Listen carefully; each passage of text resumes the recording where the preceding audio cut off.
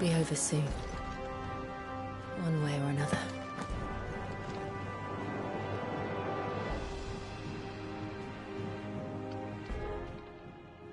You ready? I think so. Jill. When you told me you had to come to terms with your past, you weren't talking about destroying Drake's breath, were you?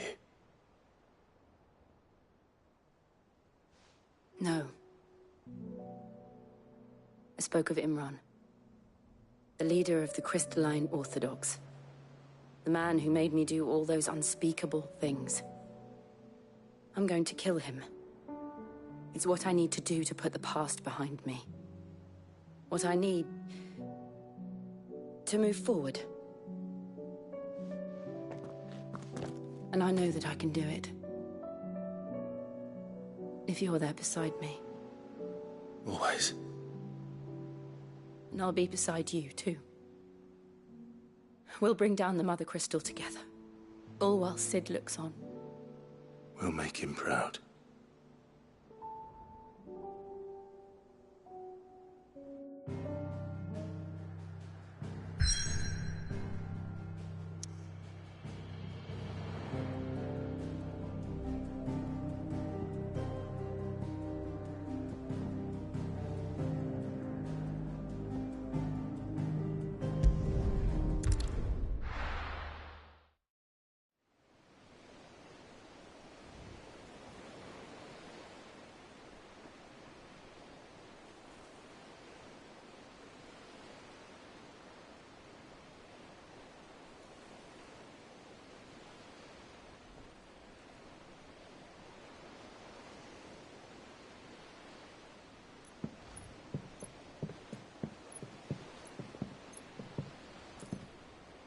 Useful trick.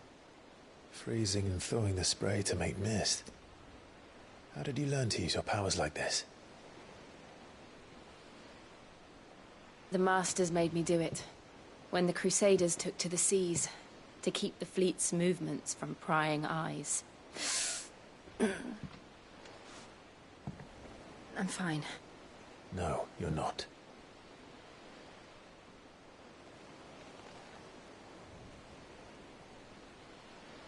This may be the only chance I get to go back. My only chance to put things right. I have to do this. Whatever the cost. All right.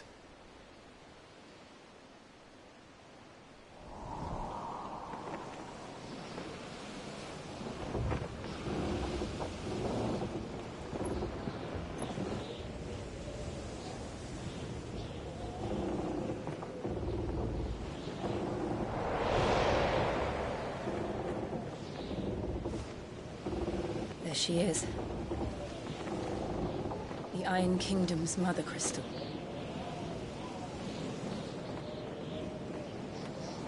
Drake's breath.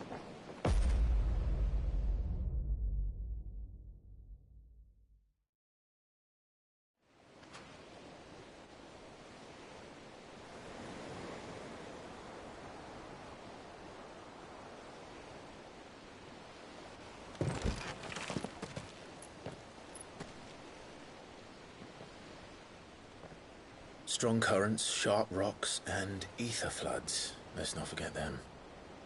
This island is a natural fortress. But safety breeds complacency. Allowing a single rowing boat to slip in unseen.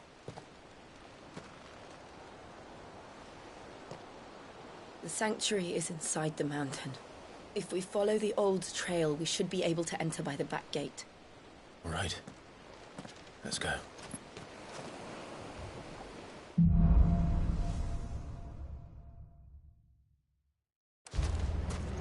I always imagined when I came here it would be to reclaim it. It used to belong to Rosaria, didn't it? Once, though it's been in the Ironblood's clutches for far too long. As was I. For 13 years, this rock was my home. I know its secrets only too well. This path was abandoned after an ether flood. They don't guard it. The perfect little shortcut.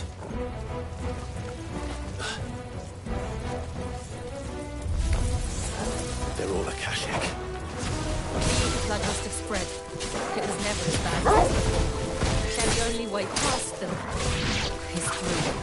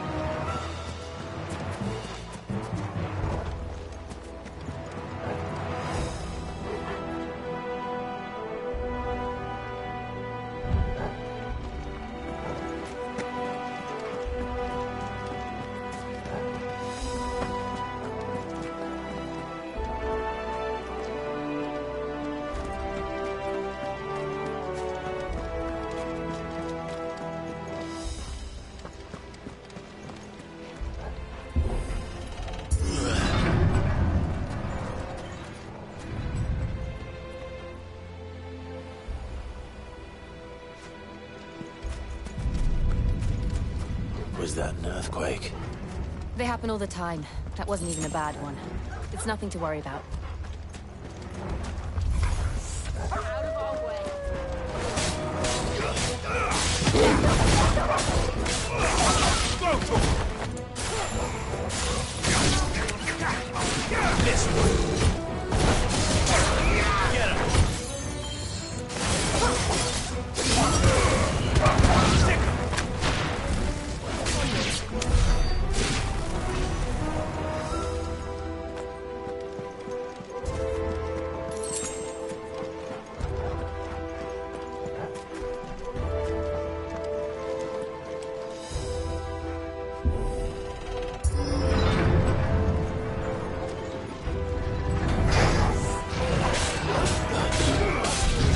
This one.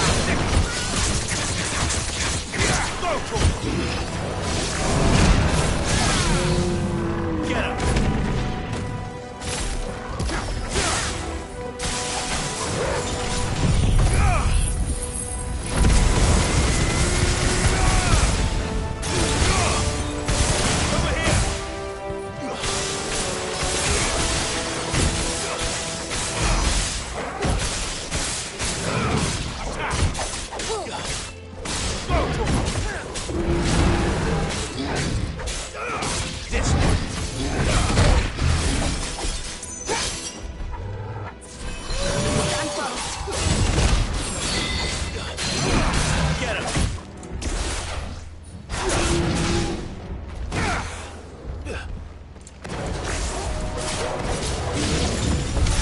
The old arboretum is just up here. We'll enter the caves from there.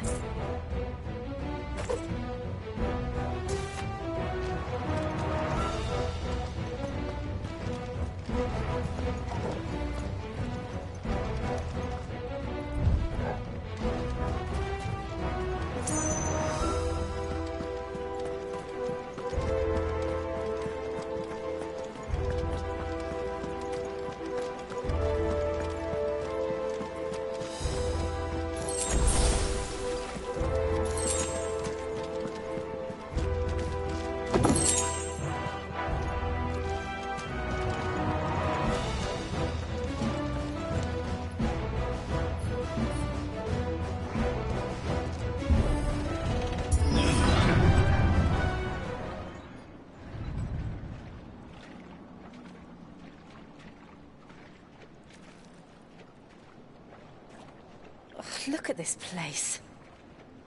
What a mess.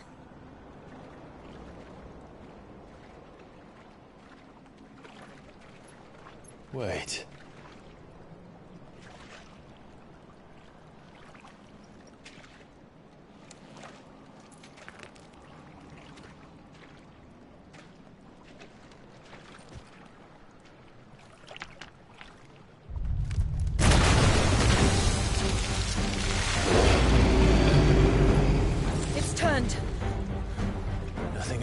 Rosaria can't handle. Just like old times. Be sure to keep clear of his wall. Believe me, I need to. That's foul. Don't breathe it in. Attack! This one. Get him. This one. Go for it. Over here.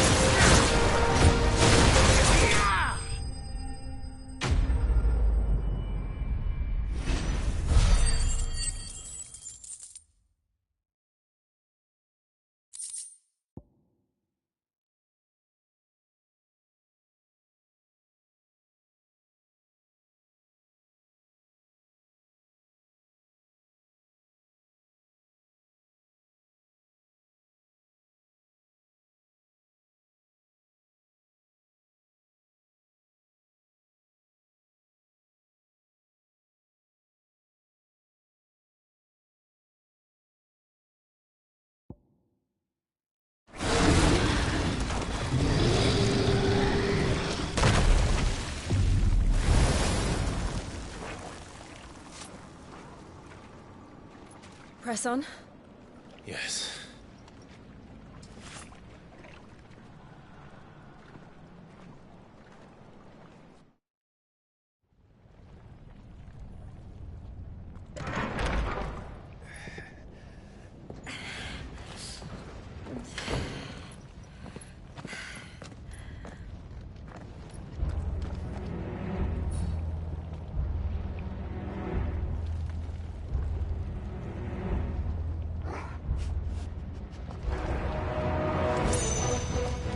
Furnace in here. We're inside the volcano. You get used to the heat, though I don't remember it being quite this hot.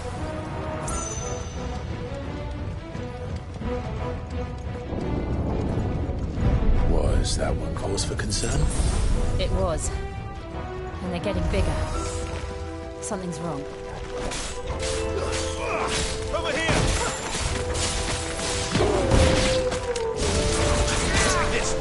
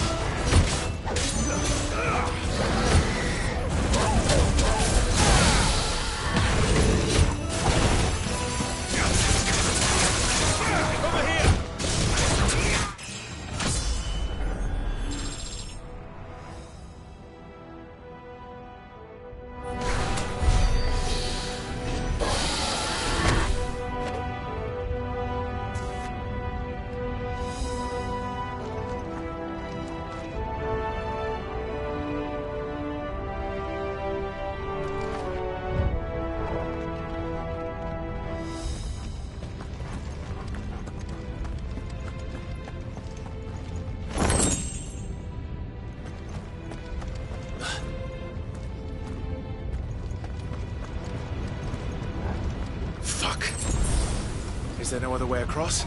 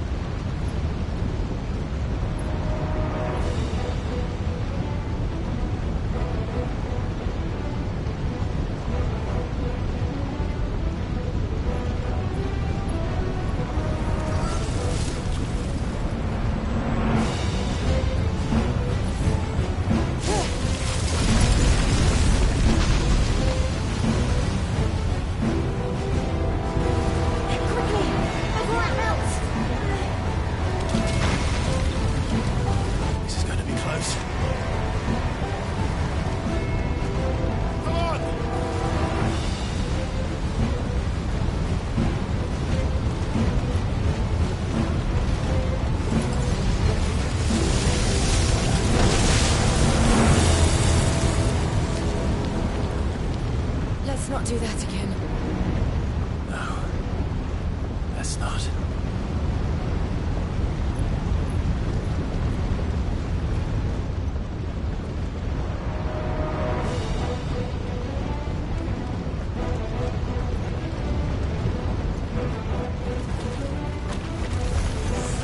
They don't look too tough. Perhaps not for long, but in numbers like these. Get him!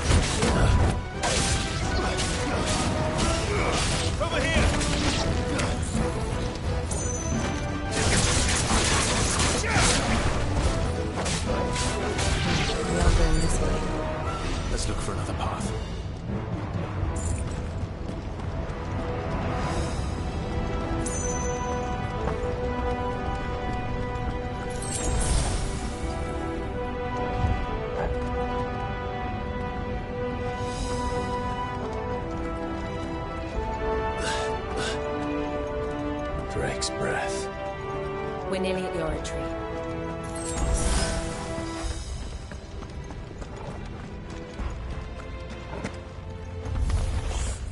What the hell is that? I have absolutely no idea. Well, whatever it is, I don't think it's friendly. This one.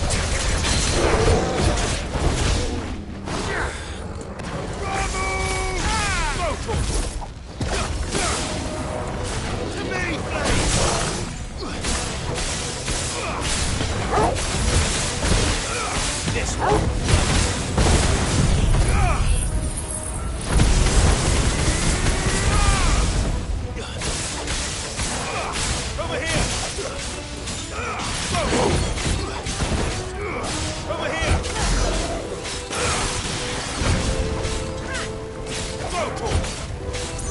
Nice try.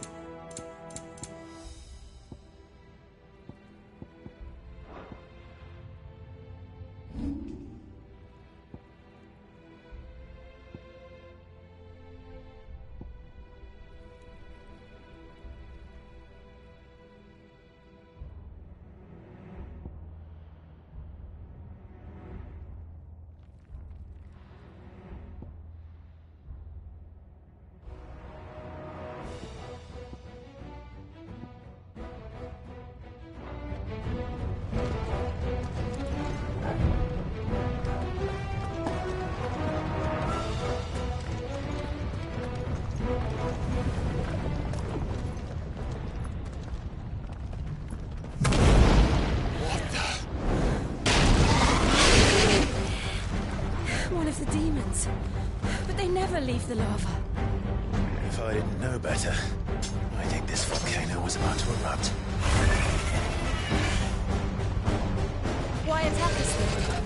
They're peaceful creatures. This one must be the exception. Over here!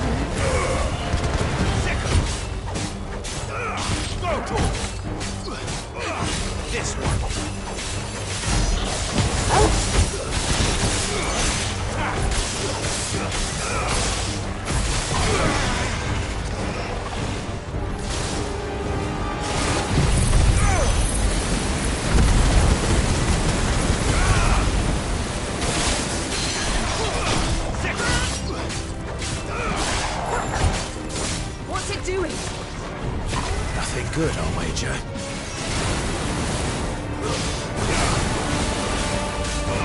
This one.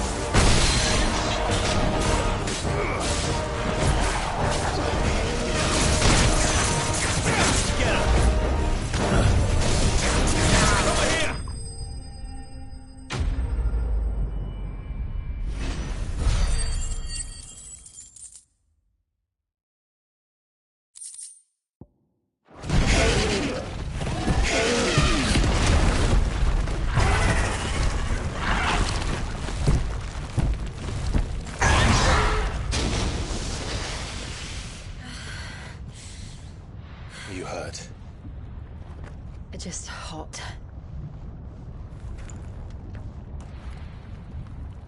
Thank you. Quite a commotion our friend made. Let's hope the guards didn't hear it. The gate to the inner chambers is just up there. Then we make for the sanctuary. I need to finish this. Before the heat finishes me. Here, here.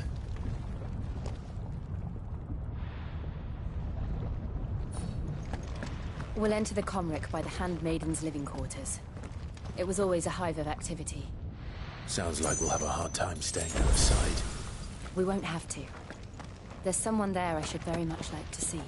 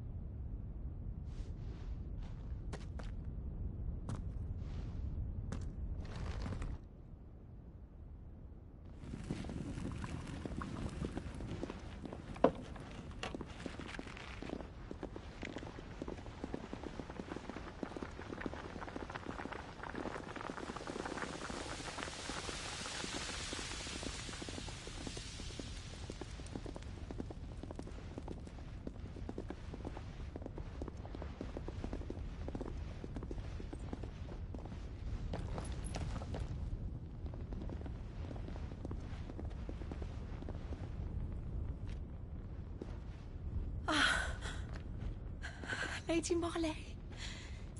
It's me. By the mother. Jill, it can't be. It is, my lady. We cannot talk here. Come with me.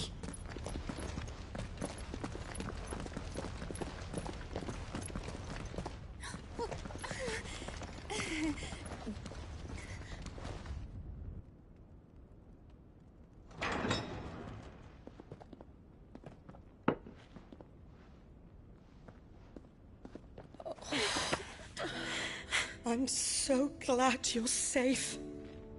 And I you. Why ever would you risk coming back? Are you a fool, girl? Or have you grown tired of your freedom already? Forgive me, my lady. But I had to come back. There are things I left undone. Tell me, where is the Patriarch?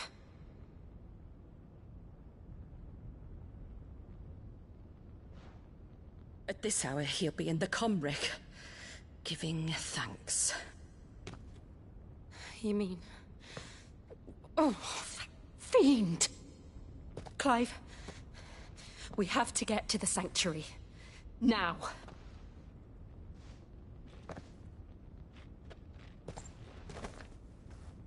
Lady Marley, you must flee this place, gather your things, and go.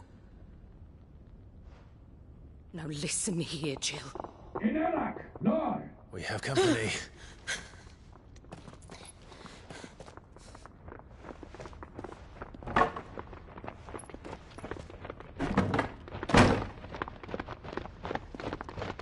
This way.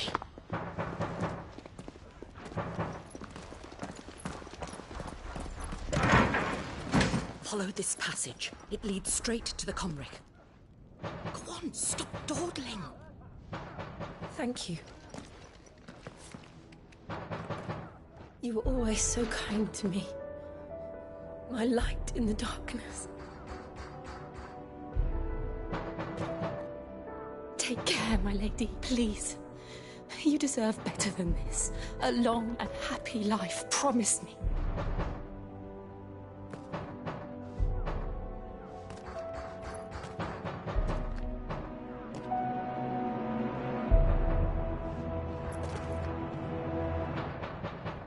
I'll live if you promise to do the same.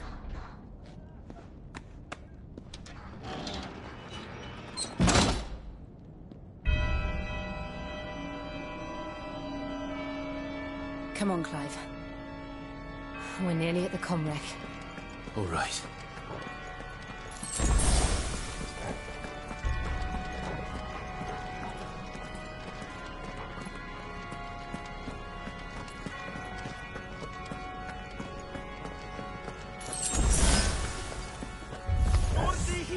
Here's our welcoming party. I've had enough of their hospitality.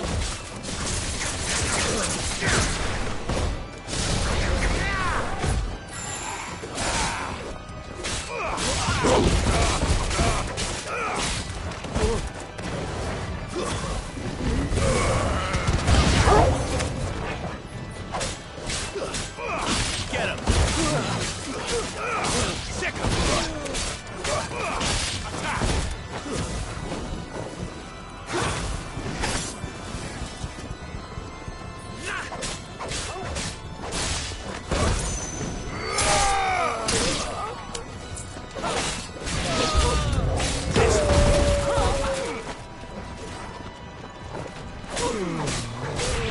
Go to him!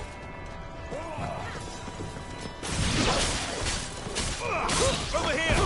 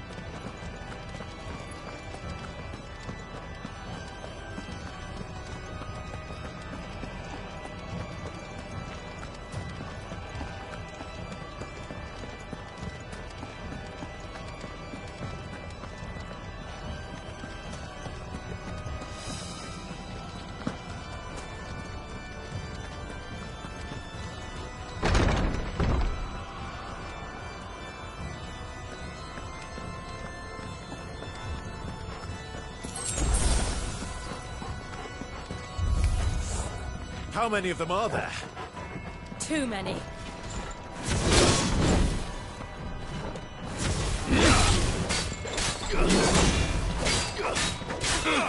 This one!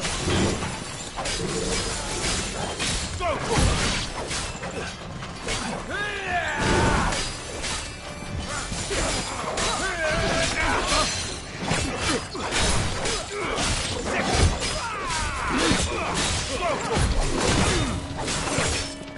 Get him! Let's try.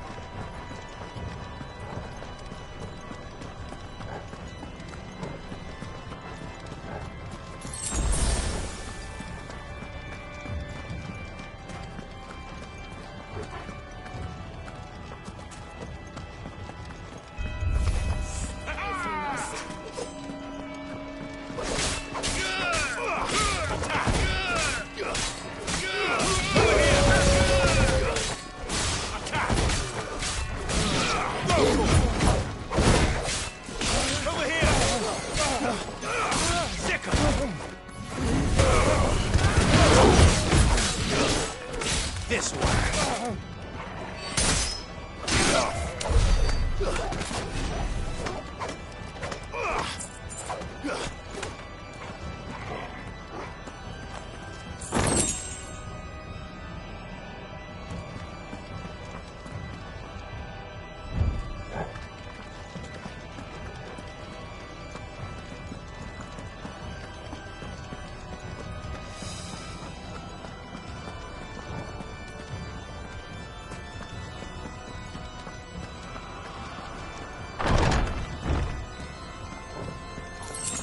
Clive, there's something I need you to know. I saw the Patriarch do things no one should have to see. And so I swore that he would die by my hand. I understand. I faced my demons, and you must face yours.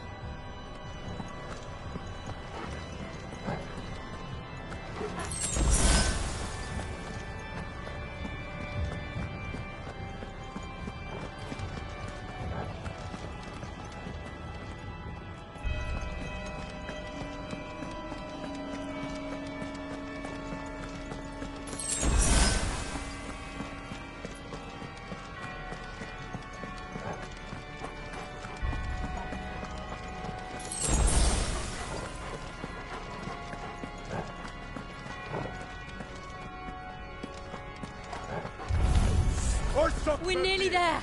Just one last push. I can't let it so.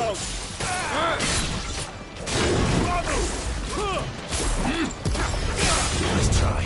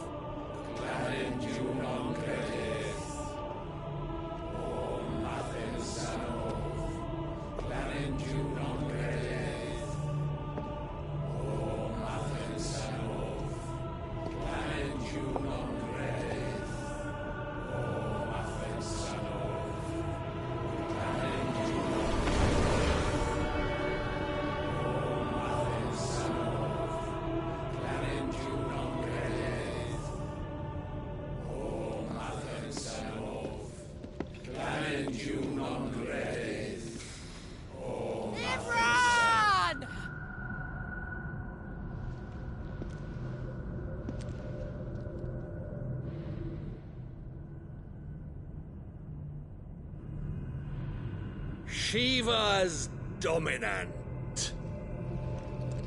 Come to beg forgiveness for your failure. For years, I followed your orders. Fought your wars. All to protect the children you took. Just as you took me. And what did you do in return?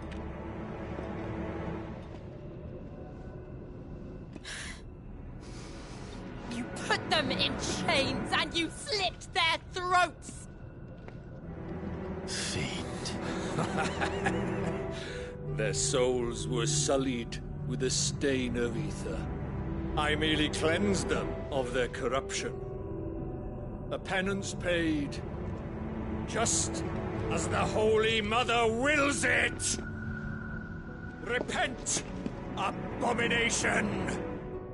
For a monster like you to set foot in the Holy Cymric is in itself a crime deserving of death! You're right. I am a monster.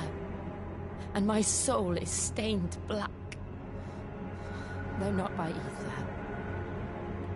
But by the evil of men like you, who made me close my heart and drown in darkness when I should have raged against it. This is my penance. I will be your monster no more. Nor will I suffer you to create another.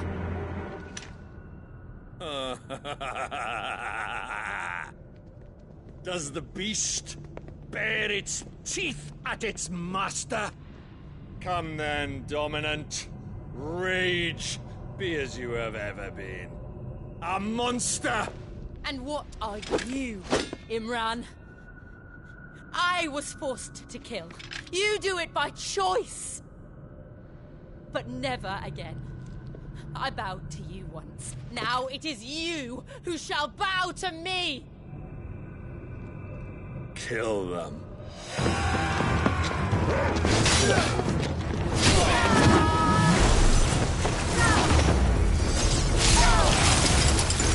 Now! Right!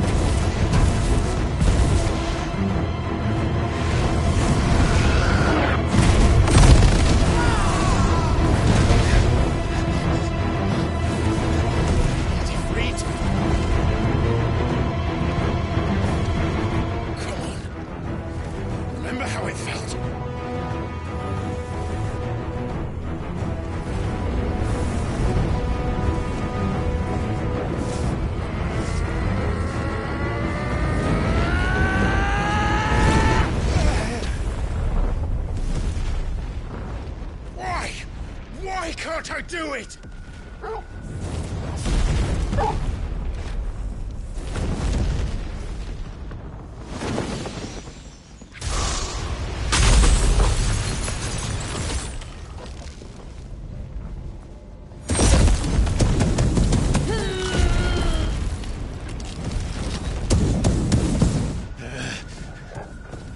Please, just once.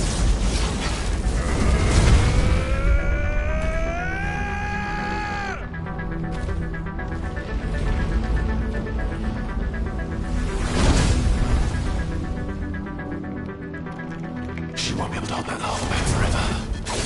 We better make this quick.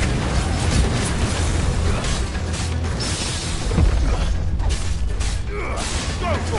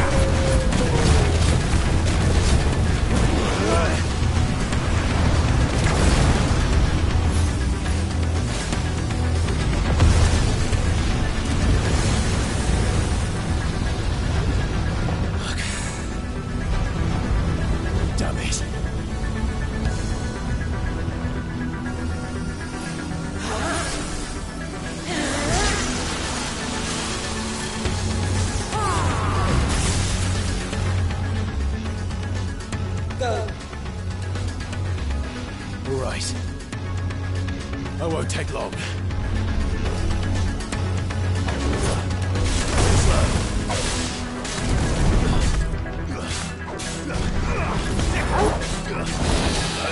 Get him!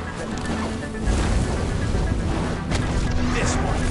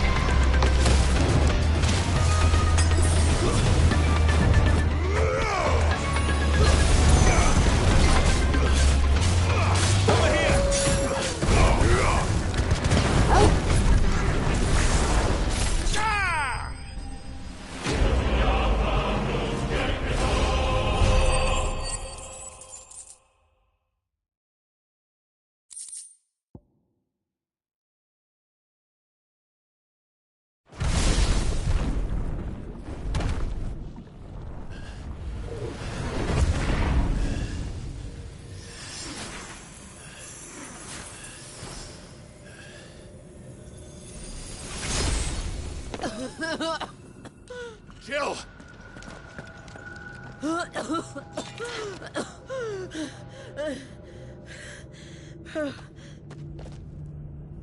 I'm going to finish this, Clive.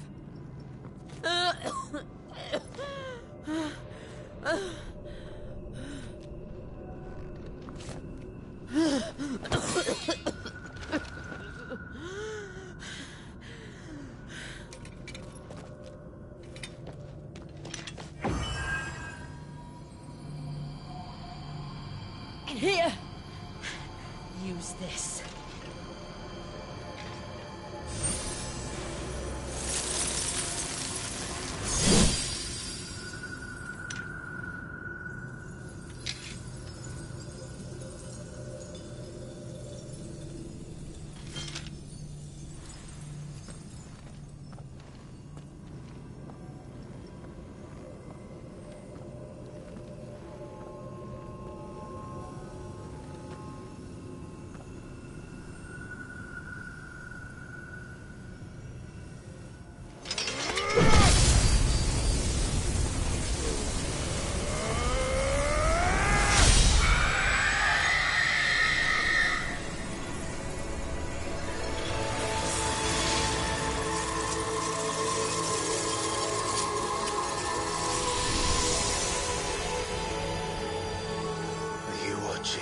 Sid. step closer to freedom.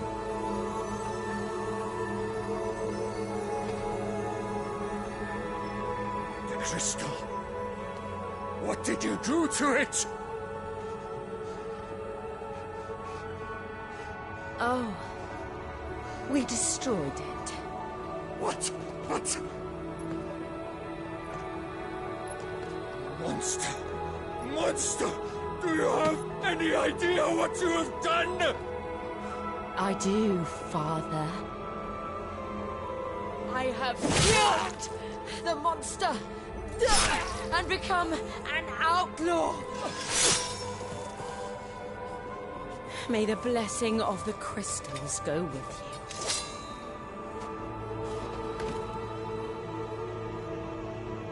It's over.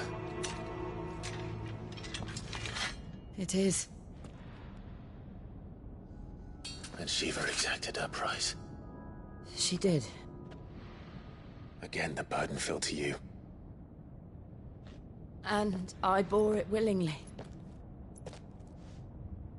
This was a sin for which I had to atone. Now I can continue at your side with my head held high.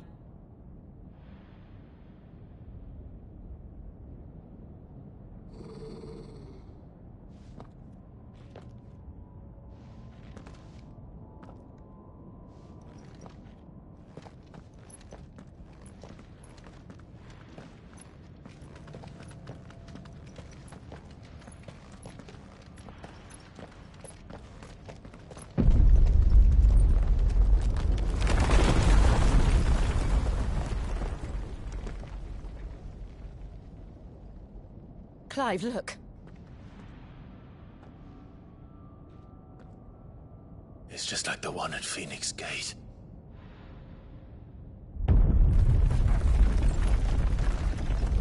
Damn it. We need to leave. Agreed.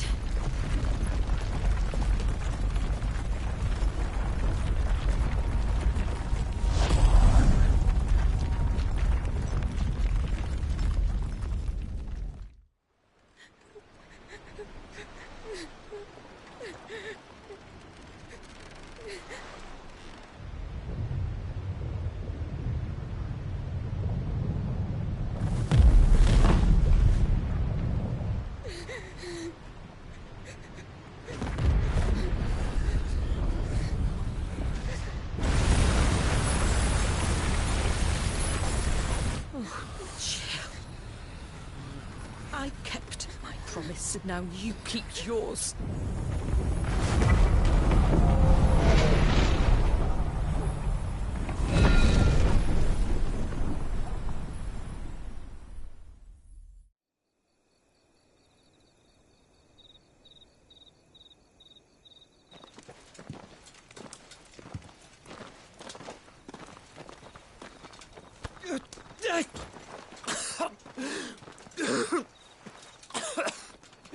This way, Your Grace.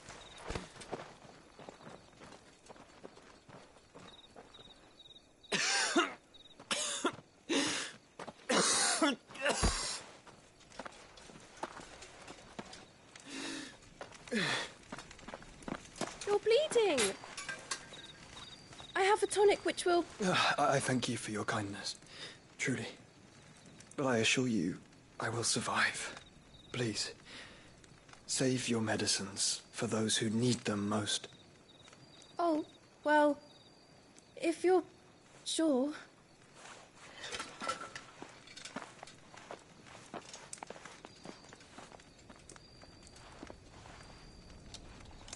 For a moment there, I felt my brother's presence. You did. I fear he is in Ultima's thoughts again. But why now, after 5 years of silence? I cannot keep him sealed away much longer. Your Grace.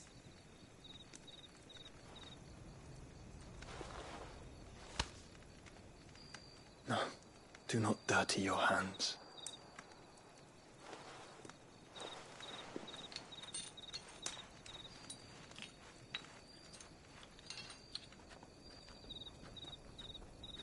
Look at them all. like a river flowing to the sea. Or moths to a flame, perhaps. The crystalline dominion their light in the darkness. More and more lose their homes to the blight and set out in search of sanctuary, while others lose their fortunes to the Dhalmekian levies and leave to find new livelihoods. What is it that you seek in the Dominion, Your Grace? Oh, Dion Lesage. You mean the Crown Prince of Sanbrec? He has many titles.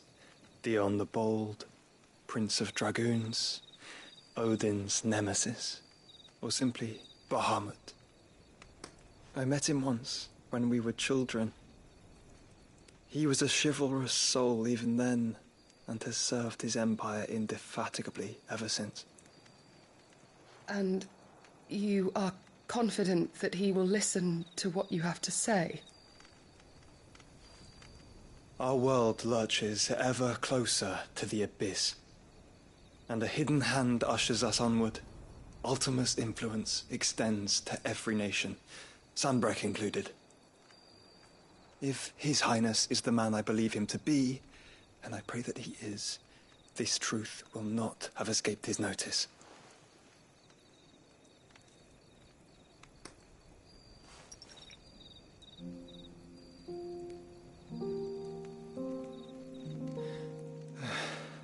As the mother crystals fall, the eternal flame wavers, and the azure sky begins to bruise. How lucky we were to be blessed by the crystals, and yet how spoiled. Like canaries in a gilded cage, growing fat on seed. But now, the bars are closing in, and we must take flight. Painful though it be to leave our home behind, it is what we must do to be free. Which is it that men cannot live without? A blessing that leads to damnation, or a freedom that leads to deprivation? I do not yet know the answer to that question. Do you, Clive?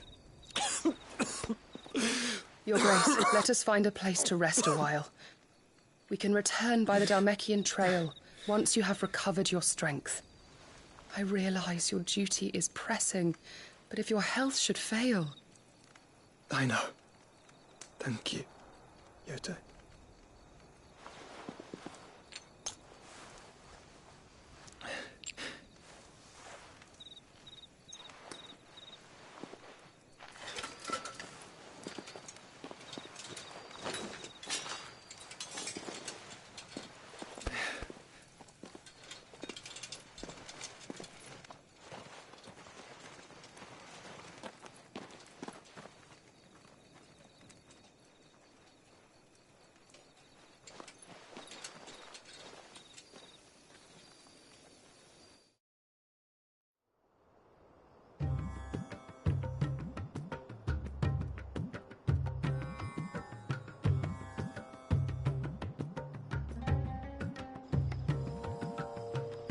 Army's attempt to breach the Empire's defenses and gain the Isles of Ark has failed yet again. Only because your fleet has proved as impotent as a eunuch on laying night. Would you rather we simply fell back to the capital? Enough, both of you. All here agree that the Empire cannot be allowed to maintain its illegitimate claim on the Dominion. However, our casualties mount with each passing day.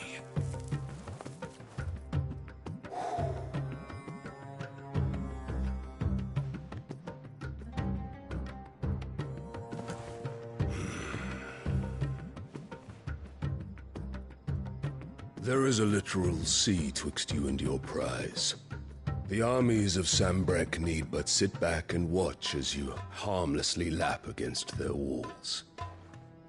They are dug in like ticks and seek to draw out this siege, knowing the capital's stores are nigh bottomless. And what of our wise rulers?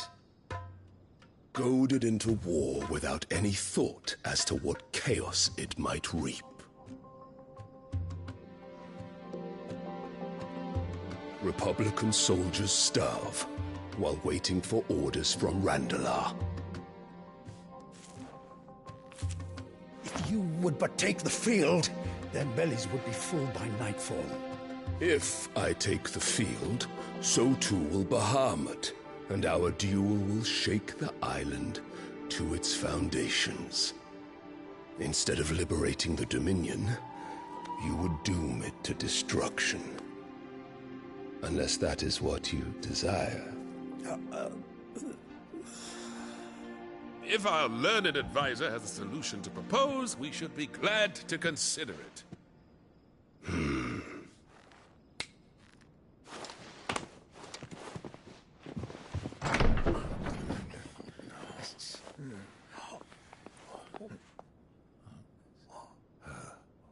Is that the Emperor's?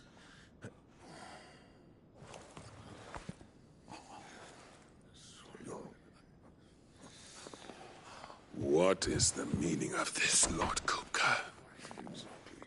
What it means is that I am disinclined to advise you any longer.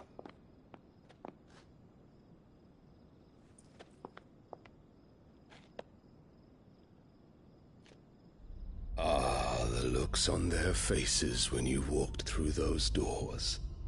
A perfect picture of stupefaction. They could not believe their eyes. Though I confess, I had my own doubts whether or not you would accept my invitation.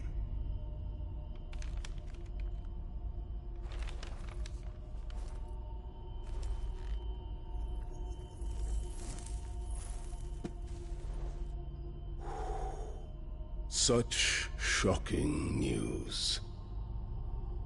Sid isn't a son of a whore. He's the son of an empress. Your own dear Clive. Absurd. Who fed you these lies? I have never spent a moment among criminals, save at the gallows.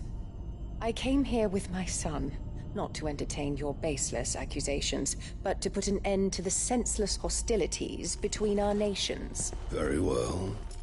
You need only agree to the terms I set out. Sid took the life of someone dear to me, a woman by the name of Benedicta. I swore to take his in turn. This would not be disagreeable to you, I take it. You would finally be rid of the stain on your noble name. In return, I will leave Sanbreque in your capable hands. Your Imperial Majesty.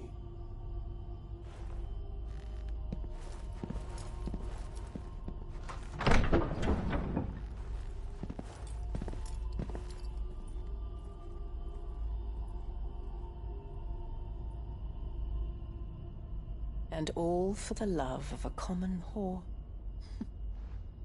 Dominant or no, one cannot hide one's breeding. And beasts will ever belong with beasts.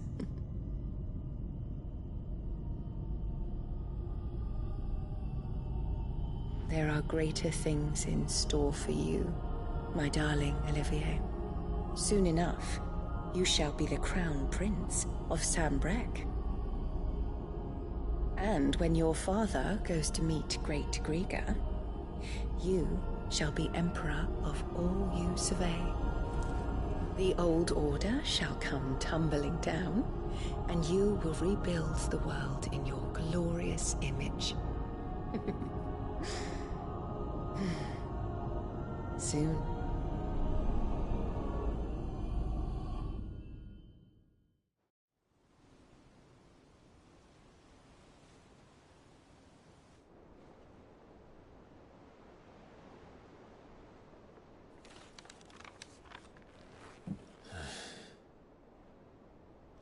She's been in there for hours.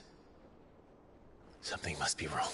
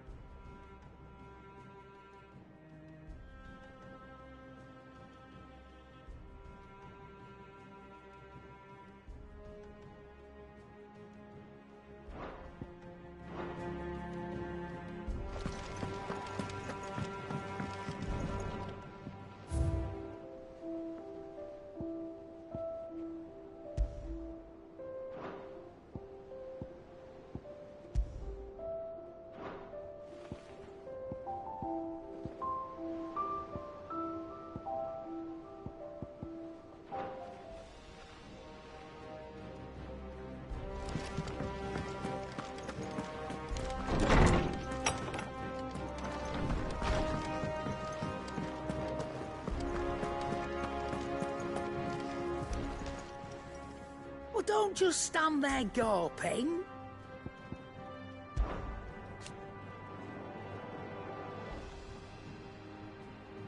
From what I hear,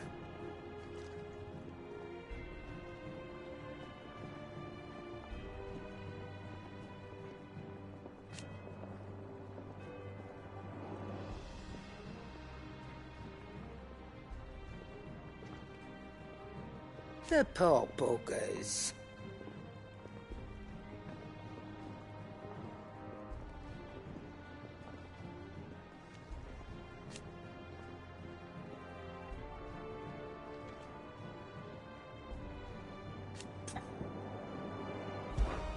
If you're gonna buy something, be quick about it.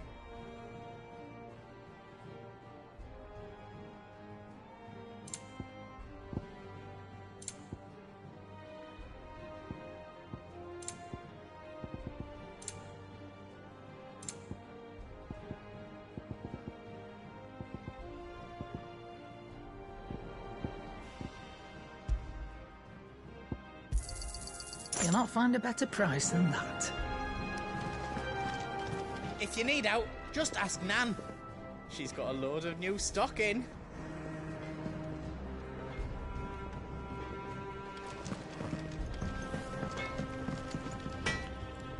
Clive. So, will it be?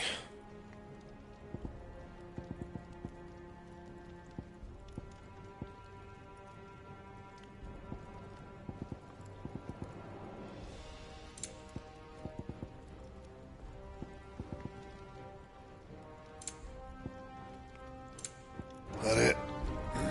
Fine.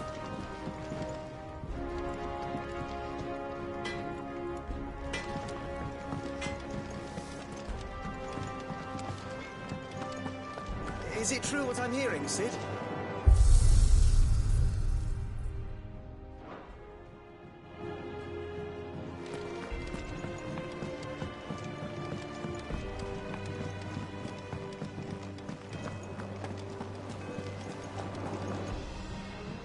Oh, bother.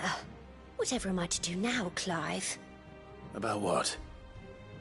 I've 2 dresses that need stitching, but I haven't got a scrap of linen. Those girls' rags are so threadbare. It's a wonder they don't fall to pieces. And we most certainly cannot have that. A certain amount of decorum must be maintained, even here at the Hideaway. You wouldn't want the poor things going without decent clothes now, would you? Of course not. What can I do to help? Oh, aren't you a dear? You see, I've paid for 2 bolts of cloth from the drapers in Northreach, blue and red. But they don't deliver, not to places that aren't on the map anyway, so I'll need someone to take this receipt and collect them. And you'd have this someone be me? I would. And don't let them fob you off with anything less than what I paid for. 1 bolt of blue and 1 of red. I expect them both.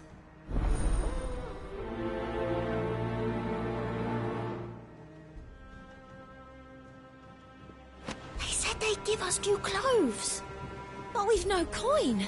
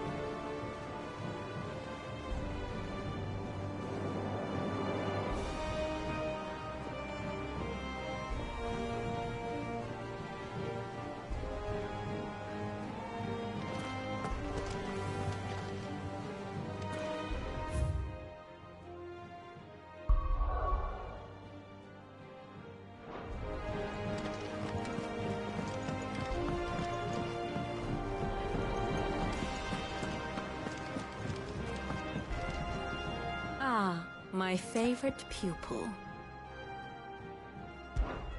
What is it that you wish to learn? Here you are.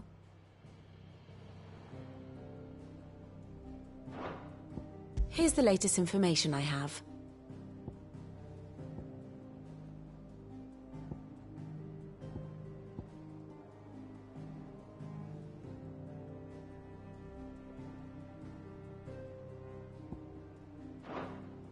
Thus ends today's lesson.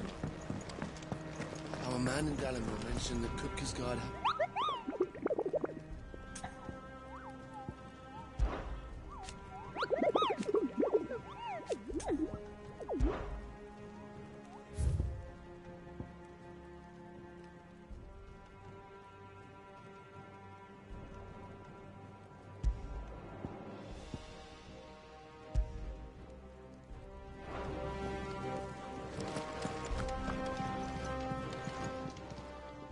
Clive. Here you go. Think you can help? Oh, I wasn't expecting you back, Sos. Come again. I may have more for you.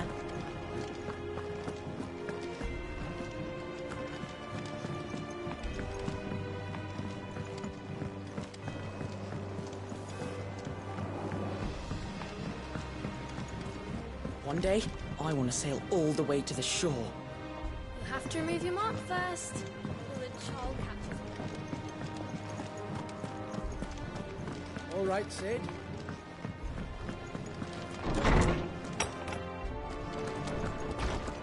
Farewell, Drake's breath! All hail, Sid the... How good it is to see you, Clive. And so, it is done.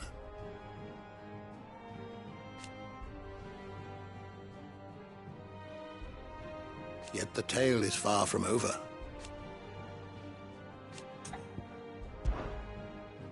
I don't believe you've read this particular chapter before.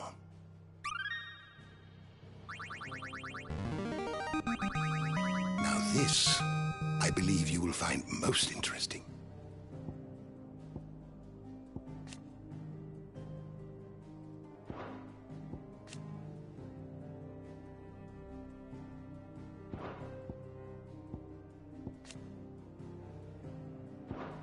What subject shall we consider today?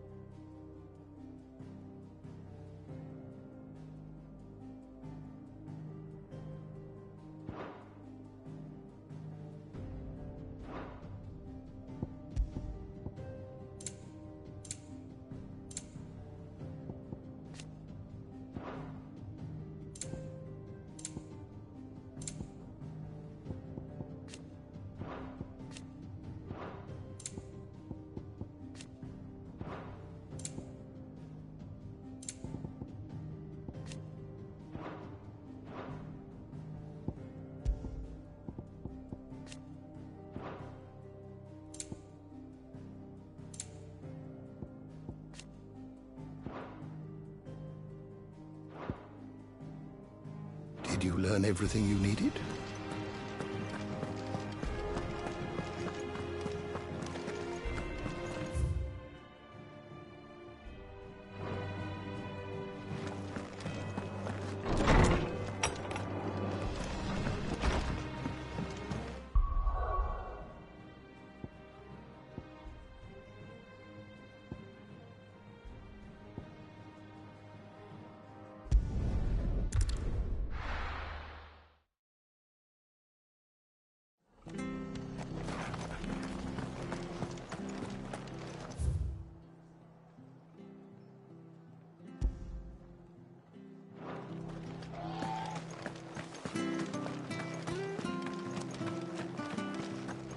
Thank you for sticking with us. Those of us who are still here. Can't exactly leave old Master in the lurch. It'll take ages to tidy all this stuff up.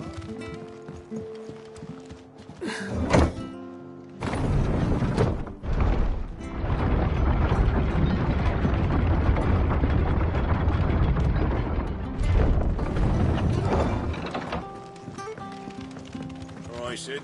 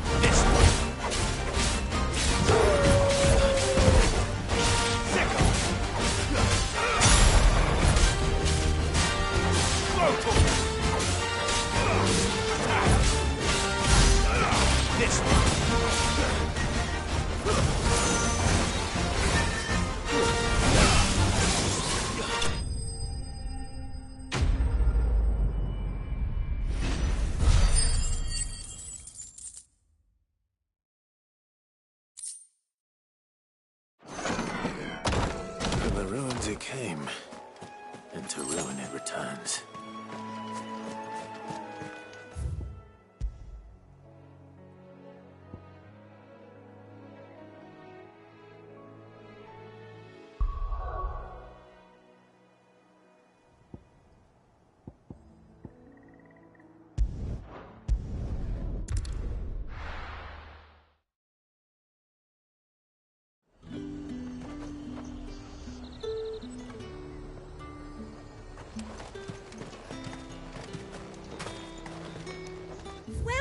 Welcome.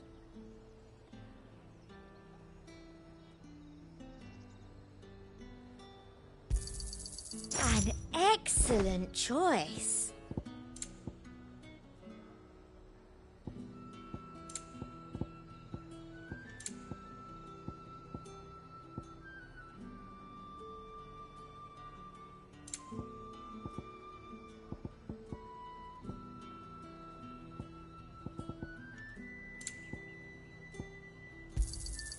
You've a keen eye. And a fine, fine day to you. Them pilchers nice and chilled. Let's hope the Draper has Hortense's cloth.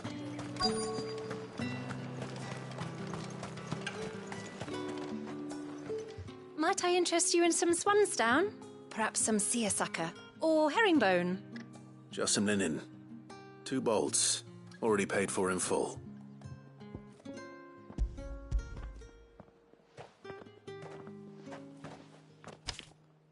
Apologies, my lord, but your items aren't here.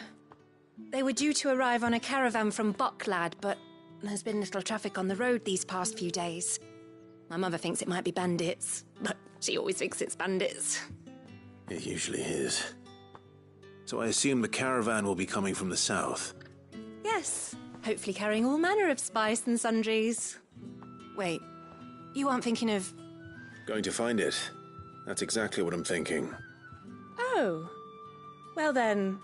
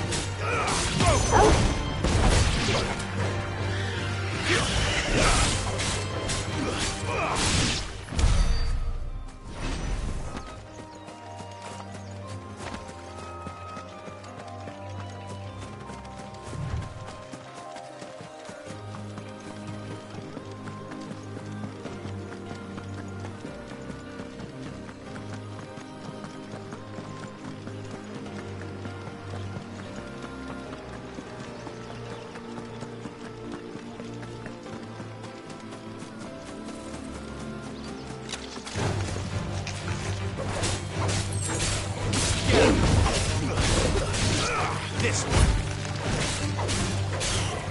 Over here!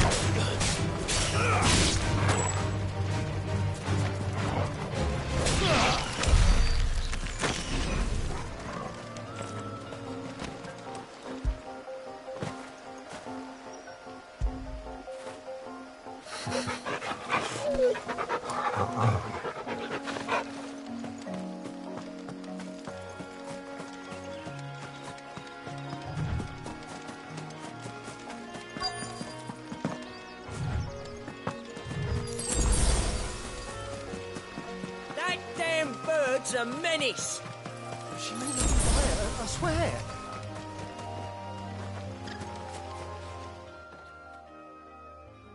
Who's gonna buy my wares now? State your animals left them in. But they hardly damaged us all. Is there something wrong? If you're a bandit come to steal my stuff, you're gonna be sorely disappointed. And all thanks to this fool. But it was you who stepped into my path. Only after that feather-brain trampled me. I demand recompense, be it in coin or the items you carry. Refuse, and I shall report you to the garrison and see you hanged. These goods are expected in Northreach. I mean, they're not mine to give away. You wouldn't happen to be on your way from Bocklad, would you? I am, but did someone from the market send you? Please, you have to help me. I can pay whatever you ask.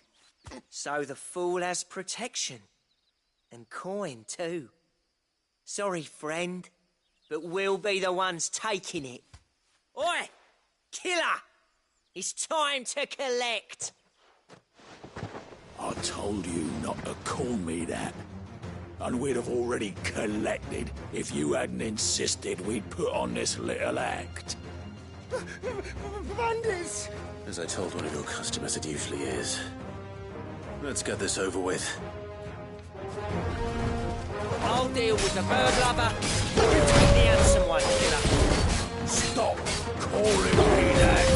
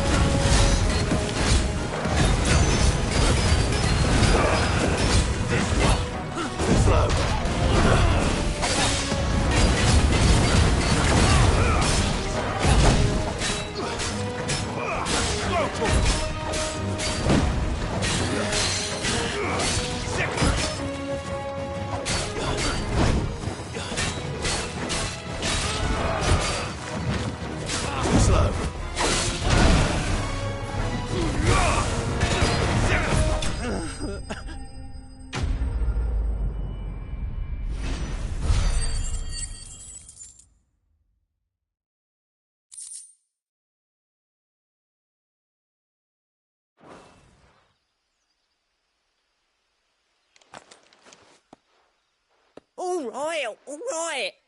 You made your point. Killer my arse. Did he hurt you? No, thankfully. He seemed intent on letting the bandit do his dirty work for him, and he would have succeeded had the great lender not sent you. My shipment is safe, and my livelihood with it. You must allow me to reward you. We can speak of that once you're safe in Northreach. I'll accompany you there.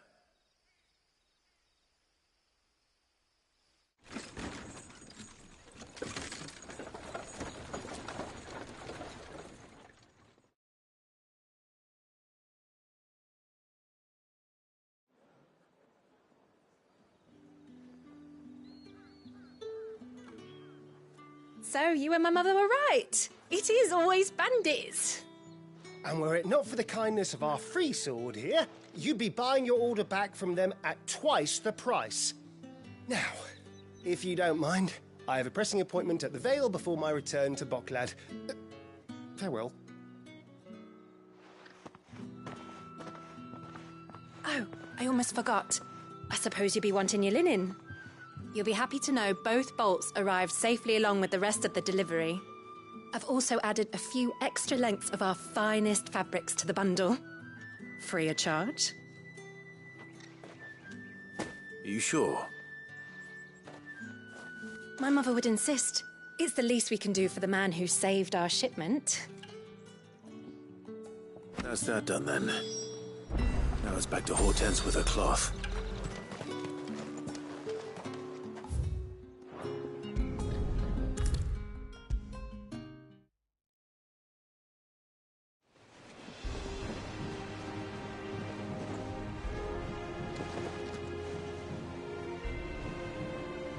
Clive, sorry again for sending you all that way. But you did get my order, didn't you? Don't worry. I have it. I believe this will more than satisfy your needs.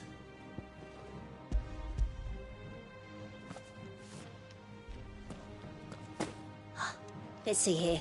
One bolt of red, one bolt of blue. What's this? I don't recall ordering any silk or velvet or... Is this gold work? Krieger's ghost. If that devilet of a draper expects me to pay for these... You needn't worry on that score, Hortense.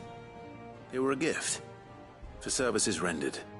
I can always return them if you like. Oh, no. Oh, there's no need to be hasty now, Clive. I'm sure I can put all three to good use. Speaking of which one's most to your liking? I don't know.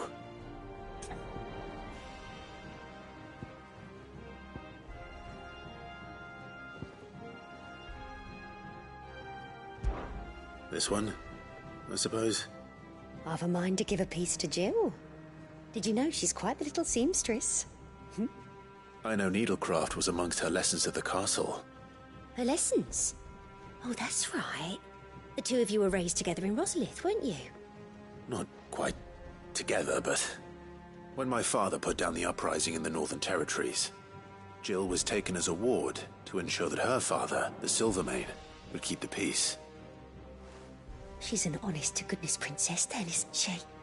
I could tell, you know. Some people just have that air about them. Not many round here, mind. I'd offered to sew her something that might better suit her station. But she'd most likely turn me down, as she always does. Tell me not to waste the fabric when it's better used on the children. Don't take it the wrong way. She certainly seems to be attached to the last outfit you made her. Oh, sometimes I think she never takes it off. Or perhaps she'll make something for herself with your gift. Either way, I'm sure she won't turn it down. We'll see, I suppose.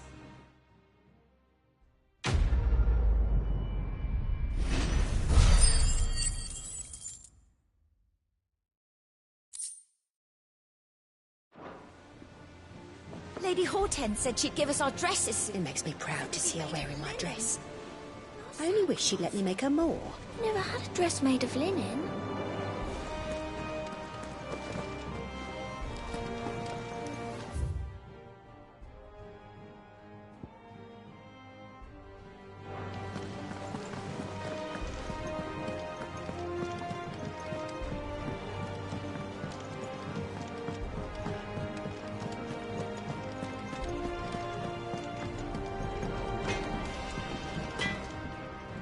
Back, are ya?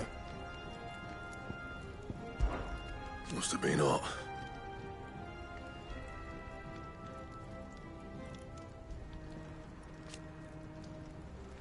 I know how hard it can be.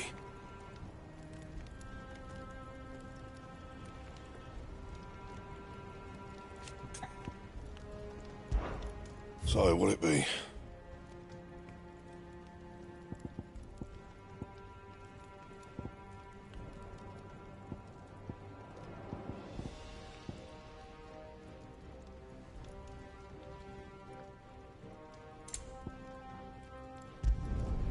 Not bad, if I do say so myself.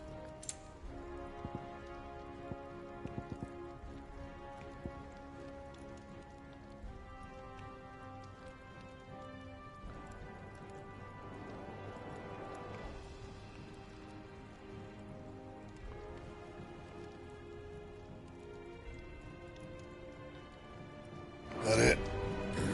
Fine.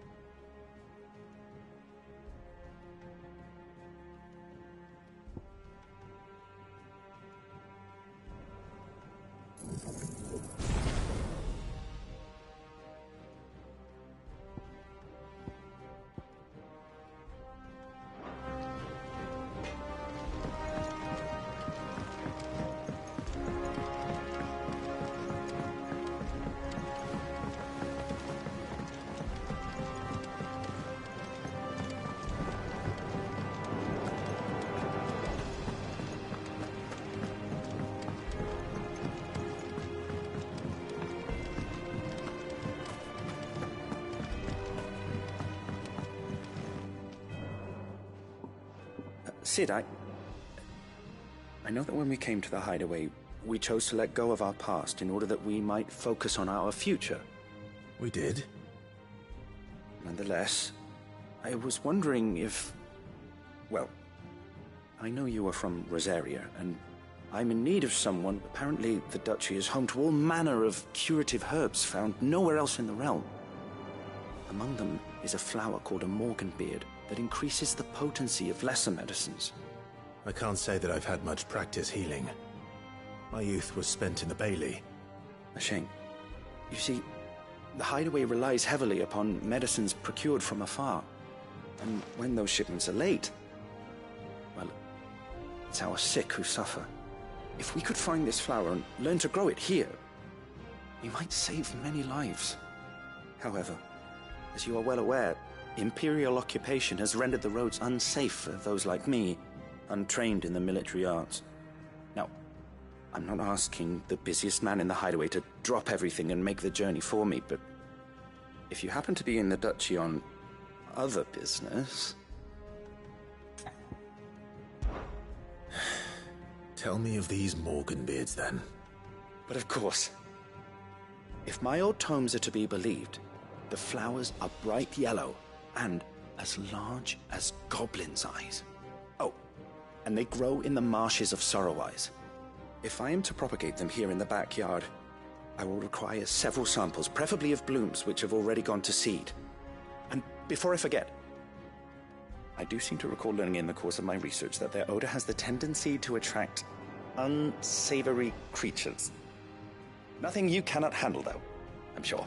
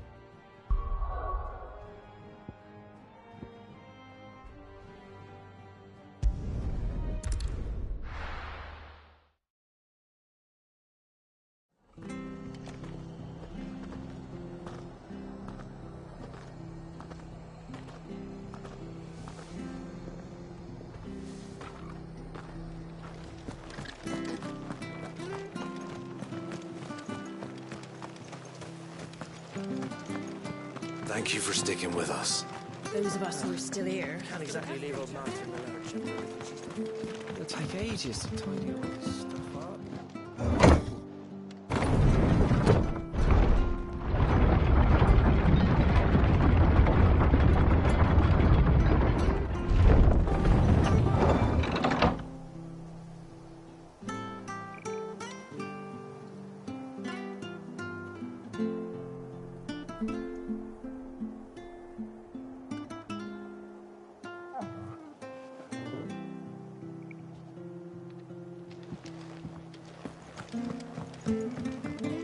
Sid.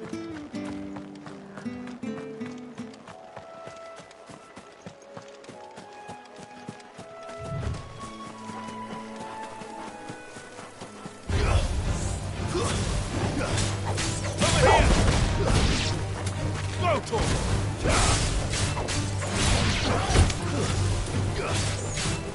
This one.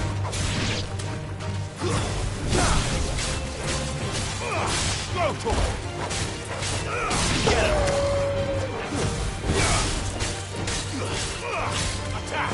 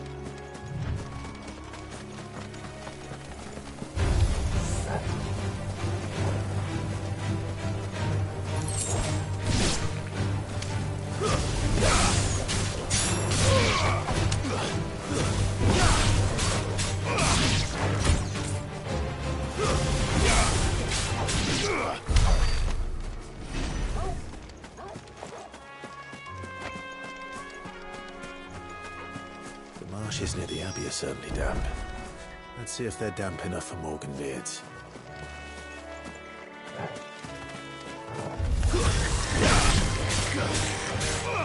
Over here!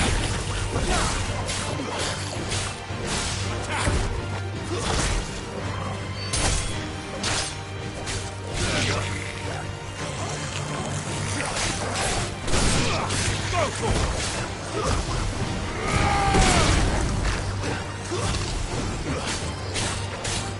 Get him! It's over!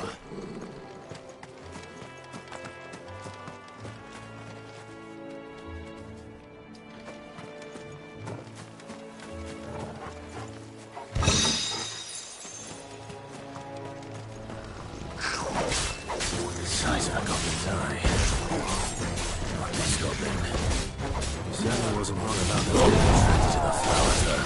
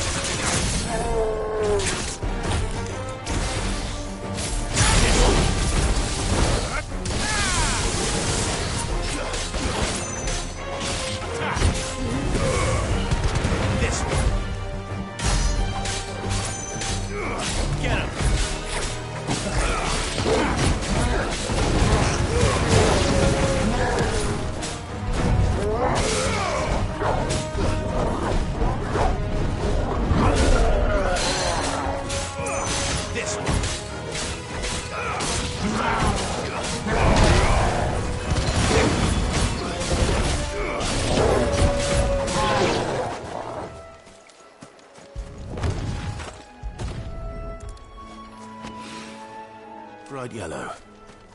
These are our Morgan beards, all right. Well, I've gone to this much trouble. There's something familiar about this scent.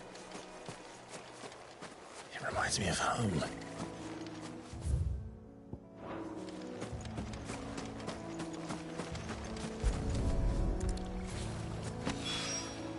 Hopefully this will be enough. I've had my fill of goblins.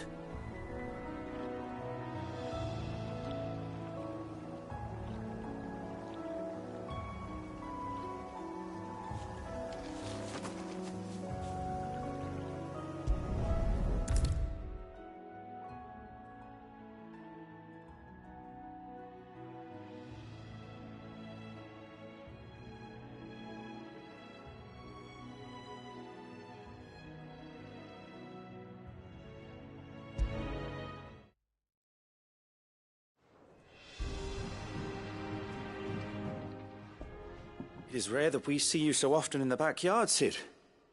What brings you to the gardens?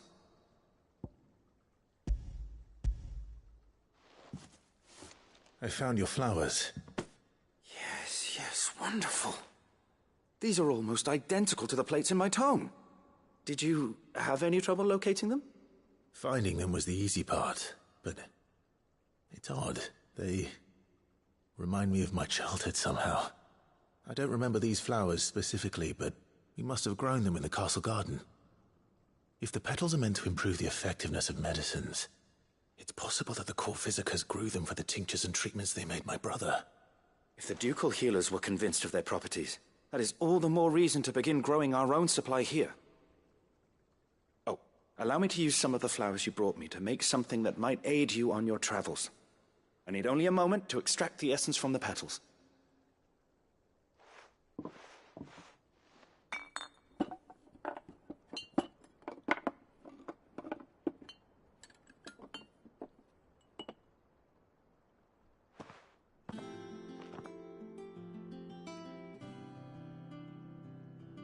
And here we are. A phial of pure Morganbeard extract. A single drop added to any one of your restoratives will increase its potency. At least I hope it will.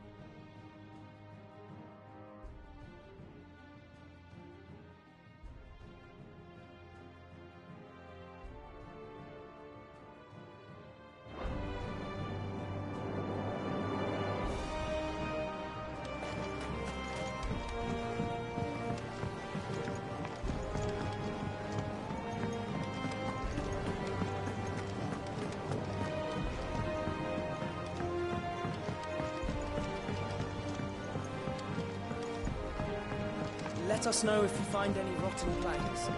I'll see about replacing them. What do you need? For St. Fornian, do you?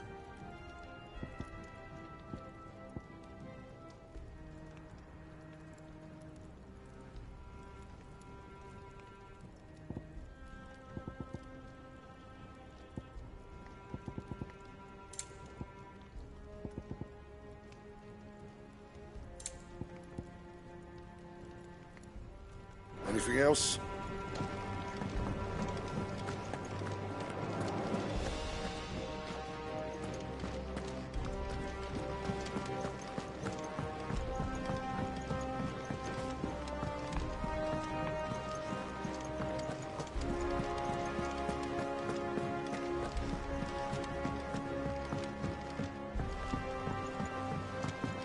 Our man in Dalamore mentioned that Kupka's guard hadn't been seen that way. The calm. How may I help you today, Clive? Come to claim your just desserts? All yours.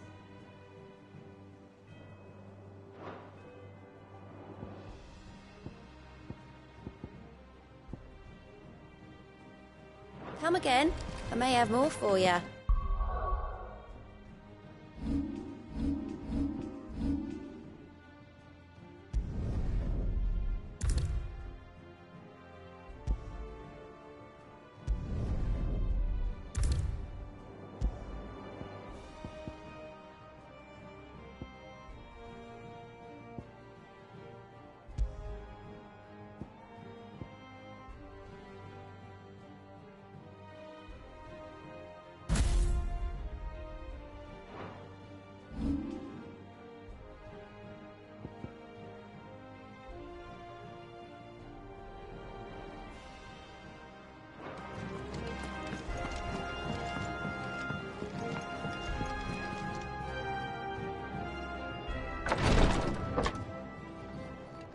I've done what I can, but the rest is up to you.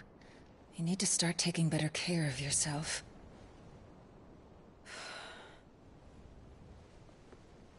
Understood. And thank you.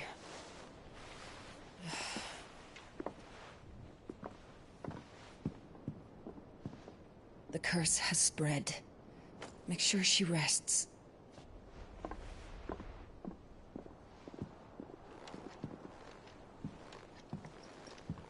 If it hurts, you can tell me, you know. I'll understand. I can bear it.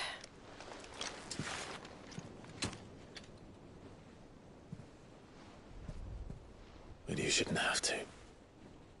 Not anymore.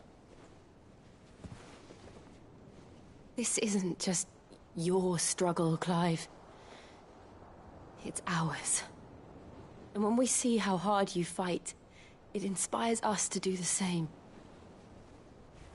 Or would you rather we left you to save the world all on your own? No. That's not... Ignore me.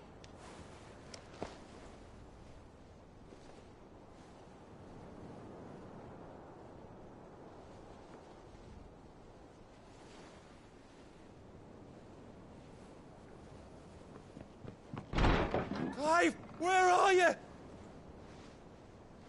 In here.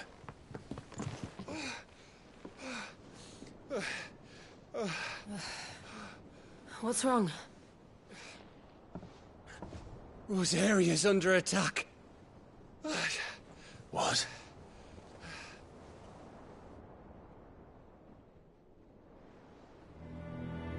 This isn't the Dalmekian army we're talking about. It's the men of the Rock from Drake's Fang. Hugo Kupka's private guard.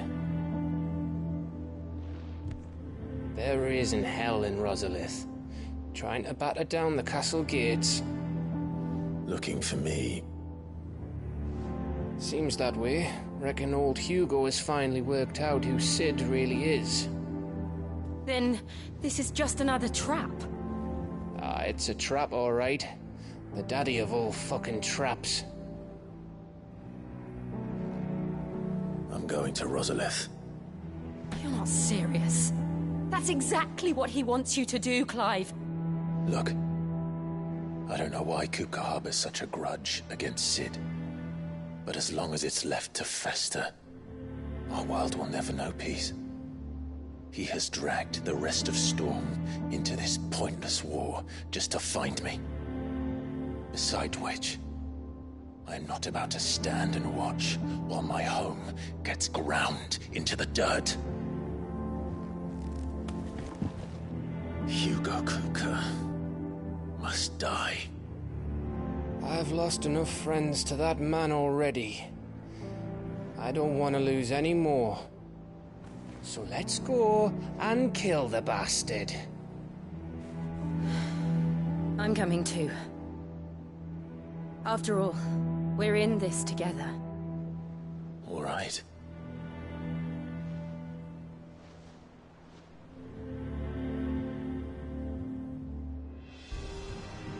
I should probably speak to Otto before leaving. We need to know what we're getting ourselves into.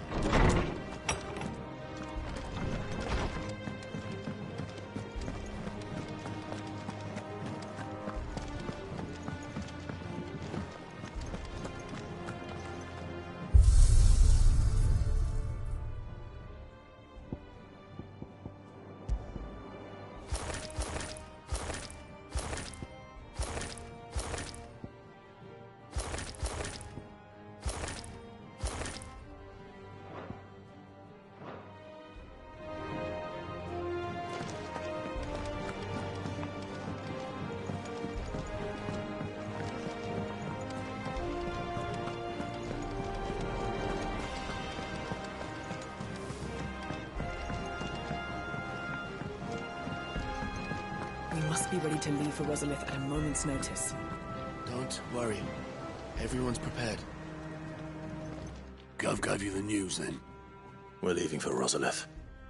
But not before I know exactly what's going on. What have we heard? All sorts. Nobody was expecting the Delmex to open up a new front against the Empire, least of all our friends in the provinces. Reports have been rolling in from all over the place, with no two saying the same thing. I've been passing them on to Vivian, in the hope she can make sense of them. If you're set on going, you'll want to talk to her. Understood.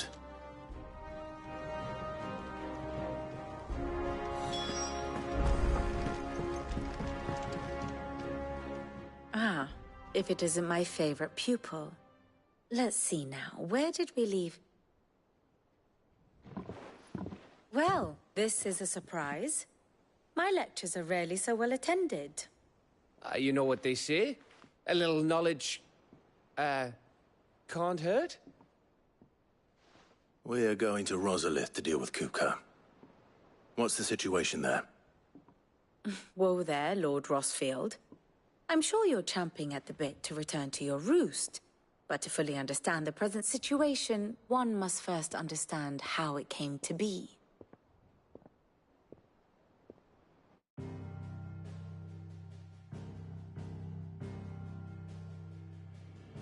Let us begin with the story of Hugo Kupka, or the permanent economic advisor to the Dalmekian government, to give him his formal title. In a republic founded on commerce, there could hardly be a more influential position. It has granted him both extraordinary wealth and extraordinary power. Not that he ever wanted for the latter. Being Titan's dominant, he is also Dalmekia's last line of defense, a fact he has used to his considerable advantage. Why, he was even able to pry Drake's Fang, one of the pillars of the Republic, from Parliament's grip. And he was quick to buy the loyalty of the Fang's protectors. Today they are his faithful creatures, a private army in all but name. The self-same army that marches upon Rosarian soil as we speak. By which I mean Imperial soil, not that you need reminding of the fact. Suffice it to say, the Empire's attentions are elsewhere at present, deadlocked as it is with Dalmekia over its occupation of the Crystalline Dominion. where its legions are now gathered. Scarcely a handful of garrisons remain to secure its western provinces, and half of them left after the fall of Drake's breath. With the threat of the Ironblood thus diminished, they had little cause to fear a maritime invasion. And so today, only a token force guards the former duchy's shores, as Kupka was quick to descry. He landed his troops on the Rosarian coast without encountering so much as a single ship. All for you, Clive. He wants your head. And so he and his men advance upon Rosalith, not to capture the province, but to draw you out.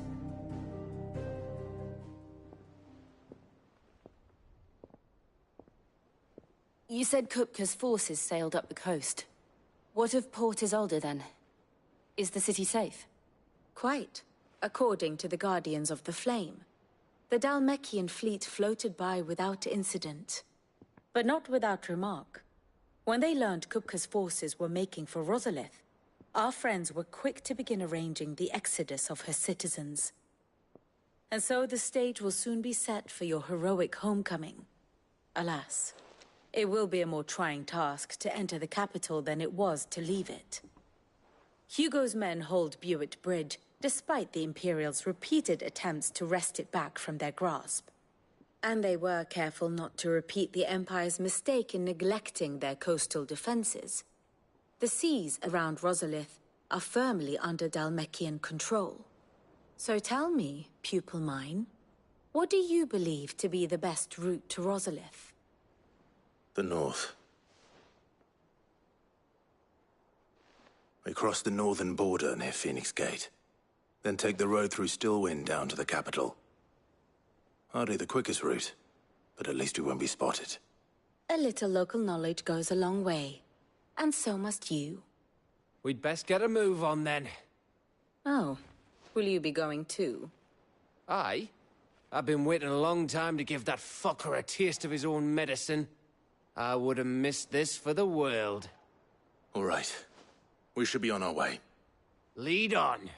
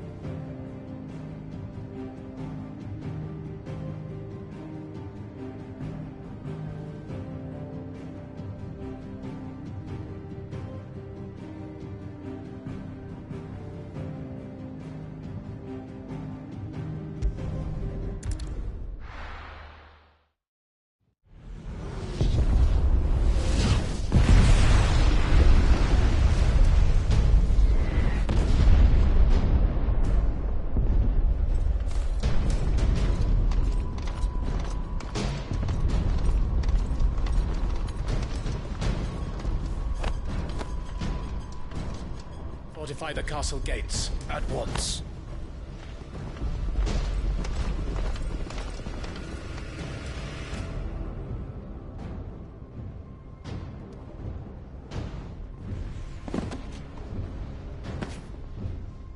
Hugo and his men have been busy. They've already breached the castle's outer wall. The Imperials are holding the ground for now, but it's only a matter of time before the keep falls. Those fuckers really went to town on this place. Almost like they want to wipe it off the map. Just a means to an end.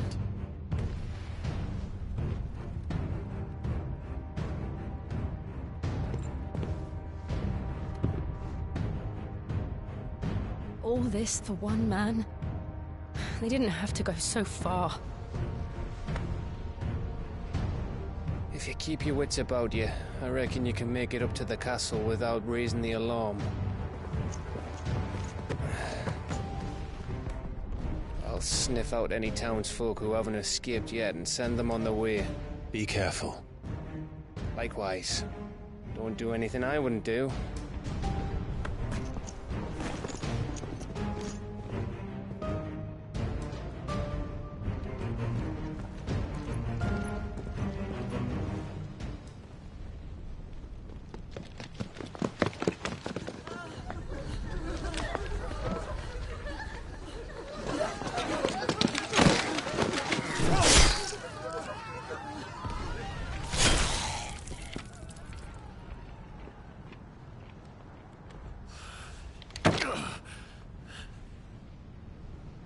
I thought I was ready for this, but... I know. It's like a nightmare. This was our home. Come on, Clive. We have to keep going.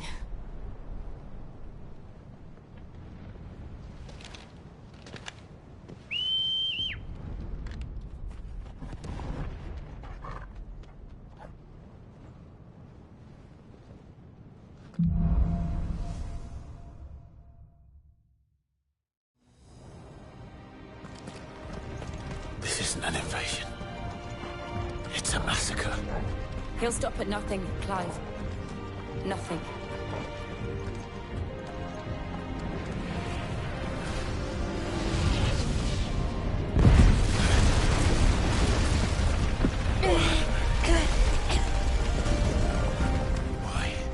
Why do this? Clive, we can get through here.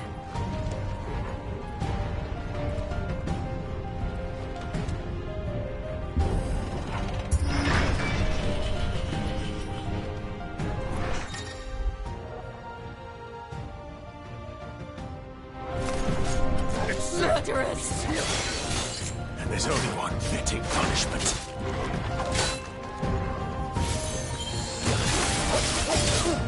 Over here!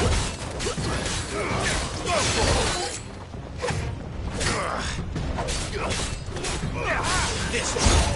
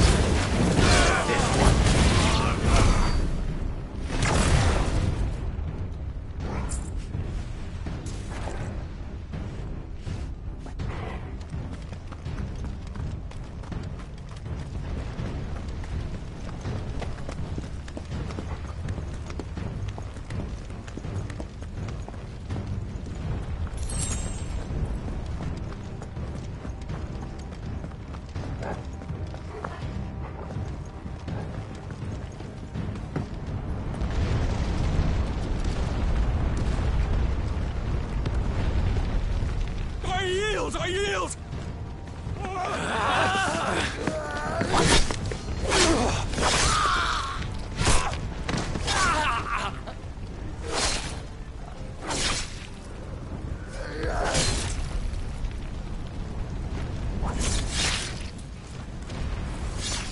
what we have here. Gentlemen!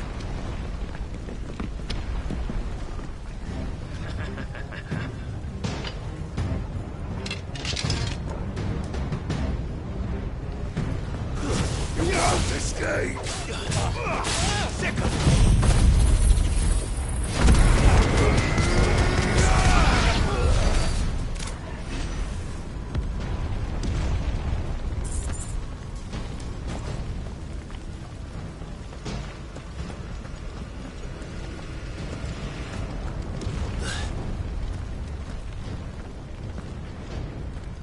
Cut them down! With me, then! For the Emperor! Out of our way!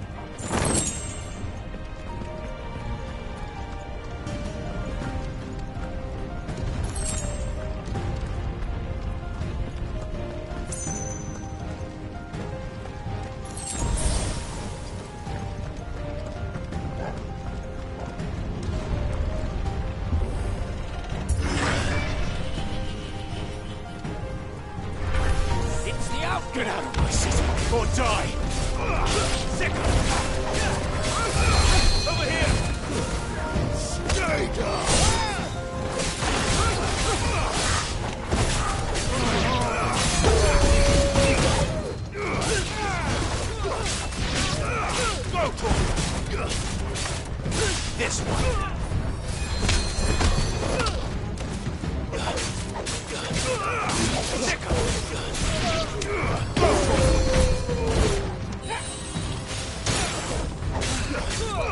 Over here.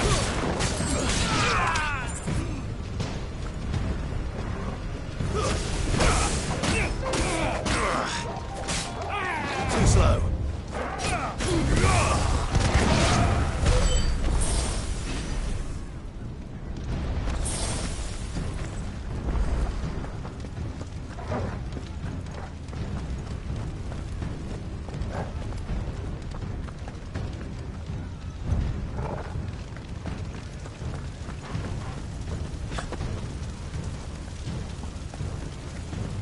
We're nearly at the castle. It ends there.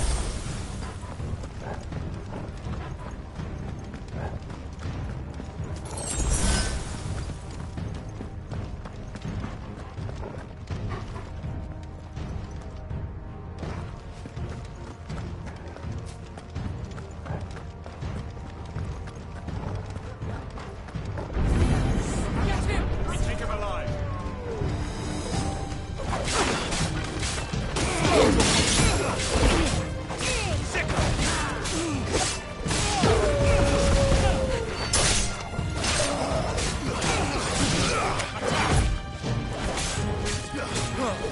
This one.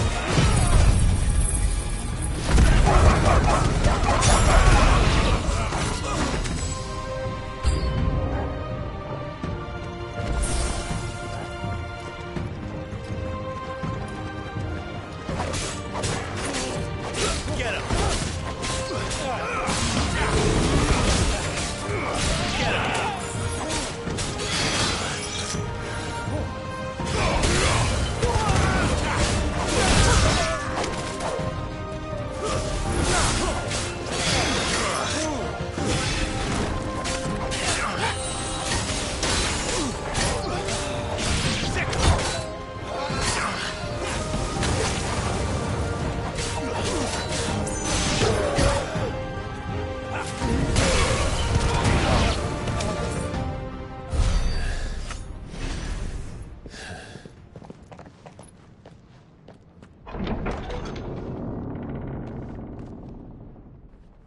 Set her loose!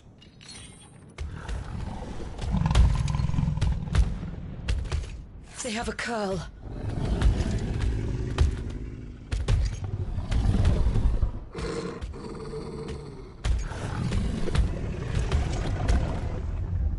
Attack! Ready? What do you think?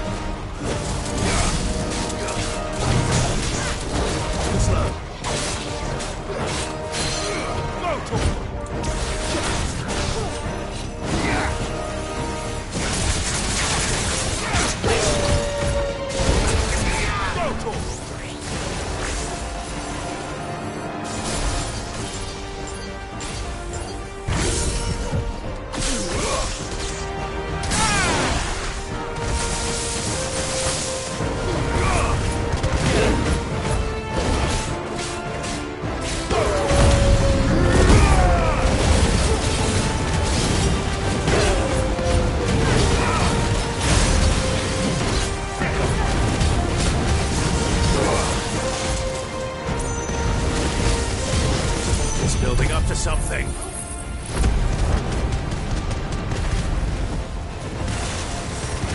We need to stop it. Whatever it takes. It's down! Then let's make this count. Attack! Get him!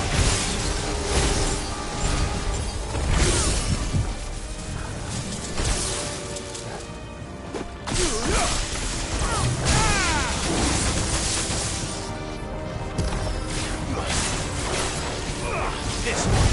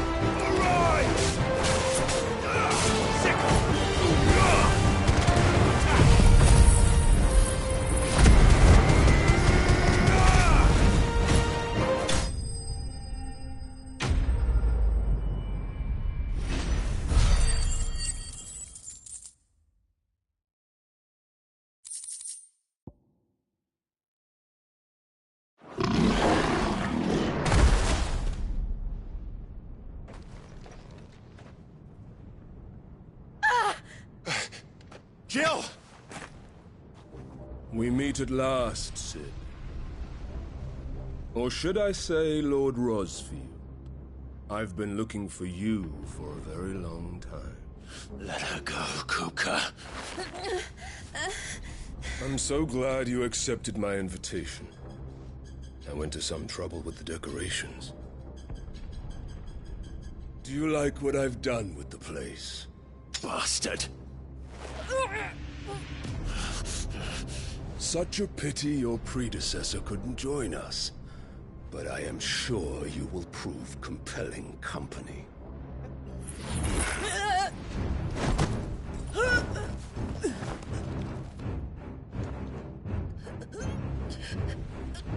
Be still, little snowflake. I would not have you melt before your starring moment.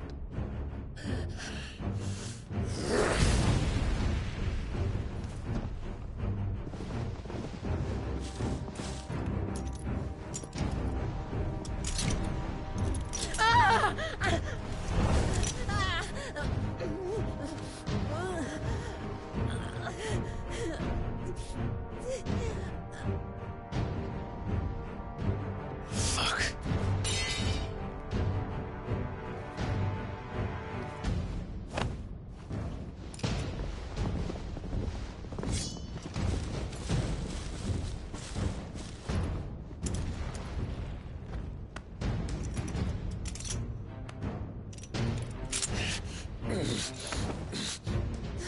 Now, on to the festivities.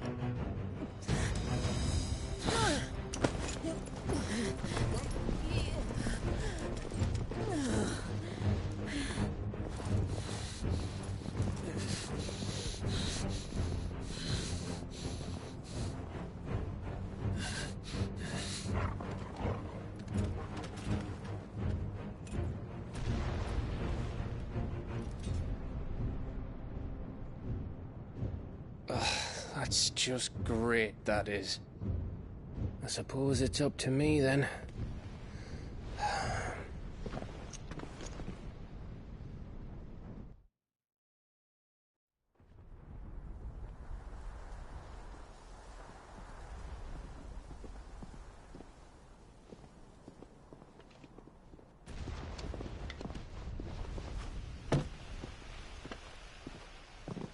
Headsman!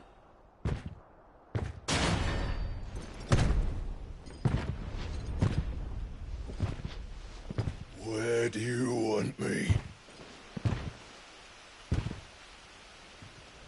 You! Bring the prisoner!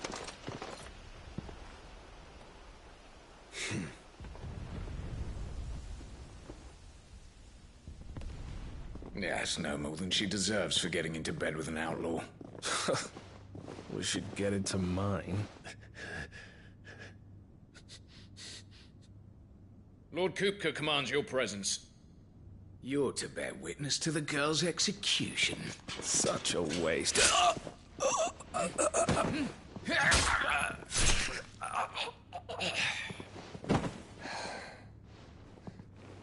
Gav!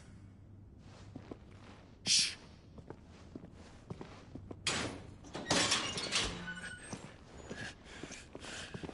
Crystal fetters are a bastard to open, just so you know. Don't worry, I'll have them off before you can blink. Where's Jill? In the courtyard. Shit.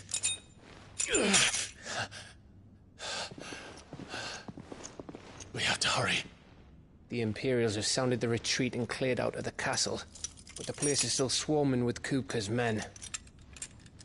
Leave them to me. I'll make my way up top and circle round the back. Quick as you like, eh?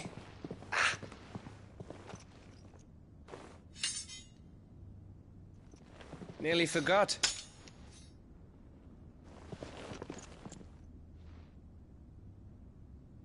Hold on, Jill. I'm coming.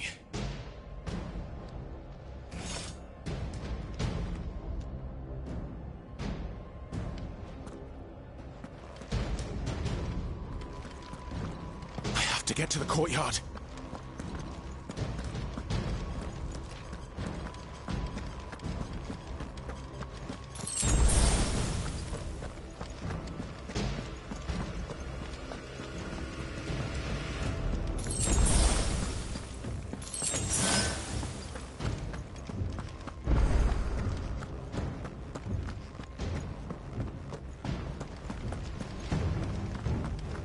Don't you let her die.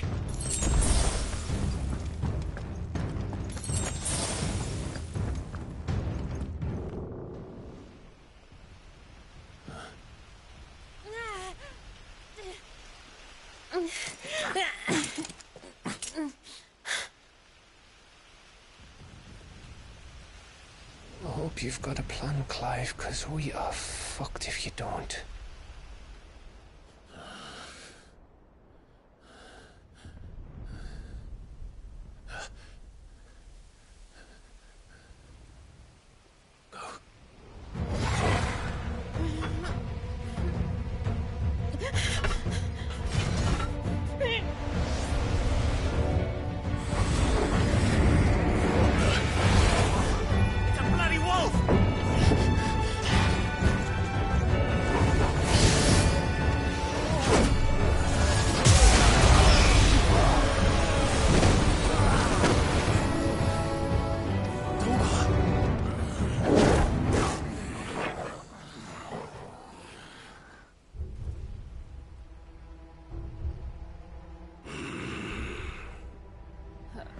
Jill, can you stand?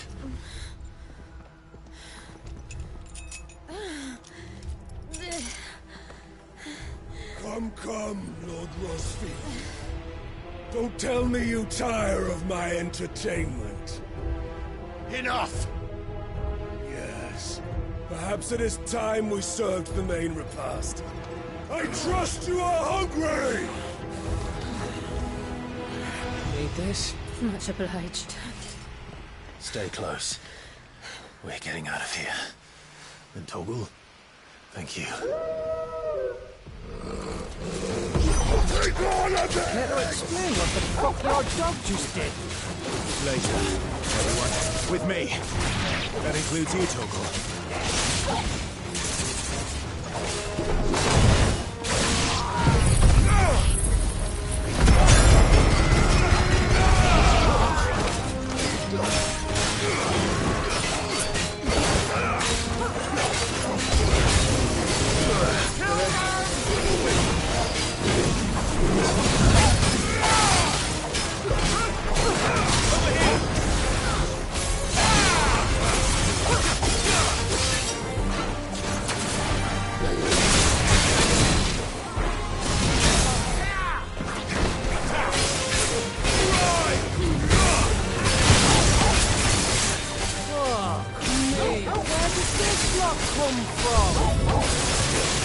Can you still fight?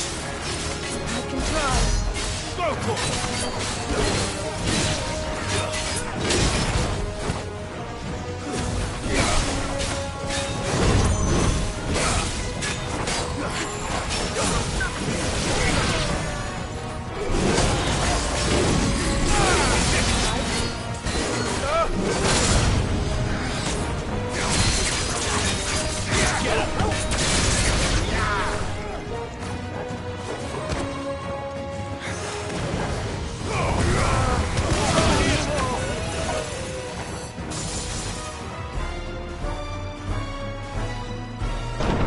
Still breathing, are you? Excellent. Then Lord Kupka's reward shall be ours. I thought bad news always came in threes. Let them come.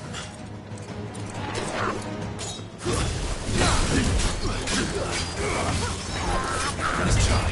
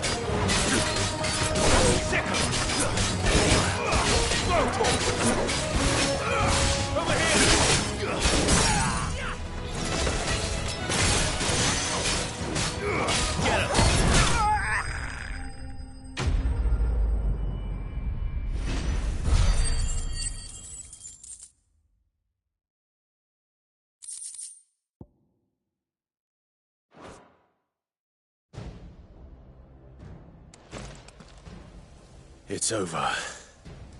For now. But I bet that wasn't the last of them. And they won't stop hunting us until Kupka's dead. So you get in there and finish the job, eh? Go on. If they come again, we'll hold them back. All right. But be careful.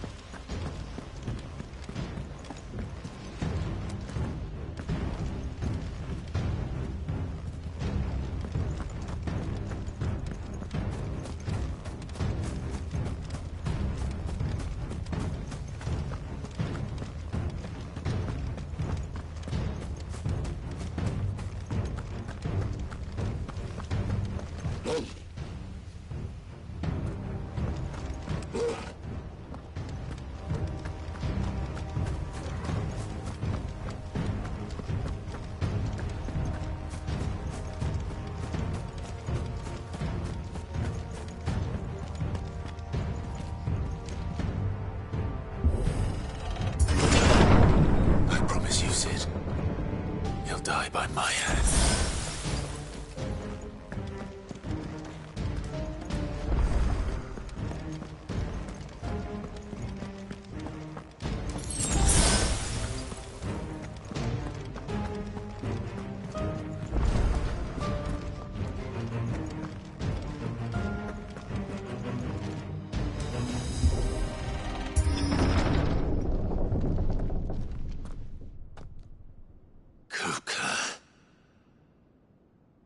You're late. Trouble on the way? Just enjoying your entertainment. How gratifying.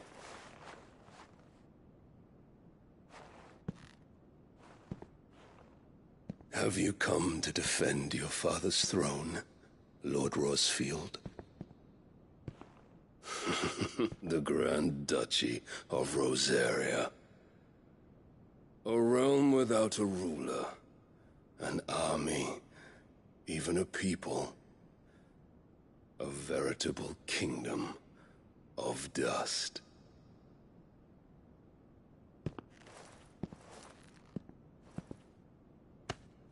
Truly, I see no throne to defend.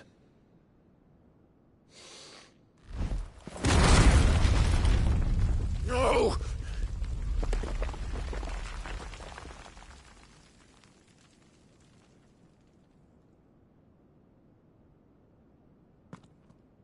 Enough of your games, Kupka.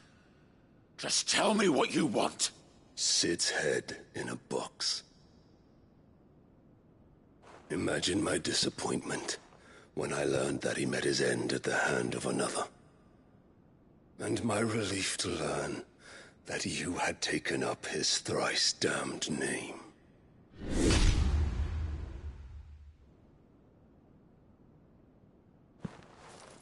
Your master slew Benedicta Harmon and defiled her body. If you choose to bear that murderer's name, then you shall answer for his crimes. The only crimes I shall answer for are my own. Sid did everything in his power to save that woman, though she was long past saving. And so I did what he couldn't. It was me all along, Hugo. It was you.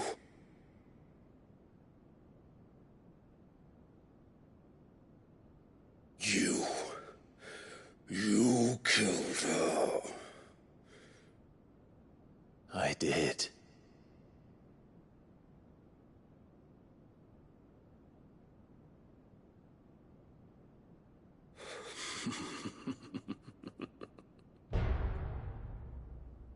Then I am fortunate indeed. I had thought the most I could wish for was to take the life of one he loved, just as he did to me. But it seems I was wrong. And I shall have my revenge. We shared a dream! I would be the king of the world! She would be my queen! And together, we would rule like the gods we are! But you crushed that dream, ground it into dust! Hear me, Rosefield! You will pay for what you've done. I'll tear you apart with my hands! And what of you? How many people have you killed? How many dreams have you crushed? You're not the only one who's seen their world fall apart around them. You'll get no pity from me, Kupka. No pity. And no mercy. Now die!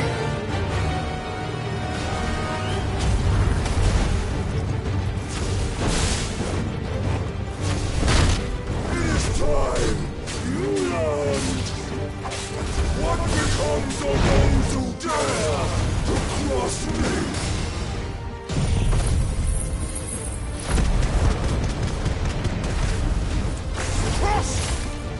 I'll kill you!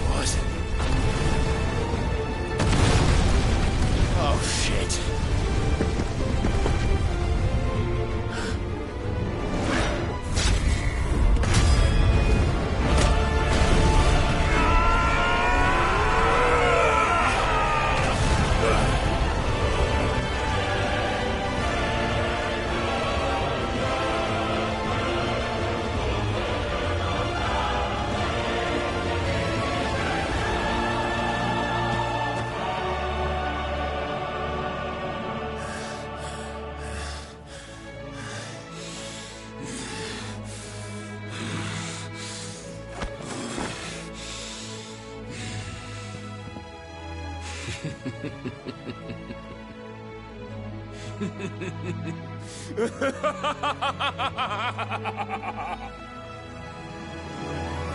world has chosen.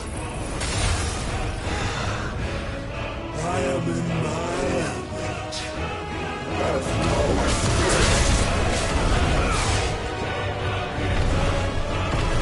The earth will always be my domain.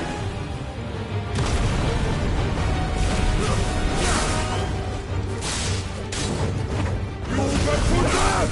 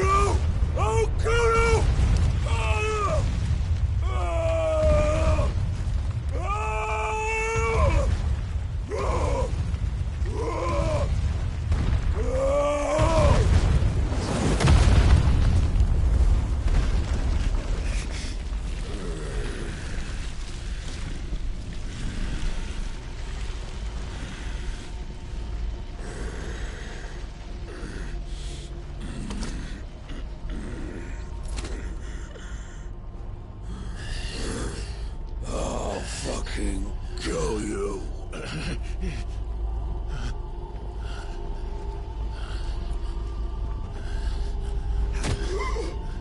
There. You mustn't get yourself worked up. Wait! Another time, Mythos.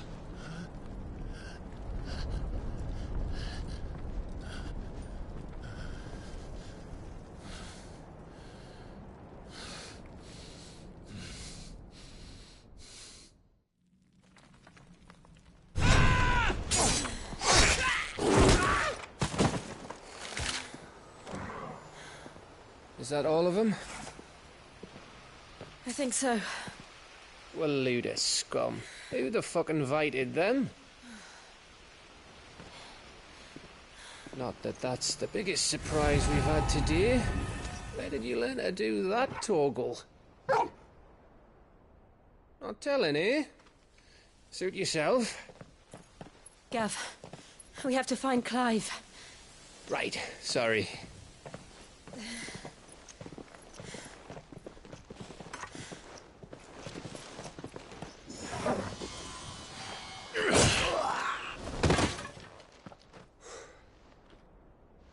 You missed one. We were worried. So was I.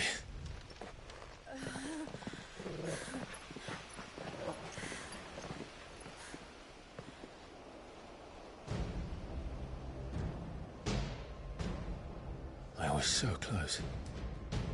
If it hadn't been for my gift, I would have finished him. I'm just glad you got out of there alive. When did the Royalists arrive? Right after you went inside.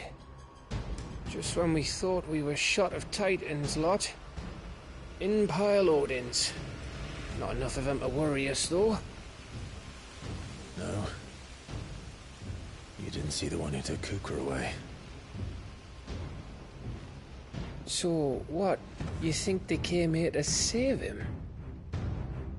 Well, I'll be fucked if I know what's going on, but every minute we spend racking our brains, that bastard's getting further away.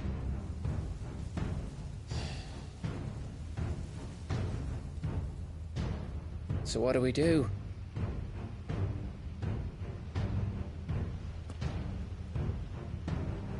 We go back to the hideaway. I'm too tired to think. As are you, by the looks of it. And after what Jill's been through. Let's worry about Kupka later, shall we? Aye. All right. It'll give us a chance to solve the riddle of your magic mud, too. Hey, how you feeling? Ready to go home?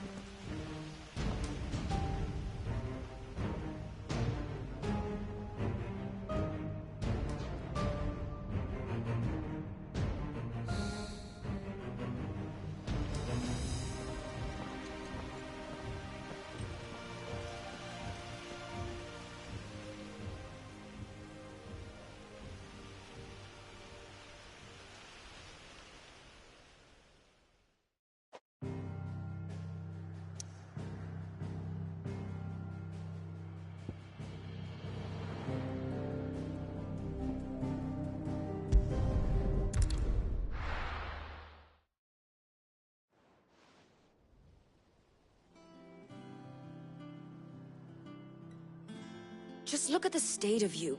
You're more of a wreck than this place. Is this what you call taking better care of yourself? No more excuses, your ladyship. I order you to rest. Fine. I'll rest.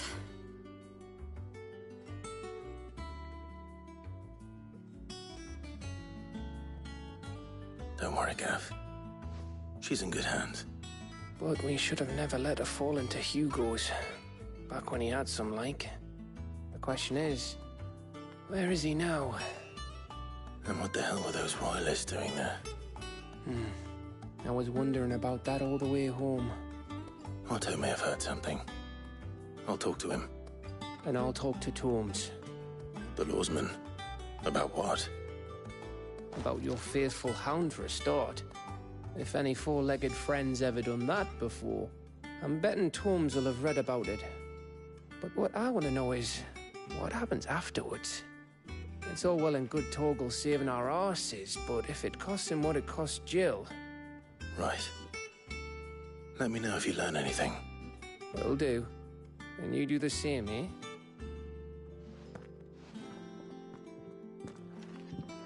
Jill. Listen to Taya. I will. Thank you.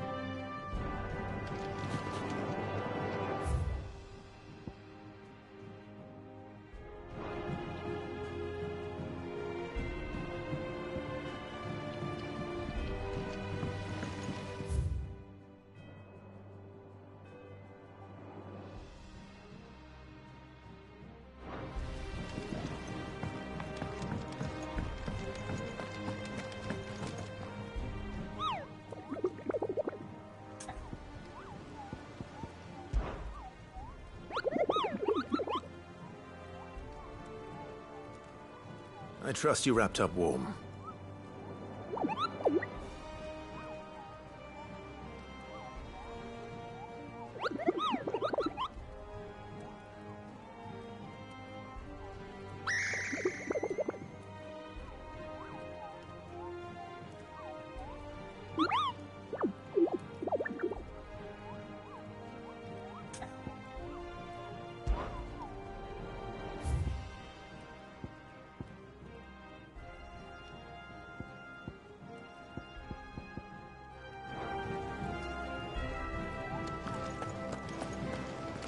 Not all of the nobles made it out alive. Kupka and his men had their fun with more than a few. The little ones have been up to their old tricks. I didn't think Jill could look any worse for wear than when she came back from Arnhem. But she's managed it. Jill looked white as a sheet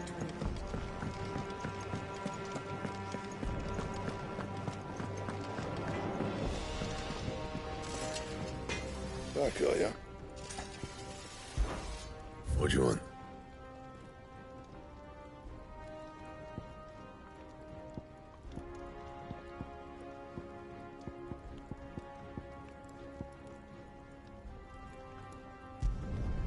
Not bad, if I do say so myself.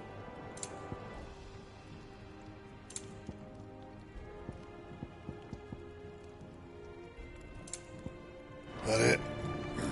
Fine.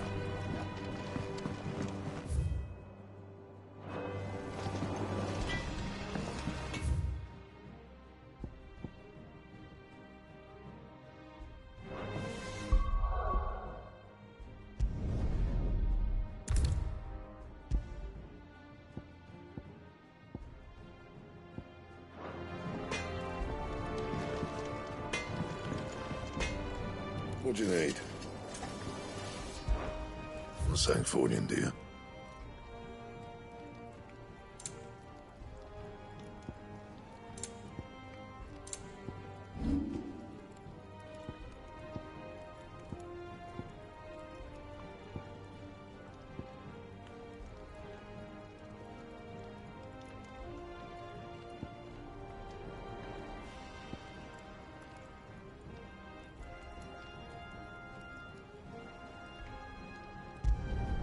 Not my best work, but it'll do.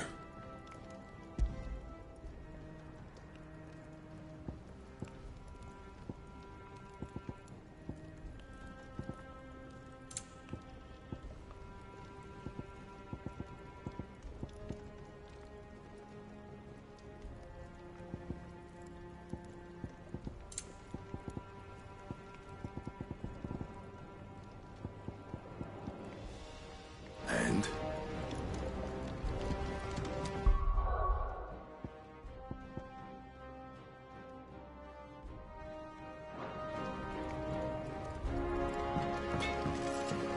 It's all right. Sid has nothing to fear from Cook.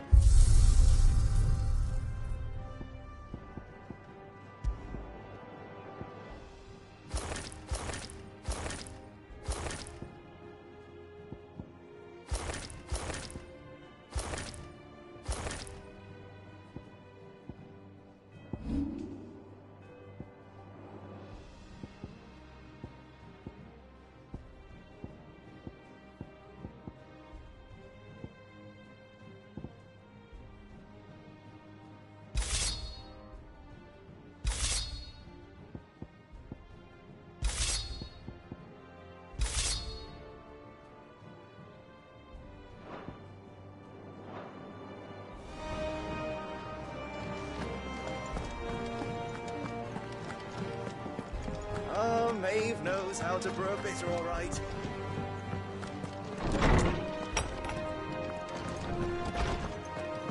Tone says he's looking for books about Torgal. I know. Is there something I might assist you with, Clive? I don't believe you've read this particular chapter before. What subject shall we consider today?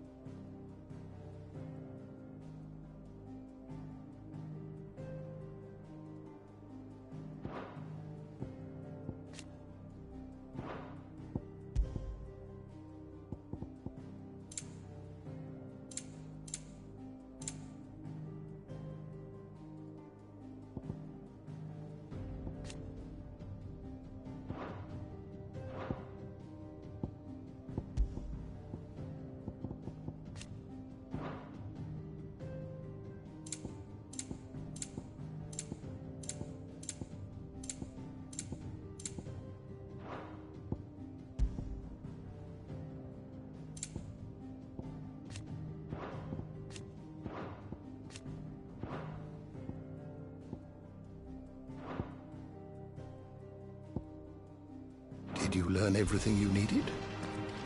Torms is gonna look into what happened to Torgal for us. You make sure he's not hurting himself doing... well, whatever the fuck it is he did. Tone says he's looking for books about Torgal. I know. Let's find one.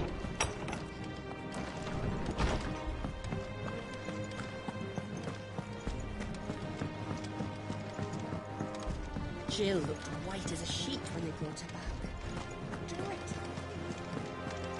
The little uns have been up to their old tricks again. Not all of the nobles made it out alive. Kupkan. Otter, is now a good time? It's not a bad one. How's Jill doing? She's been better. Ty is making sure she gets the rest she needs. Good. Any word on Kupka's movements? Vivian's doing what she can to try and track him, but she's feeding on scraps. We've sent ours out to the curse breakers and our other friends in the west, asking them to keep their eyes peeled for anything unusual. No leads yet, but it's only a matter of time. Right. Let me know when you find something. There he is. All right, Clive. Still busy saving the world. Mid. When did you get back? Just now. What about your studies? Adjourned. Since Hugo Kupka invaded Rosaria. All the canvas in uproar about it. He's gone mad. He's turned rogue. It'll be us next. You try concentrating with all of that. All right. You win. How long will you be staying this time? Dunno. A while, most likely. Any road, while I'm here, I was hoping you could do us a favour. Mid. You can't just expect me to... Please, oblige her.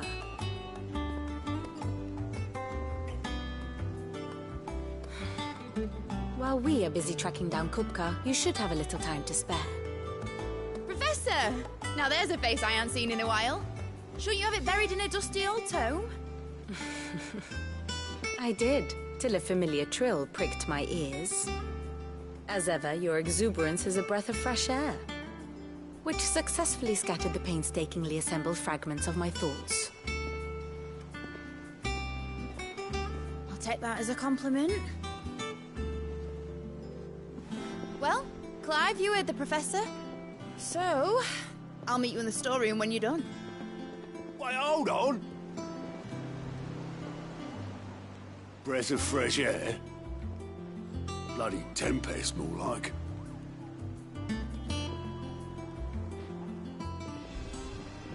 Oi, Otto, you got my gill? Huh? What are you on about? My fee for bringing Mid across. She said you were paying. That little... The storeroom, was it? I wonder what Mid's plotting. When I get my hands on her. Here for another of my lectures. How may I help you today? Of course. Here you are. Very good. Ah, my favorite pupil. We met under curious circumstances.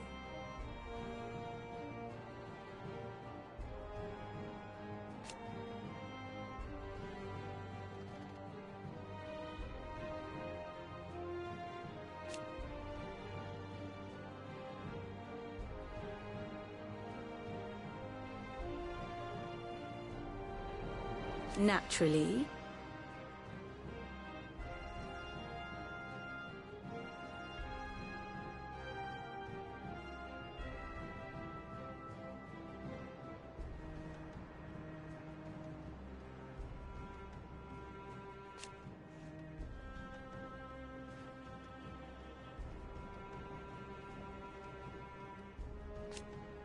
Still.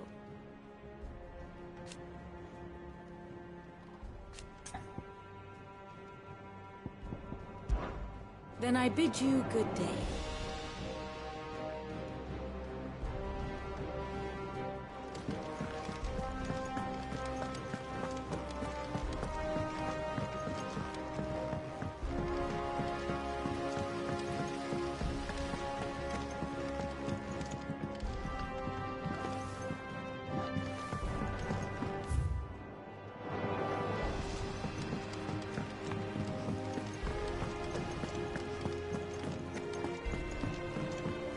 Shouldn't you be getting some rest soon?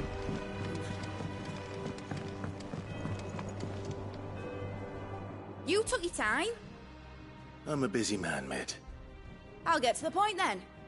I want to turn the room down there into a workshop like the one I had at Dad's place. Mid, you've only just come back. And I've been thinking about it for a while. Dad said I had a knack for engineering. Told me everything he knew about it, then sent me off to Canva to learn everything he didn't. That was his dream for me. That one day I'd put my studies to use for the good of the cause. But I'm helping no one stuck at school. I've studied enough. It's time I put my knack to work. I know that I can help the people here, and I want to do it. Well, well, well. If Sid could see you now. All right. I'll tell Otto you'll be staying. I knew you'd say yes. Which is why I wrote up a list of jobs for you. For me? Who else? What do you want me to do? First things first, I need equipment and materials to start making my own. There's the designs for the stuff I need, and the stuff it needs smithing from. The other materials I can work myself. Just need a generous benefactor to lay them on for me. Apart from the wood, I'll need a carpenter for that, but I can just borrow yours. Is that everything? For now. I'll let you know if I need out else.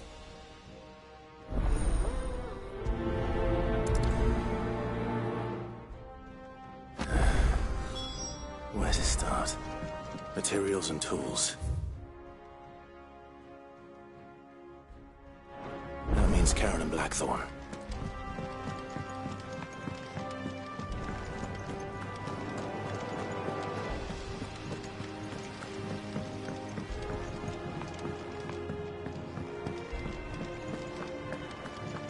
Yeah. What's everyone whispering about? Haven't you heard? Mid's back. The little uns have been up to their old tricks again. Drawing on the dead.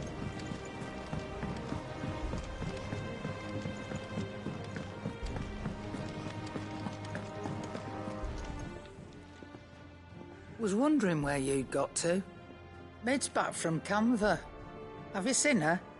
Just now. She's planning to set up a workshop in the stores and ask me to buy her some materials. Here's the list.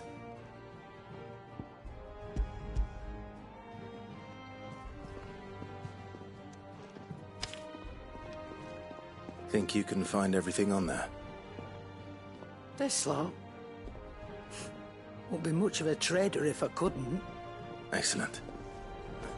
As for payment... It's paid. 100 times over by what that girl's done for us. If it weren't for her filters, we'd have naught to drink but blight water, and that would have drained the life out of us long ago. Indeed it would. I'll send the stuff on to Mid when it comes in. Thank you, Karen.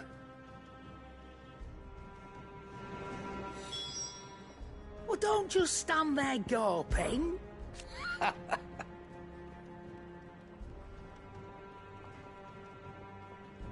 Quite the opposite. Like father, like daughter.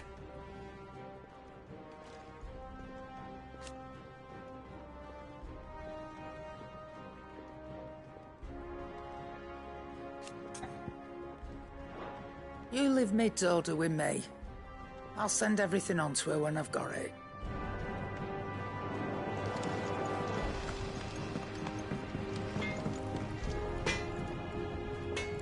Blackthorn, you busy? What does it look like? I have a commission for you. From Mid. She requires certain tools.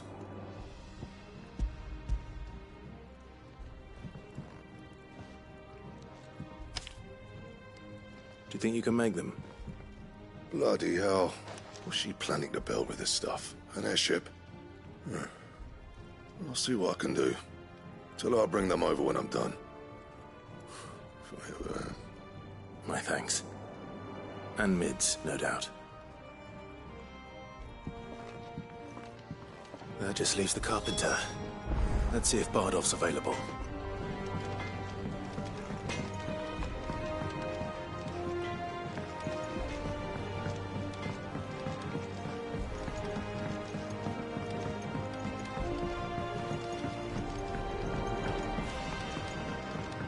What a lovely fragrance. Nigel's growing himself a rose garden.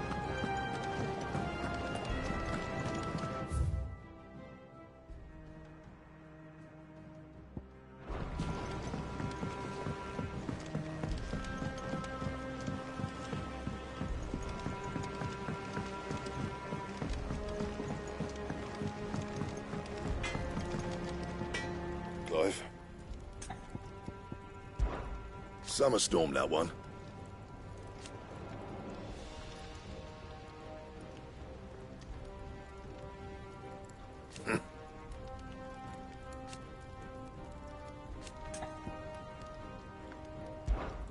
What do you want?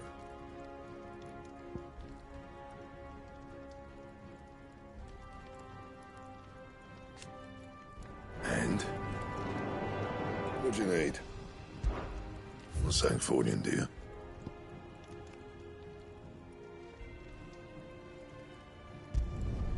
No scratches, all right?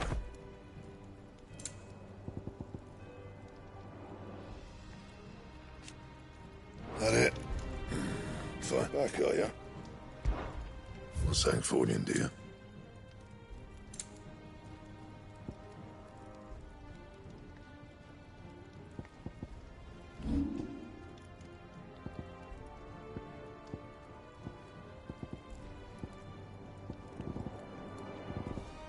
Anything else?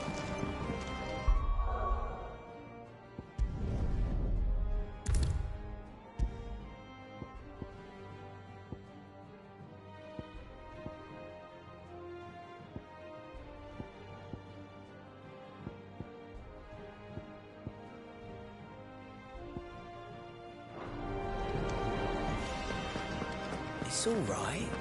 Sid has nothing to fear.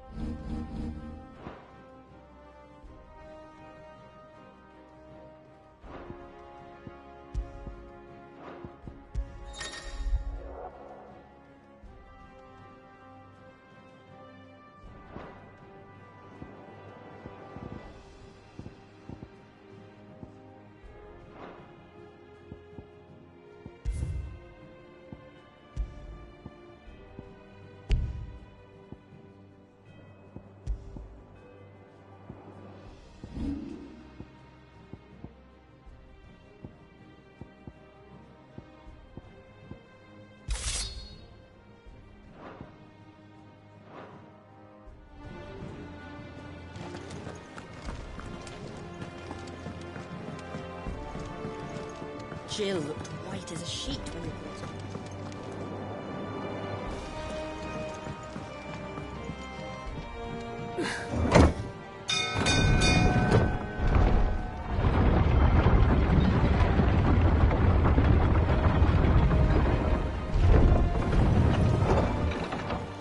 Do with a good oil in this. Should be enough to... How do, Master Sid? Bardolph. Maid's looking to build a workshop in the storeroom, and she needs the aid of a skilled carpenter. So naturally I thought of you. Well, I'd love to help the young miss however I can. But I'm afraid I got my hands full just keeping this place afloat. There's holes need patching, and if I don't patch them, we'll all of us sink into the mere. I'd gladly spare Mid all the time I have, but the sad truth is, I ain't got none. I see. It don't have to be me, though, does it? What about that other fella? You know, the one over at Martha's Rest. Bernard, was it? That's right. And he is a friend of the cause. I'll ask Martha if she can spare him. Thank you, Bardolph. Least I could do.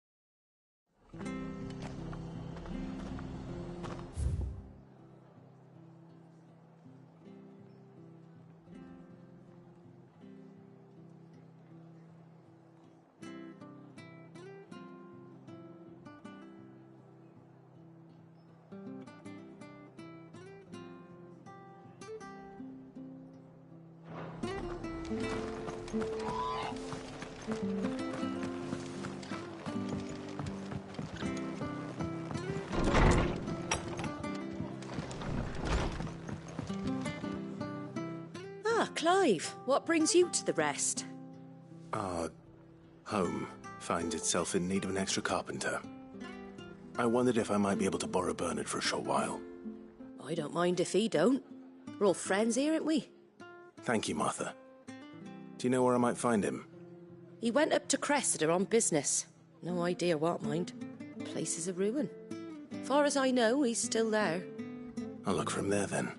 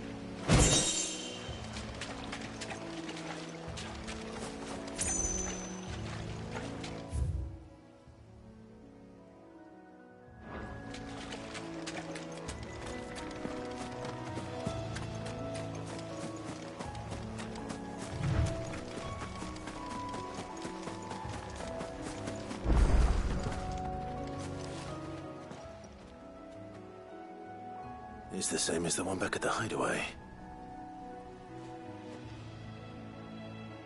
Doesn't seem to be working, though.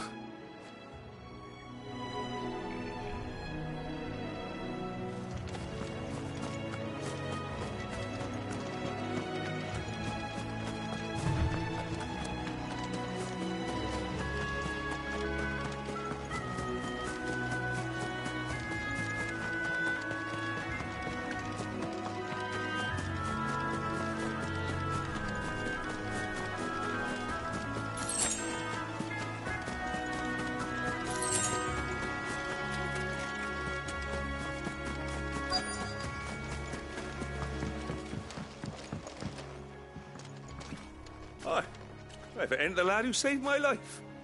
What brings you to a place like this? You do, Bernard. Martha said I might find you here. I have a proposition for you. Oh, do you now?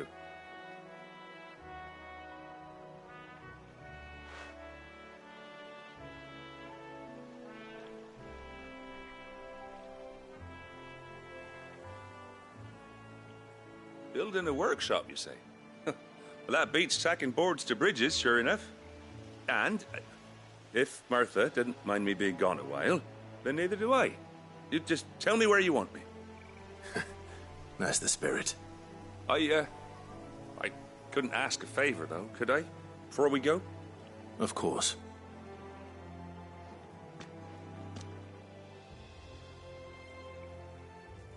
Well, that there is Cressida, where I grew up. Ain't much left of it now, though. Except my parents' graves. But I came up here hoping to visit. I even patched up the bridge to get across. Only to find the place crawling with fiends. But you're a dab hand when it comes to dealing with beasts and bogles, ain't you? Any chance you could, It's the least I can do. Well, thank you kindly. And take care.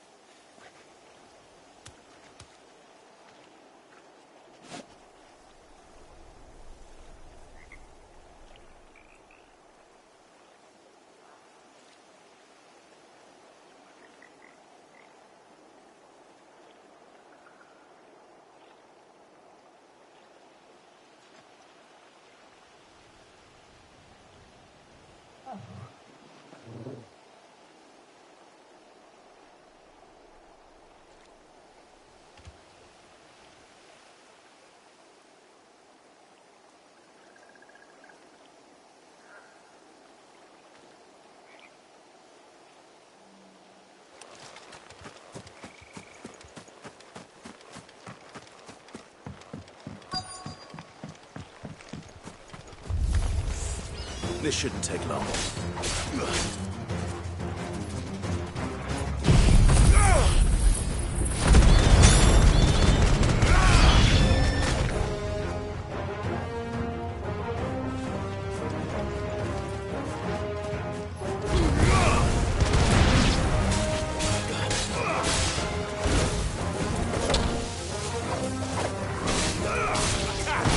It's over. This one.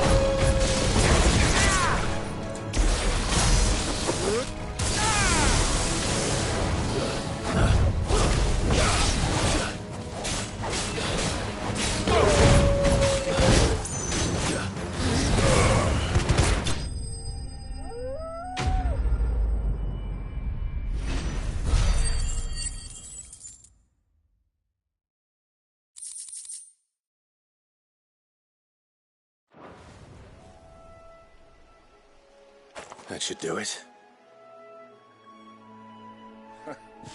You made short work of that lot. Thank you, son. Now my folks can rest in peace once more. How long is it since the village was abandoned? Oh, people started packing their things after the duchy fell. Between the Blight and the Imperials, you just couldn't make ends meet. Must be nigh on a decade since the last wagon left. Though it may as well have been a century, looking at the place. This isn't the Cressida I remember. I'm sorry. Ah, don't be. Can't live in the past, no matter how nice it might have been. Soon as I'm done saying a prayer for those that raised me, it's on to your hideaway. I'll meet you there.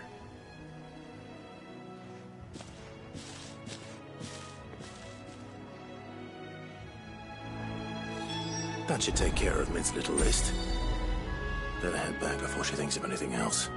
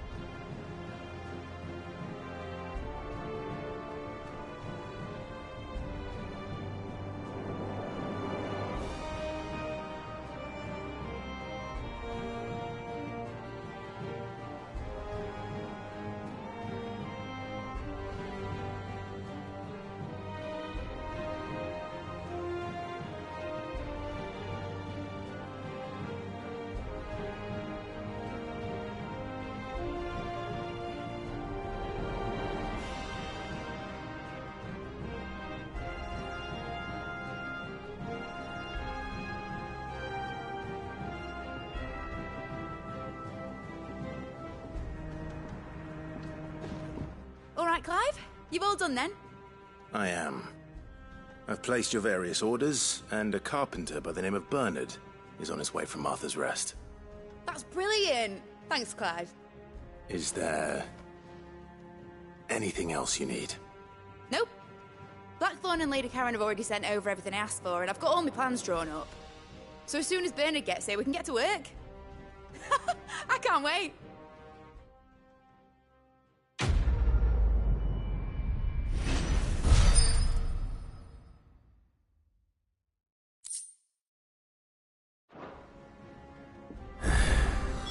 That's my good deed for the day done.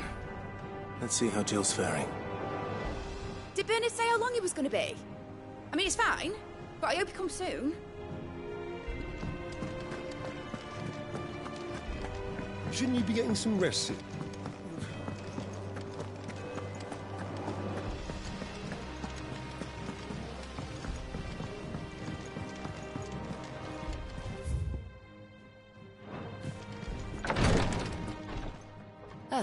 Clive. Talia. How's Jill? Recovering, but she still needs her rest. Of course. Take good care of her, won't you? I'll do my best. Oh, Gav was looking for you. He said he had something to show you in the shelves. The shelves? Oh, that's right. He went to ask Harpocrates about Torgor. He must have found something.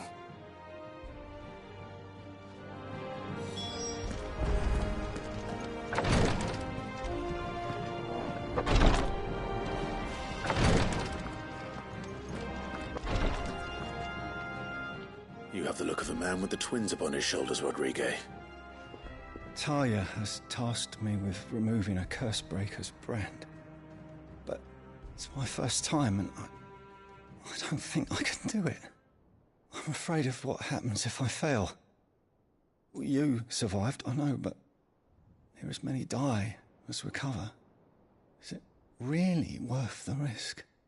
You don't need me to answer that. You know full well what we're fighting for. I hope as much as you that one day bearers can walk among others as equals. But until that day, a brand is a burden, and we must lift that burden in order to go undetected. The operation may be dangerous, but it's also essential, and we undergo it willingly. I know. I still wish there was some other way. But griping about my lot helps no one, I suppose. Don't worry. I'll do what must be done. I know you will. Unfortunately, the first thing that needs doing is the preparation of a draft to dull the pain. Something I can't do with the infirmary's ammonia supply so low. What few leaves we have would barely be enough for removing a splinter, let alone a brand. Just tell me what you need. You'll go? Oh, thank you. No one knows Herblot like Talia, and she swears by ammonia for easing pain. It's simple enough to find, if you know where to look. And fortunately for you, I do. Along the river near the village of Amber over in Rosaria. Just search for the bright blue blossoms.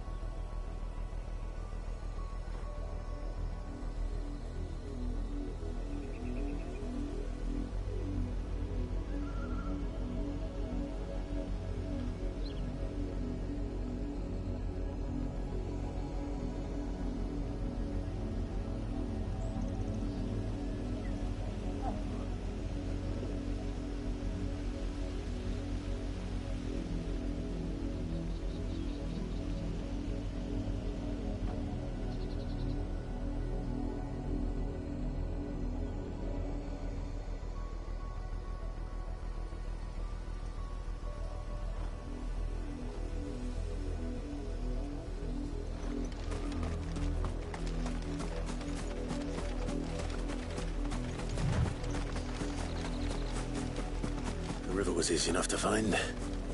Now for those herbs.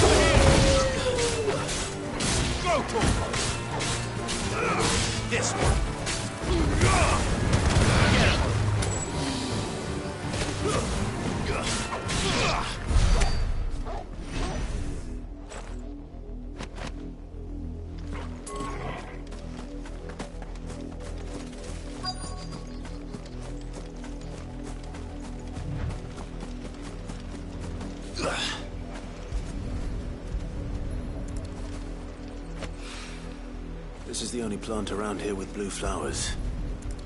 I hope it's the right one.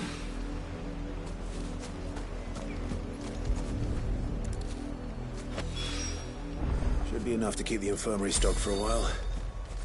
Hopefully this will put Rodriguez...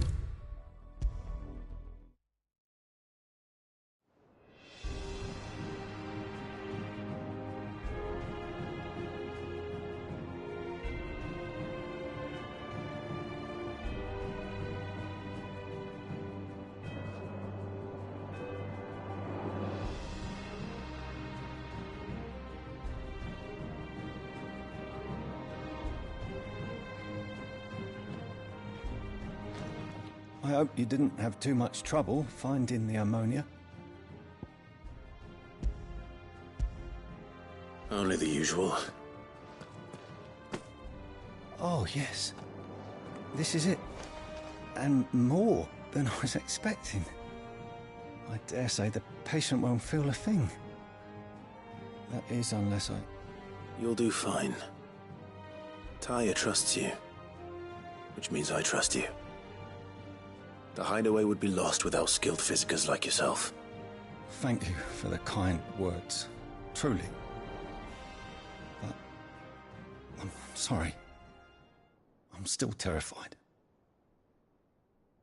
The brand is more than just ink on flesh. It's a death sentence. Milk of the wyvern tail lurking just below the surface of the skin. One ill-conceived incision, a single slip, and the poison fouls the patient's blood. Failure means death, and even success means tremendous pain. Days of agony as the wound heals. I became a physiker to help people, not to kill them. I don't want to kill anyone. Cursebreakers lead hard lives, and the operation is only the beginning. They toil in the shadows, risking life and limb, knowing their efforts will win them neither glory nor acclaim. And yet we have no shortage of volunteers. The day I decided that I would take Sid's name was the same day Taya took my brand. I remember. It wasn't long after we came here. What little medicine Taya managed to salvage from the wreckage of the old place had been used up treating the wounded. She begged that your operation be delayed until a new supply of antalgics was found. Procedure was even more dangerous back then. Only a few souls had undertaken it. Doris, Cole, a handful of other curse breakers, and those who are no longer with us.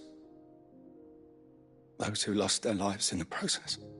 It wasn't something to be done lightly. No. But it was something I had to do, if I was to take Sid's name.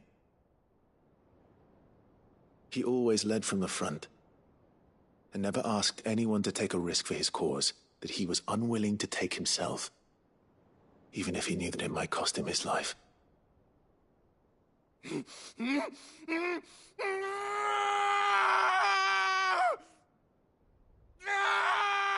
Hold still, Clive! Hold still!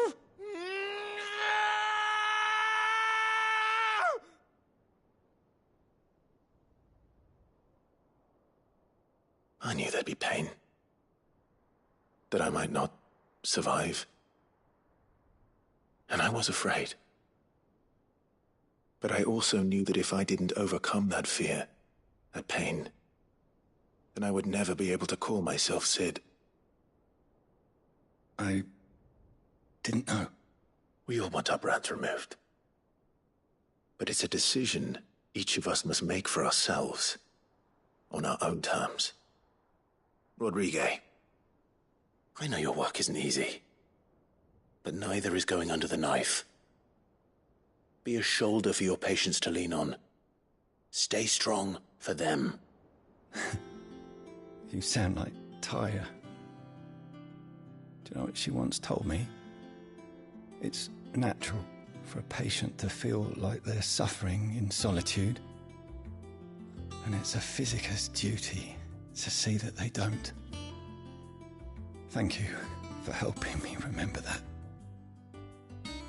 I won't falter. Not again.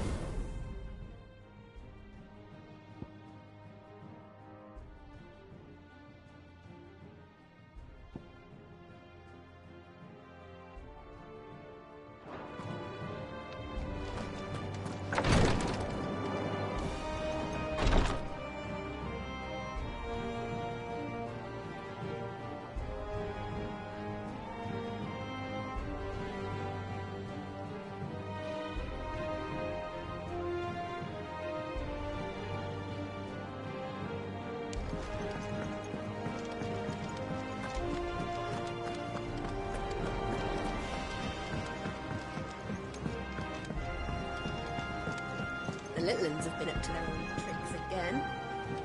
Do you have a moment, Sid? A team of curse breakers has gone missing near Northreach. Which team? Coles. They were sent to liberate a carriage of bearers before they could be smuggled to market. They were moving in for their assault when the carriage was attacked by goblins. A curse breaker managed to release a Stolas amid the confusion, but... this was days ago. They should be back by now, but I've heard nothing from any of them. I can't help but worry that... They know the work is dangerous. But I'm sure they're fine. But what if I've got them all killed? Before they go out, I always remind them why we're doing this, what they escaped and what we're freeing people from. But I never really thought how my words might affect them. What risks they might take because of the things I've said.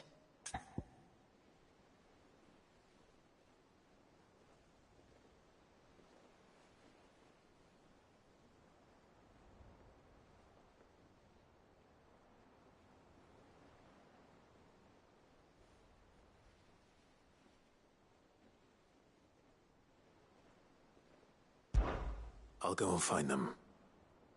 We'll both rest easier knowing they're safe. Thank you, Sid. And I'm sorry to trouble you with this. The plan was to intercept the slaver somewhere in the Dragon's Eyrie. I can't tell you much more than that, I'm afraid. That should be enough to go on. If they were there, Torgal will track them down.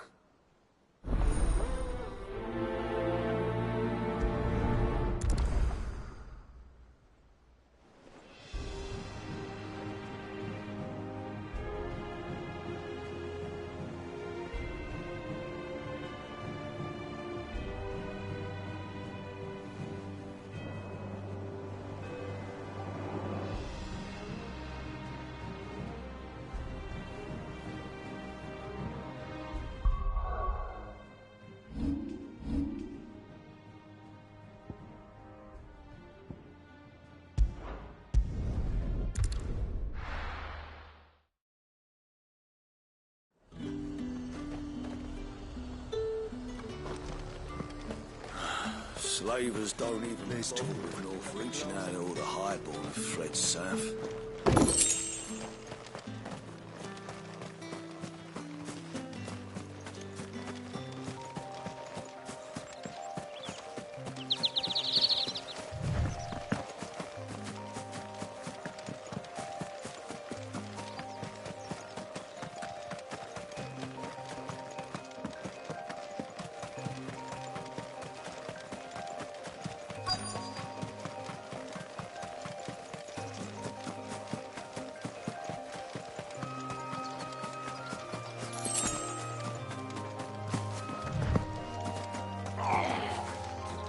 Get me back on my feet.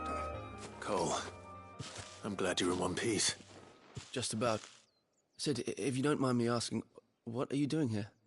Doris sent me to find you. She hasn't heard anything since the attack. She's been worried about you. I sent a runner to the Dame in Northreach. The hideaway should have learned of our survival yesterday. Well, I'm here now. And it looks like you freed the bearers. Only some. The rest locked themselves in the slaver's carriage rather than fleeing when they had the chance. I want to help them, Sid. But we're barely in any state to protect those few we did save. You made the right decision. Now where's the carriage? The goblins may still be out there. You have duties to attend to here. See to the injured. I'll handle the rest. All right. Just follow the path to the south. You'll come across the carriage soon enough. And please, hurry. If the beastmen get to those bearers, the poor souls will be eaten alive. I won't let that happen. Thank you. And Sid, it's good to see you. Don't thank me just yet.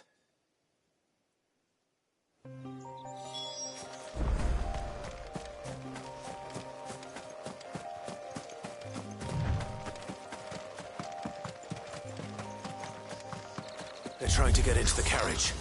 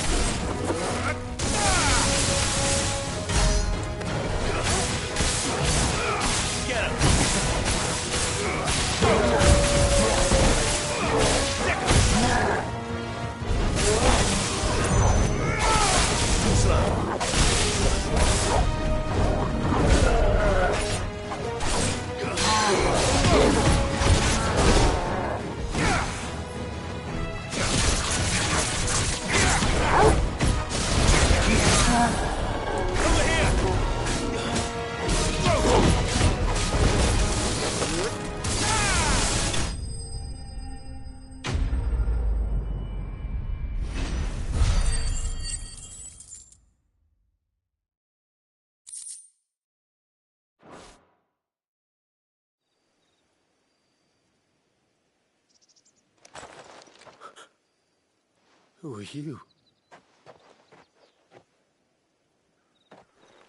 A friend. Are there any more survivors?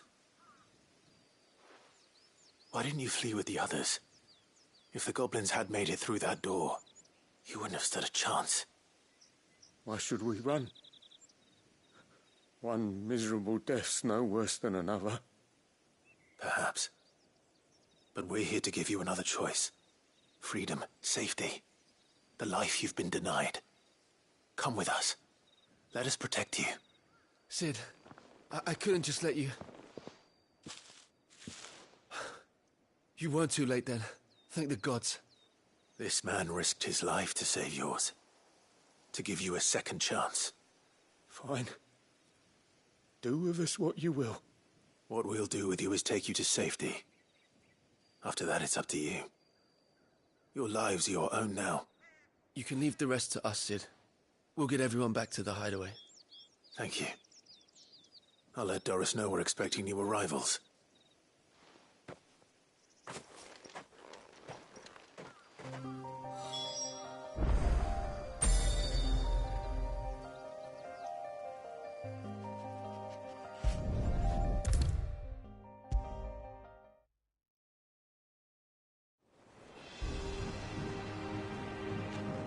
Sid, welcome back. A Stolas from the Dame arrived not long after you left. If I'd just waited a little longer, I might have been able to deal with things myself. Or maybe I wouldn't. I keep making the wrong decisions. Cole and the others got home safely. You made exactly the right decision. No, I was lucky. I've been tracking that slaver for months, and then I sent Cole and you after them woefully unprepared. What kind of leader sends people into danger without considering all the risks? I should have urged greater caution, told Cole to be wary, to pull back at the first sign of trouble. We swore the same oath as you, Doris. It's good to see you safe and well, Cole. I'm sorry. With all due respect, we Cursebreakers don't risk our lives because you commanded of us. We risk them because we believe in our cause. No one with doubts ever joins our ranks. The agony of removing the brand more than sees to that. We all know how much bravery that takes. Cole, I never doubted your courage. Only my ability to see it put to good use. Thank you for your faith in me. I'm not sure I deserve it. I sometimes wonder if I might prefer to risk death alongside the others than ask it of them. But I'm a Cursebreaker. I swore an oath too. I have a role to play, and I must trust that I'm the right one to play it. You will.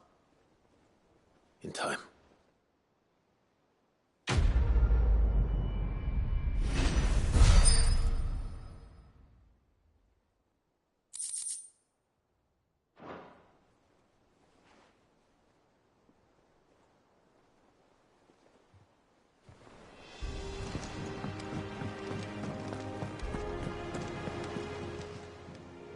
How may I help you today, Clive?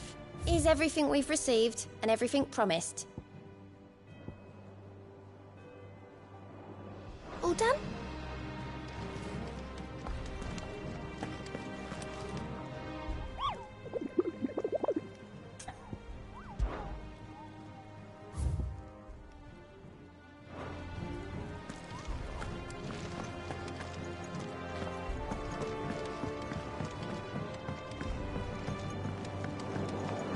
The little uns have been up to their old tricks again. Jill looked white as a sheet when we brought her back.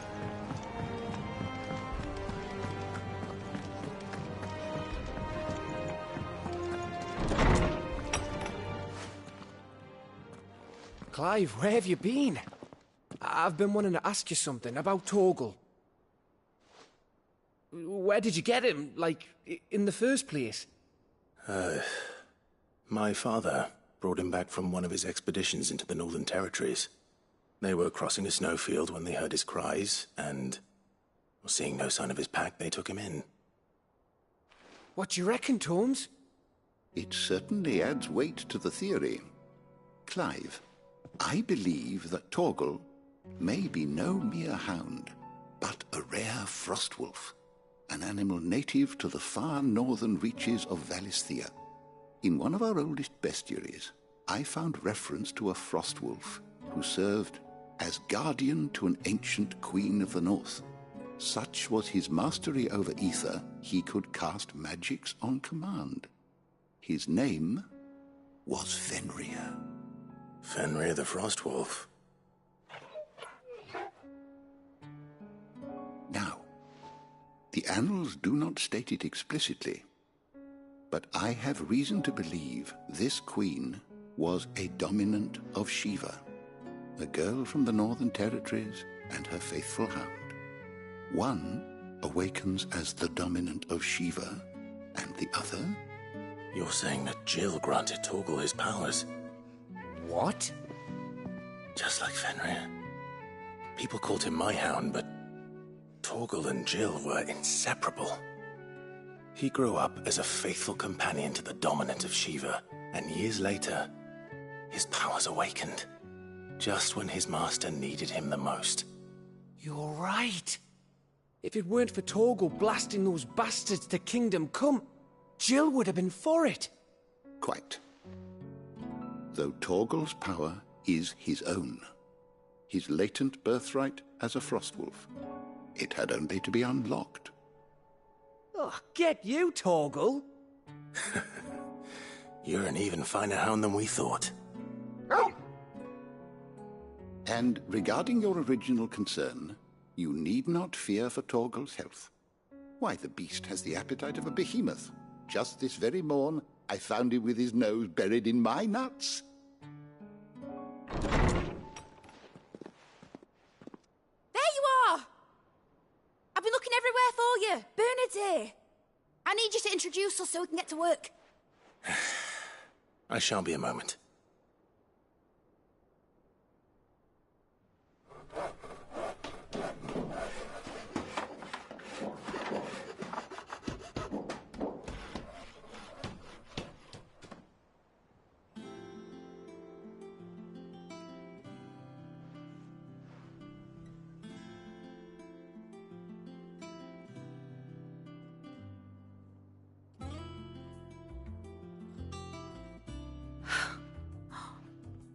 Isn't it brilliant?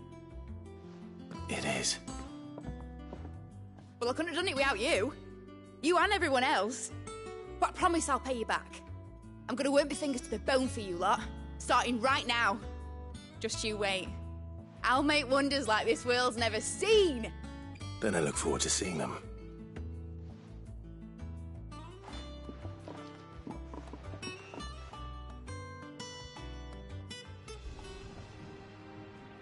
Now that that's settled, I wonder if Vivian's made any progress tracking down Kupka. Thanks for before, son. That was a good deed you did me. Only right I do you one in return.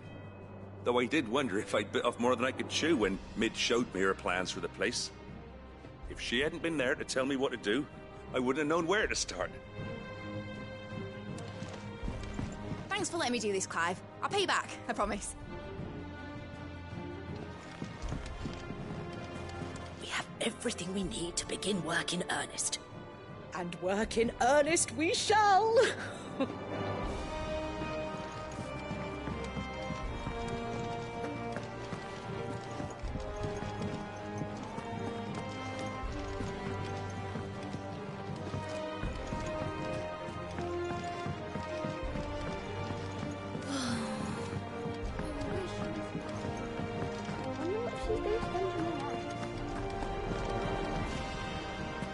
I think I'll wait till Mid's away to take her to her dungeon.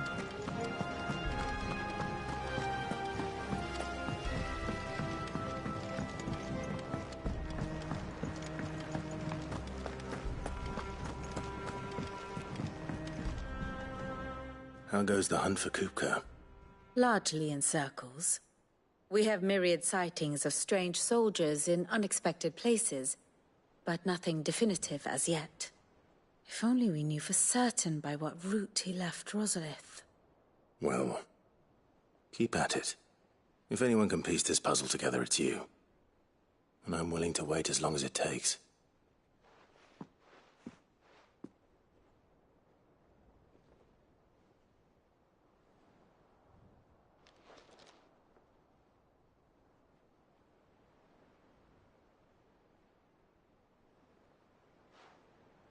What? Here? Would that be a problem? Do you know, Clive? I believe it a mercy that you didn't inherit your father's throne. Your poor people would surely live in fear of you. You have nothing to worry about on that front. I won't be claiming his crown. That is a relief. Clive, have you got a minute? We, have a guest. A guest?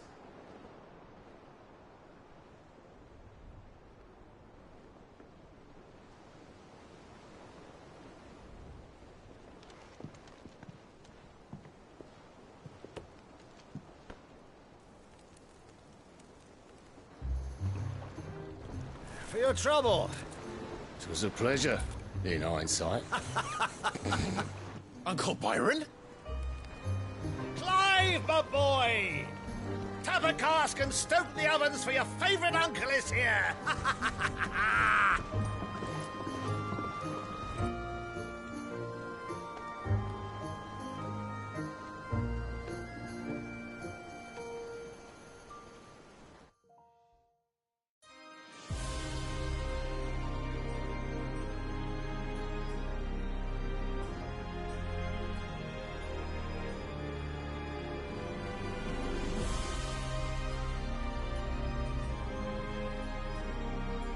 The Dalmekian government sues for peace.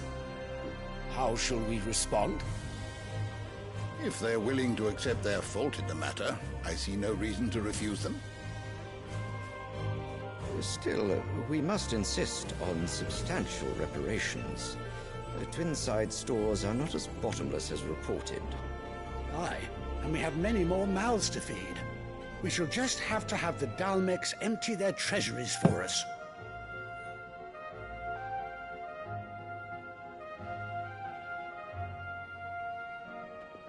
Of course, none of this would have been possible without your timely intervention, Prince Olivier. Indeed, I doubt any of us would have had the courage to trade words with the mighty Titan, nor less the wit to win him over. The Empire owes you a great debt. May the blessing of the crystals go with you, Your Highness. May the blessing of the crystals go with you. Very good.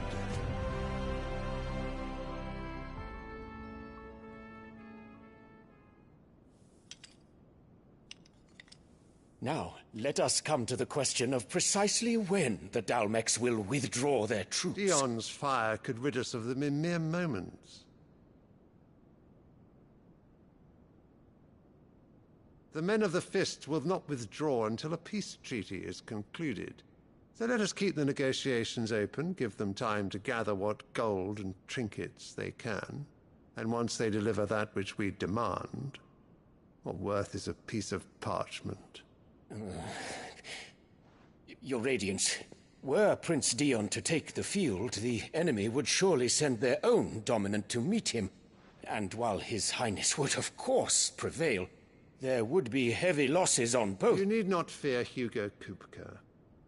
He is engaged on the Western Front. Even were the Dalmecs to send for him, he would not arrive in time. As much as I would enjoy witnessing a clash between Bahamut and Titan, it is not to be. And what of your subjects, Your Radiance? If the fighting spread to the city proper, the people would bear the brunt of it. There will be losses, it is true.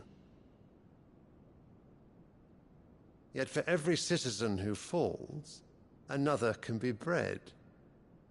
For every home that burns, another can be built. The Empire will live on.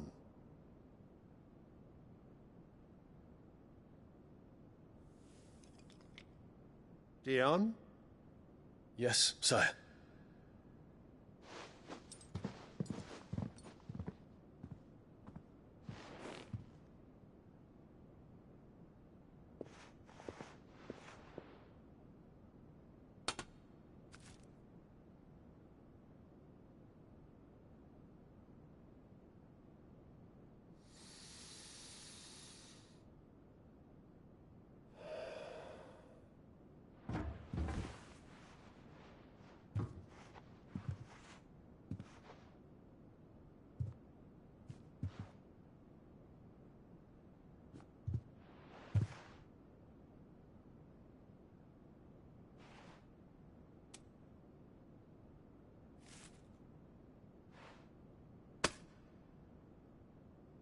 Prepare for battle. But sire... Do not make me repeat myself. Return to your camp and await my orders.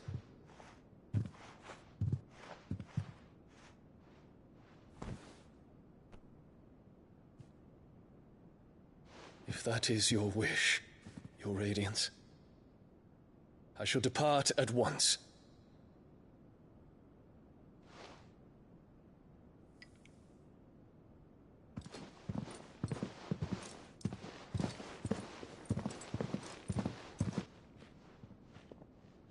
May Gregor forgive you.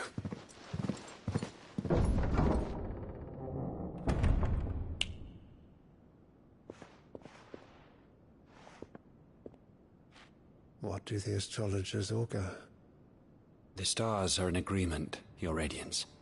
The shadow of treachery hangs over Prince Dion.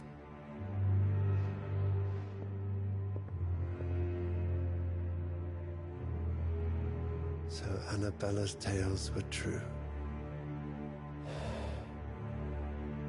You disappoint me, Dion.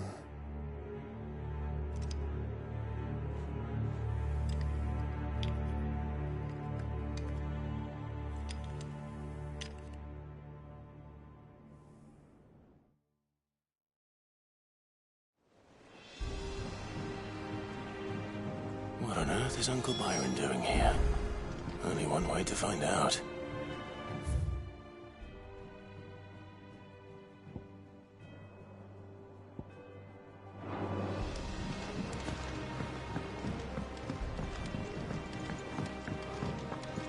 The Litlands have been... It's just one thing after another around here.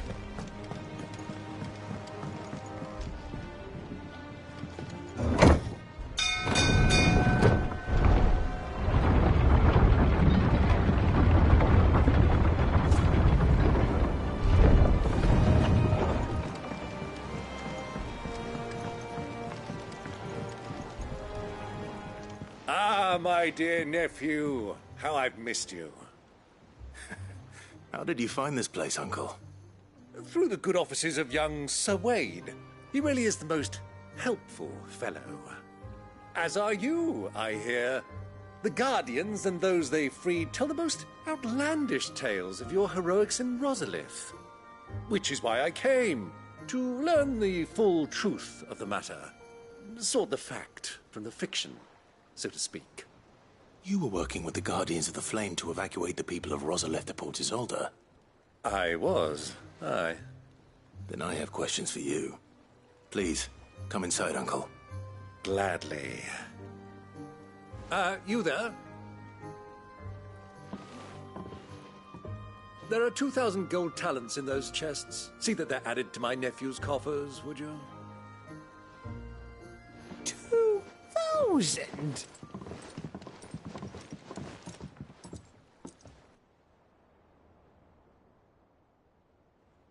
And I'm afraid that is all I know. A fleet sailing south past Port Isolde. Most intriguing. Forgive me for not being able to tell you more. I hadn't the faintest idea Kopko withdrew wounded from Rosalith. Still less that my own nephew dealt the decisive blow. What do you think, Vivian? I think With this news of the Dalmekian fleet and recent reports of the Royalists' movements, that the final piece of the puzzle has fallen into place. Come here and I'll show you.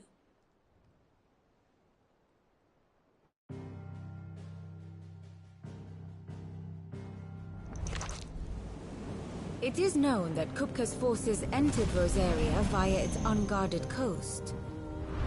So can the same be said of your visitors from Waloed? Certainly her Royal Navy is famed for the efficiency with which it bears her knights from one battlefield to the next. And in the Einherjar, or Black Galleon, she boasts a vessel nigh as swift, and every bit as feared as the kingdom's legendary cavalry. A fitting flagship for a land apart, her naval presence being crucial to her ambitions beyond Ash. Yes, it seems safe to assume that the Royalists did indeed enter Rosaria from the sea. So then, had you a vested interest in Titan's survival, whither would you take him? Why, home to Drake's Fang, a place rich enough in ether to conjure the magics needed to mend his hurts. But would that not entail an arduous voyage around the southern cape? Let us say that the Royalists did put ashore with a mind to spirit Kupka away from under your very nose. Could that truly have been their plan for him? To load him aboard one of the ships flying Republican colors sighted off the coast near Port Isolde. To spend weeks at sea, being tossed hither and yon by unforgiving waves, his life hanging in the balance. No. The journey would mean Titan's death, and Kupka's faithful creatures would not allow it. So what then was the plan of our Waluda friends? Reports suggest they made not for the coast, but for the desert. And by cutting through the Velcroy, a party traveling light would have Titan back in his bed days before a galley could lurch into port. To wit, it was the Royalists, not the Republicans, who effected Hugo Kupka's safe retreat.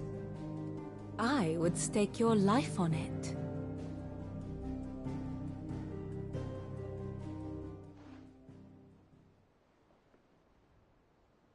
So it was the Waluders who spirited the wretch away. Now I think about it, there was something a little strange about the ships I saw. The men seemed almost crestfallen, as if in mourning, as if they believed, or were made to believe, that their master was dead. You have a keen mind, Lord Rosfield. And you have your answer. To find Kupka, you have merely to follow the Royalist trail across the Velcroy. It may well have gone cold by now, but as they say in the Republic, all roads lead to Drake's Fang. Allow me to accompany you part of the way. As luck would have it, I had intended to journey Canberward on business after visiting you here. The Fang would be but a short detour. I'd be glad of the company. Give me a moment to make ready. I need to tell my friends what we've learned, and where we're going. Very well, but be quick about it, my boy. Time waits for no man.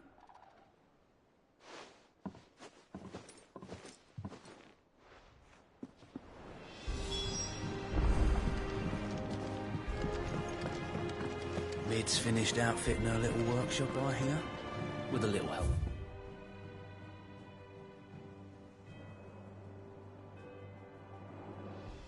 Sid, of course.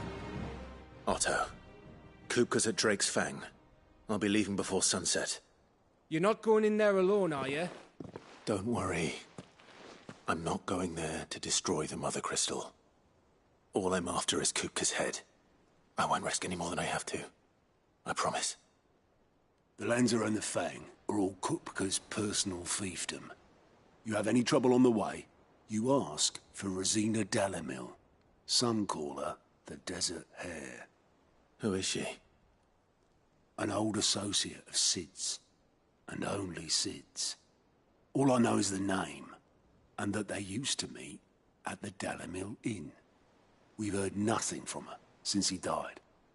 But I'm thinking maybe the new Sid might be able to bring her back into the fold. Thanks. I'll keep that in mind. So, what about your uncle? I mean, he's welcome to stay, but... Don't look so worried. He'll be coming with me. Thank fuck for that. Gav, Otto, I'm leaving you two in charge. You can count on us.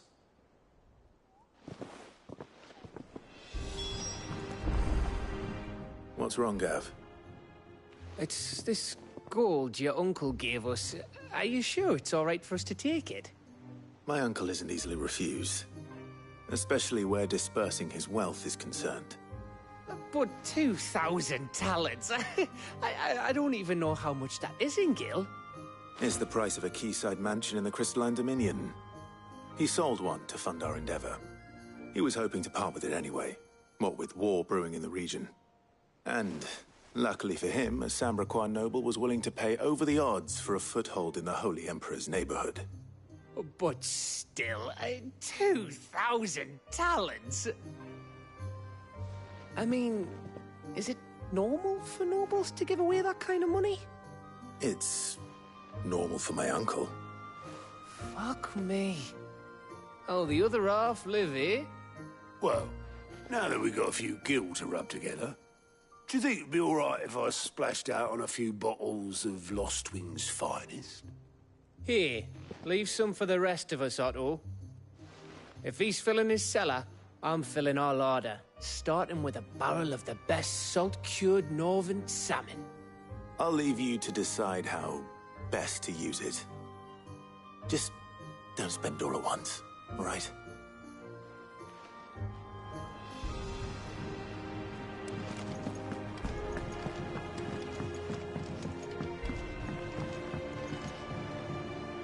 All right, Uncle.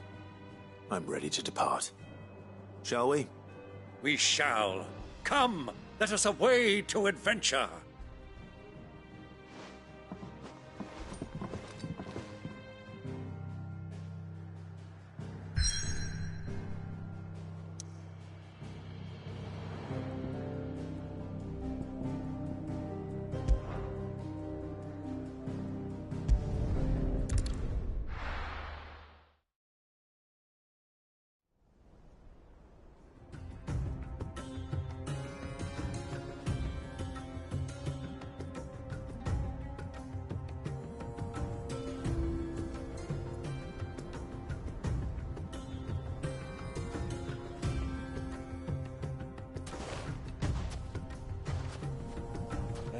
I was a young man when last I walked this path.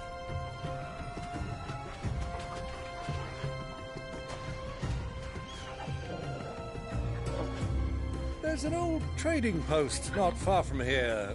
The road to Drake's Fang leads through it. The trading post it is.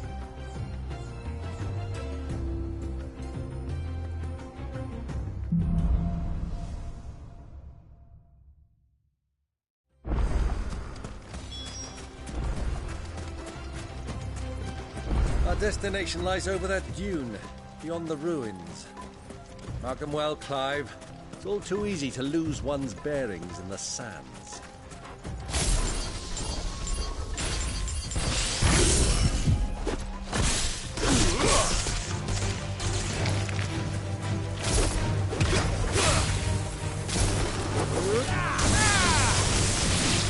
Nice try.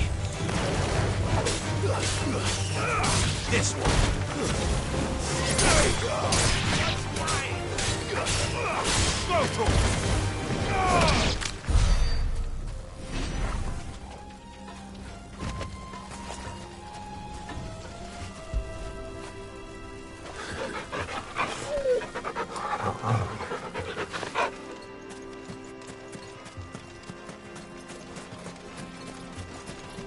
Many years ago, when you were just a boy, I rode this way together, accompanying your father on a scouting expedition to Drake's Fang.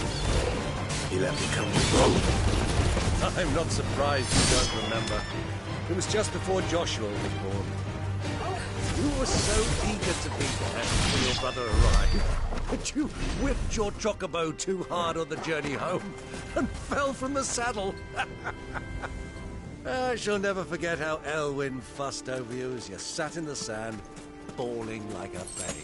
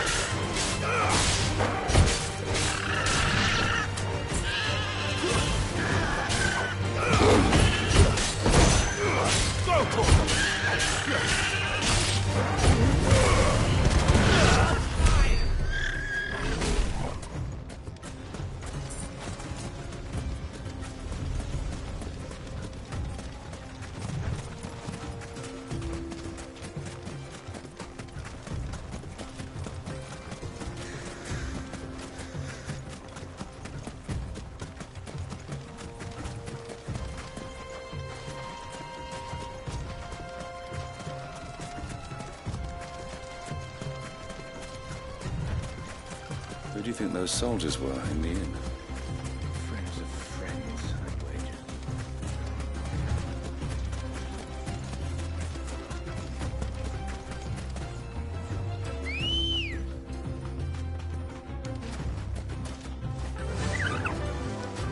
Run like the wind.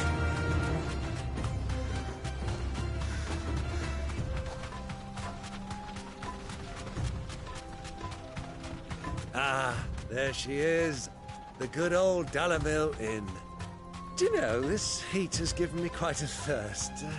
Quick drink before we press on?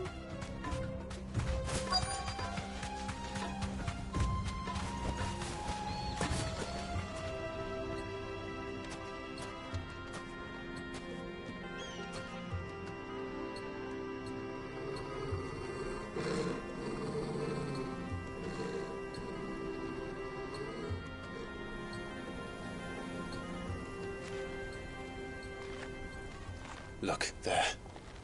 Those are Ashen steeds. No doubt about it. And such a long ride from Stonehair. Our Luda friends must be soothing their saddle sores in the inn. Shall we join them?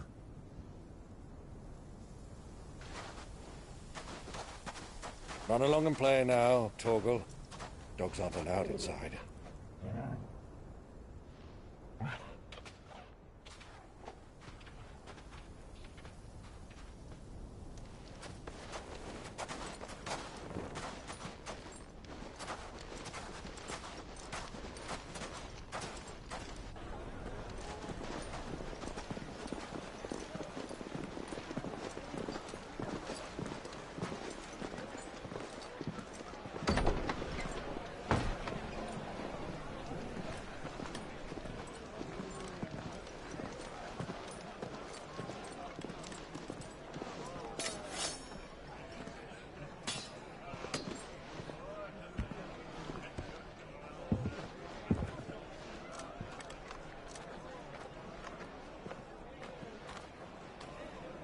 Good day to you. Eating?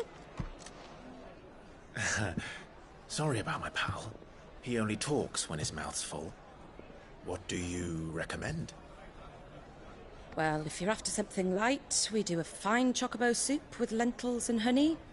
2 bowls of that, then. An ale. Right you are. Hey, girl! Coming! Your pal?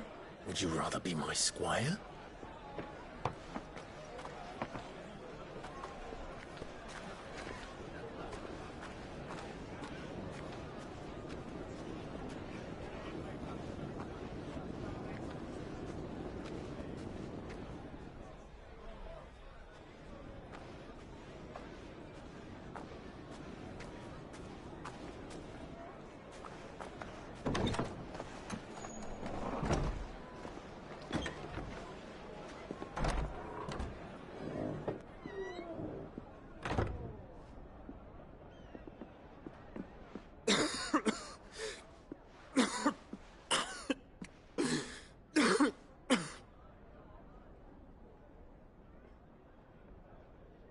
Grace, it is plain you are not yet well enough to travel. If you would only let me take you to someone who can better attend to your ills. No, we must press on. Prince Dion has returned to his camp and will soon depart for the front. I must speak with him at all costs. Miss this chance and I may never get another. You do understand that? Yes, Your Grace. But you must at least agree to take your medicine. I'll fetch you some water.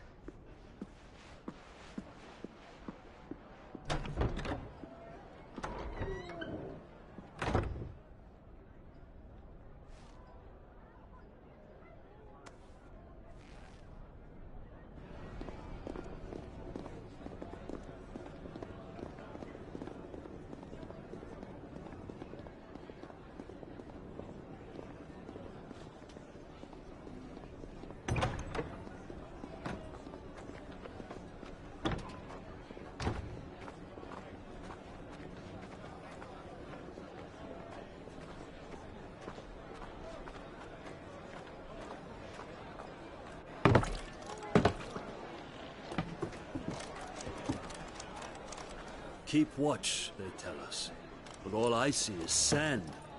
I hear they got our guest back to the Fang without any trouble. We'll be leaving soon enough. Why the Lord Commander dragged us all this way just to save that blockhead skin, I'll never know. Dominant or not, he's a bloody idiot. That'll be Kupka, then. Well, let's get this down us. We've a long way to go. Hey, you!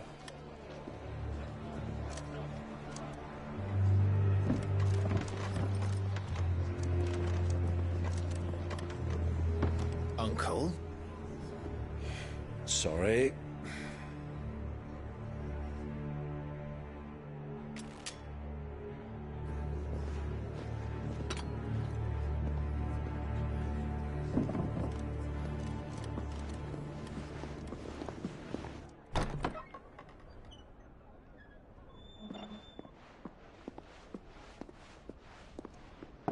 Can you walk, Your Grace? What's wrong? I fear trouble may be brewing downstairs.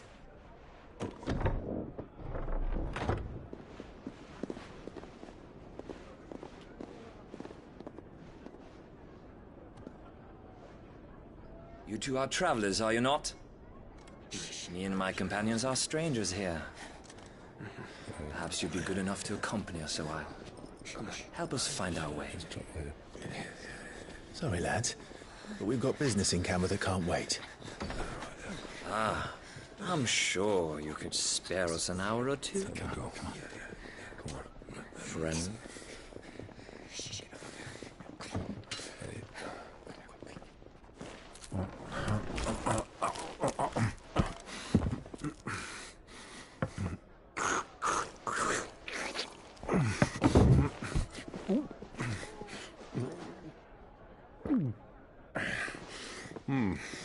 I'm afraid we don't have a moment to lose. Stay back, Uncle. Gladly.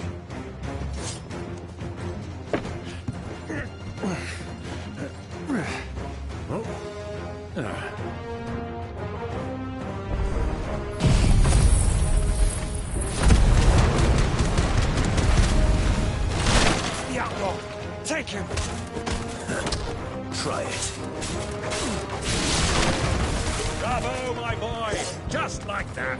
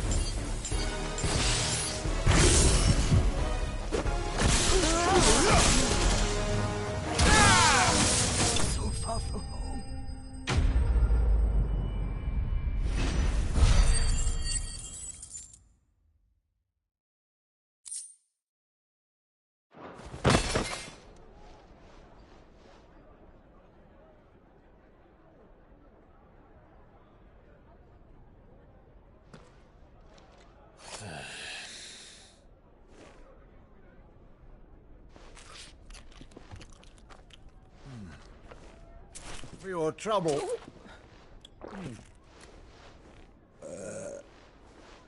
Word of advice, miss. That soup could do with a touch more salt.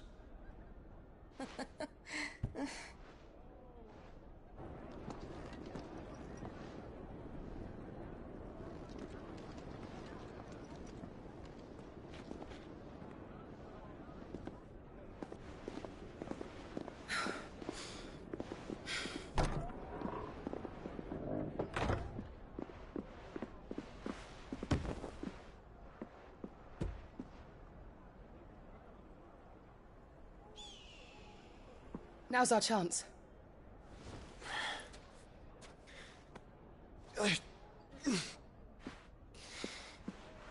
Your Grace? I'm fine.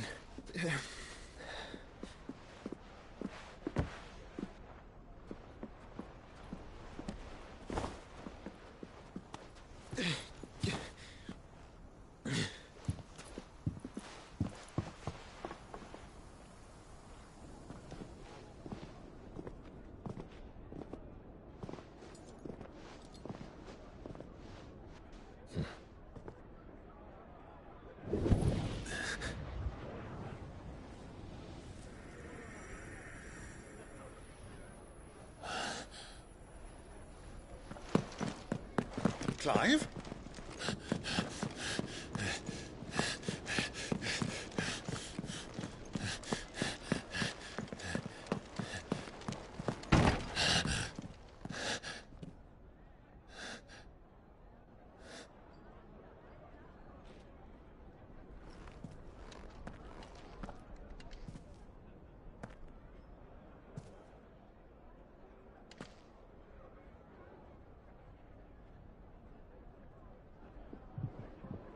What is it now?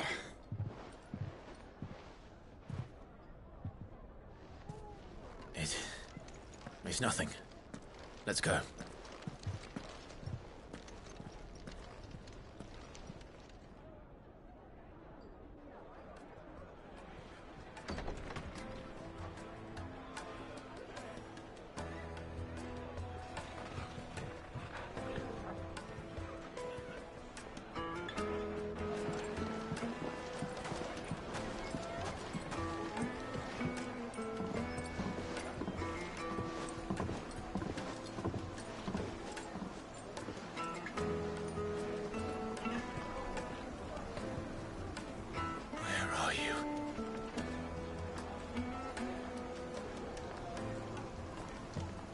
Well, we didn't know where to find Kupka before. We do now. The Royalists said it themselves. Their guest is in the Fang. We should press on before any more of their friends turn up.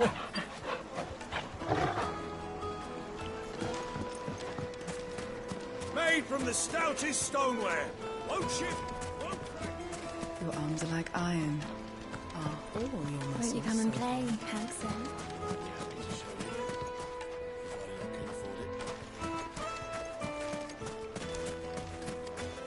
Light it.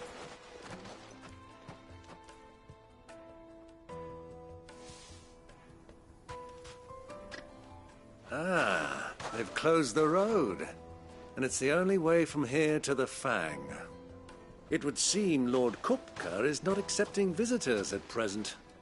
We have to get through that gate. Not by force, I trust.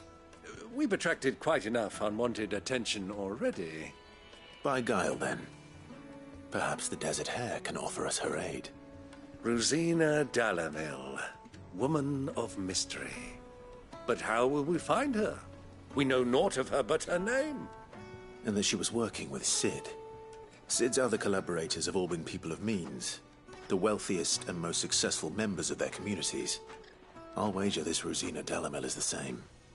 That would certainly help to narrow the search. We need only inquire as to who is in charge of the town. And that's exactly what I mean to do.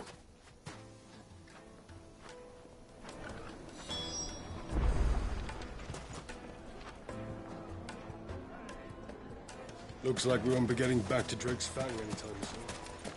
Well, it's not like we've got a reason to. As emergency is, they've shut down the whole mine for it.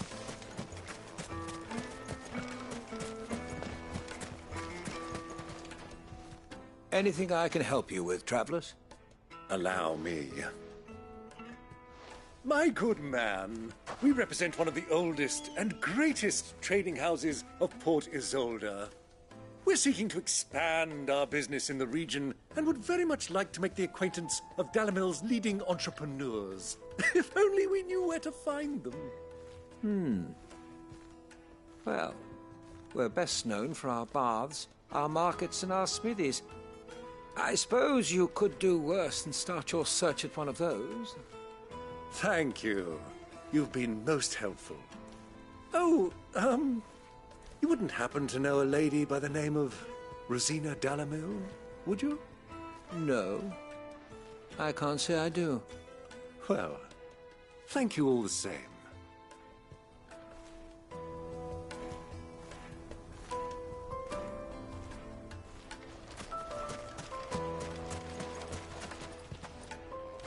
What do you want? Can't you see I'm busy? I won't keep you long. I'm looking for someone. A woman by the name of Rosina Dalamil. Do you know her? Never heard of her. Is that all?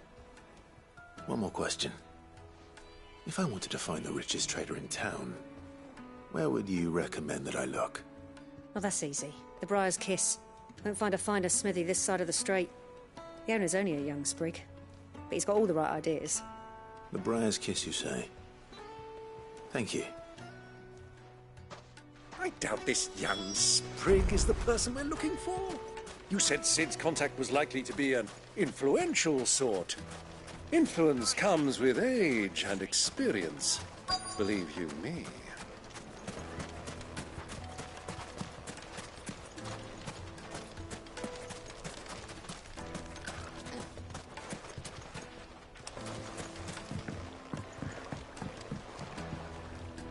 Can I help you? Yes, I'm looking for a woman by the name of Rosina Dalamil. A long-standing pillar of your community, I believe, from old trading stock. Then you should ask Ferda. He's been here for years. Knows the place and its people like the back of his hand. And he's in with all the old merchant families. Try the baths.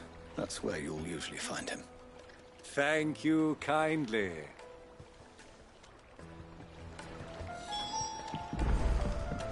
Well, it sounds like we have our man. Perhaps.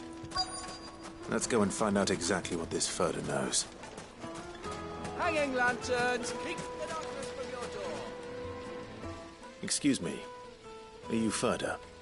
I am. Can I help you, travelers? I hope so. You've lived here for some time, is that correct? Do you know Rosina Dalamil? We believe she may be a trader of some renown. And what business do you have with the Desert Hare? She was a close friend of mine. I was hoping she might be able to help me. Very well. Go to the bordello. I'll arrange an introduction. Do you think we can trust him? Only as far as I think. So you're the ones who've been sniffing around? I beg your pardon? Don't play the fool. Stick your nose in our business and you're likely to lose it.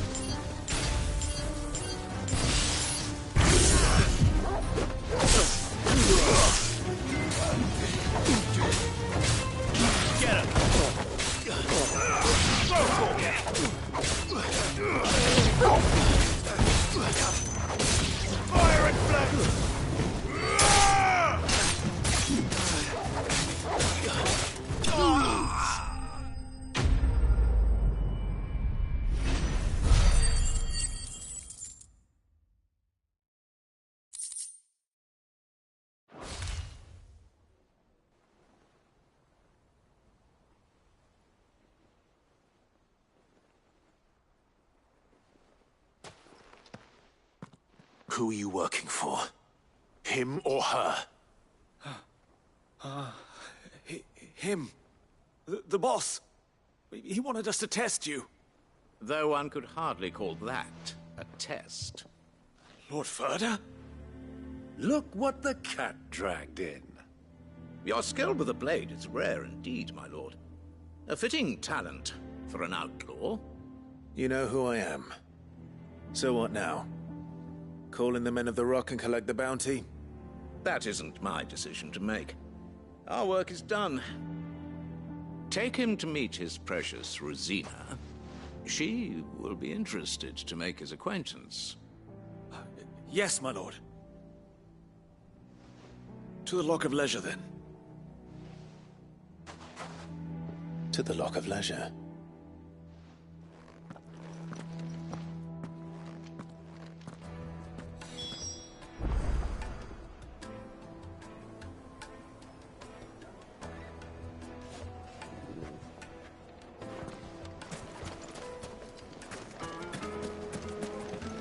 Lights and pots!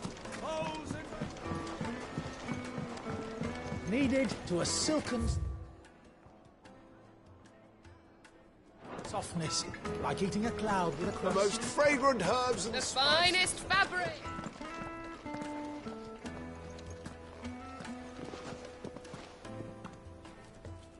Is this the place? Lubor's Forge. The Briar's Kiss. So it was the young sprig after all. So much for Rosina Dalamil being a woman of experience. How wrong I was. It was an easy mistake to make, Uncle. After all, it must have been years since Sid last saw her. Sorry, him.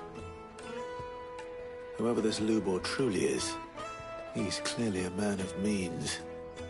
I'd say he deserves our respect. See that he gets it.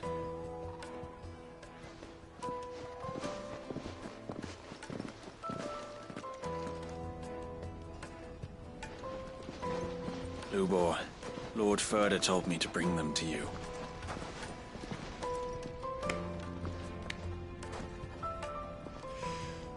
My boys tell me you're in need of assistance. Sid the Second? I won't waste your time. I need passage through the south gate.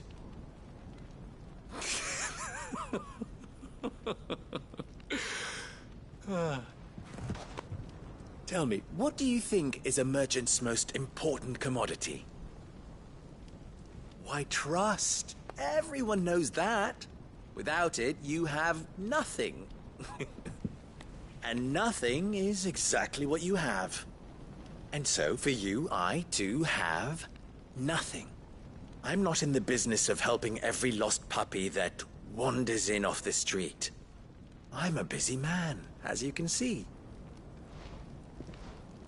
Let's leave this mummer to his farce. By all means. Find someone else to help you on your way. Just be sure to tell them you're not the two travelers from the inn the guards are looking for. Don't want them jumping to conclusions, do we? Why, you... So, what do we need to do to earn your trust?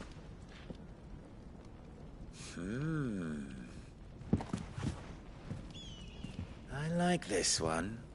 Willing to do whatever it takes to get what he wants. Ha! Men like you have a special place in my heart.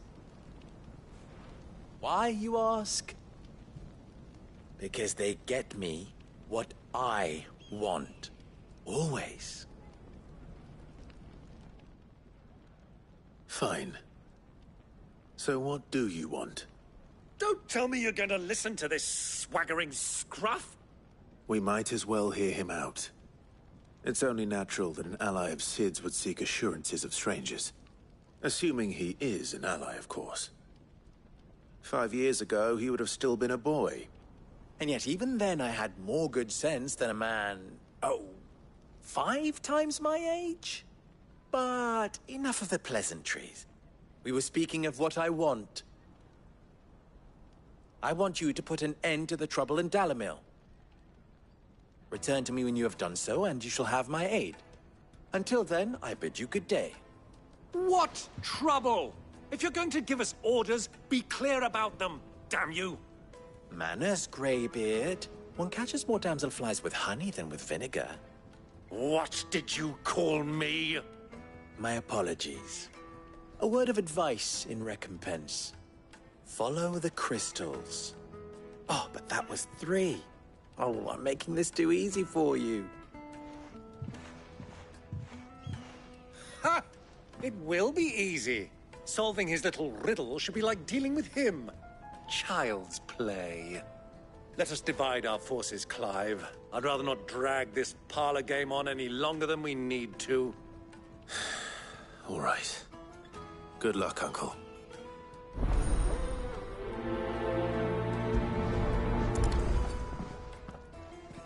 I thought we were the only ones causing trouble in Dalamil.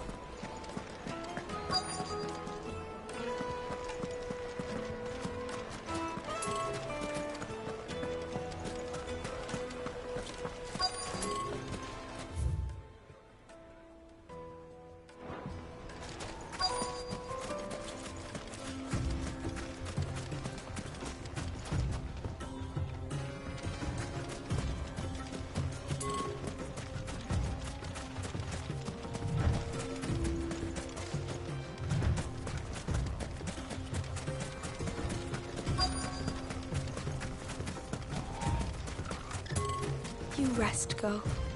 You've earned it.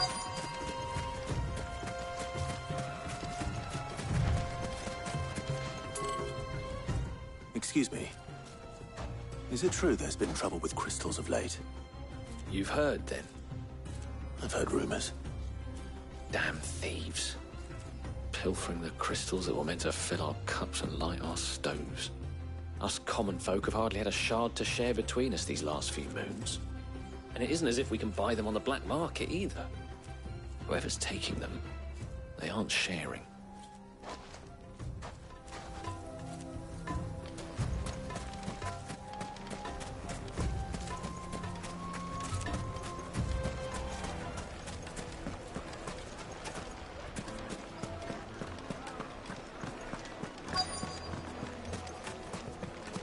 Light, meat and dark, fresh from the kill. You wouldn't believe how much he gave me. What can I do for you, soldier? Need that sword polishing?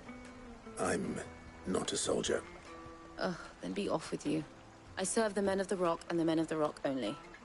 You have an agreement with them? Don't be stupid. I just know which side my bread is buttered. Don't want to be stuck under some pauper when they come knocking. With pockets deeper than Zemeckis and an urge to empty them. No, just leave, will you? Before you scare them off. Do you think they'll be back soon? I need a new Fresh dress. bread, warm from the oven.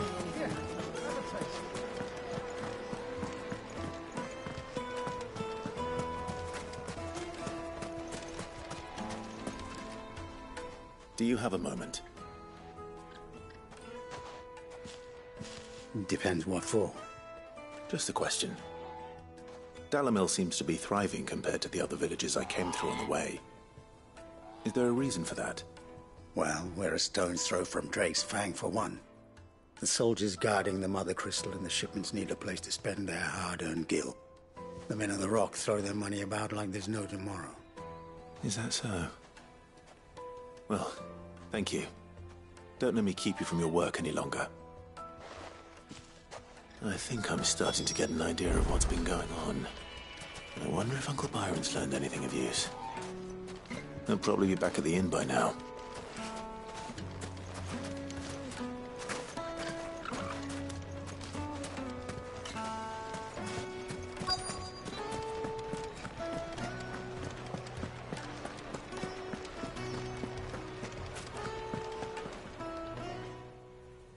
It's you, the one who broke all our furniture. What do you want? Haven't you caused enough trouble already? I'm looking for my pal. Have you seen him? The gentleman who was with you? Yes, he's upstairs, but... Thank you. I'll go and fetch him.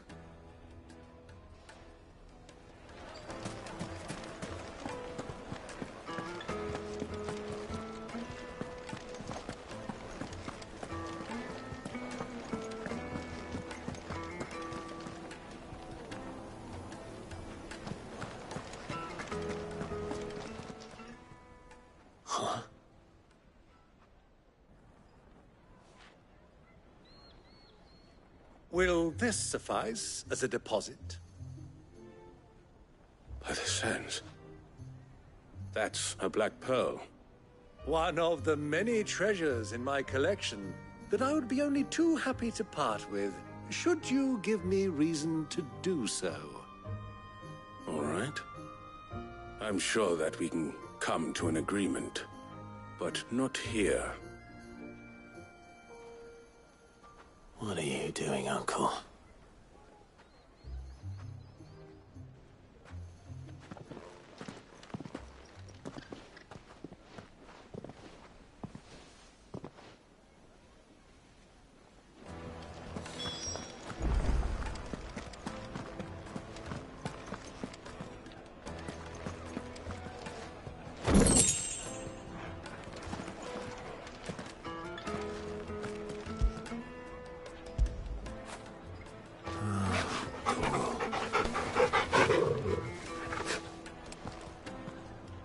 Care to explain why you're giving gifts to Kupka's men? Bait, my boy. One cannot catch one's prey without it. And I do believe I've snagged us quite the quarry. I started by asking around the markets as to where I might purchase crystals. I had no luck, of course. It's forbidden to trade in such things. But my uncharacteristic indiscretion just happened to attract the attention of those uniformed ruffians. They took me aside and said they could procure the crystal I sought if I proved I could pay for it. So the pearl was your proof? I thought they'd ask for more. A second-rate specimen like that would only fetch 500,000 or so. A small price to pay for admittance to the underworld. But enough about my little act of subterfuge. What did you discover? That the supply of crystals has dried up of late. And some people seem to think they're being stolen. Meanwhile, members of Kupka's private guard have been spending money all over town. I'll wager those soldiers you've been talking to have been siphoning off crystals meant for elsewhere, and pocketing the profits. I'll wager you're right. We'll meet with them then, just as you arranged, and put an end to the trouble Lubor spoke of. Ha! That preening popinjay thought this would be difficult. It just goes to show, one should never underestimate a Rosfield. We'll soon wipe that smirk off his face. I arranged to meet with the soldiers in a secluded corner of the Velcroy, far from prying eyes. The perfect place for a spot of double dealing. I trust I can count on your support, if things turn sour. Of course.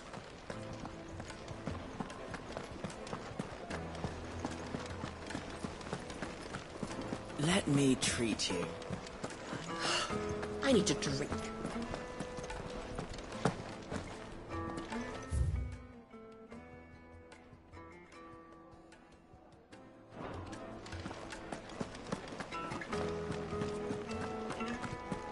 Fucking men of the wrong. Anytime they pull their snouts like a Kupka's trough is dangerous.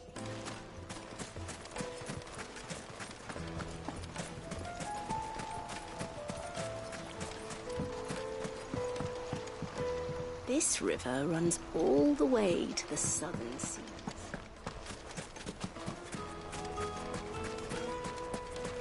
A 1,000 gil for a measly bunch of Gazal greens.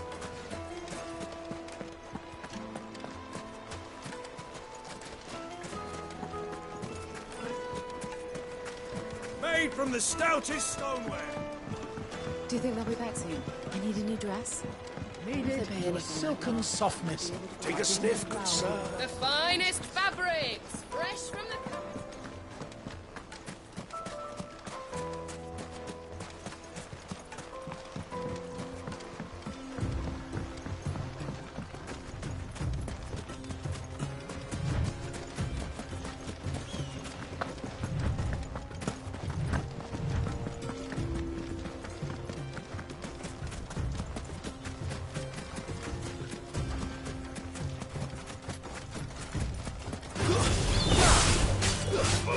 Over here! Well. Get him! It's over. Go for it! This one.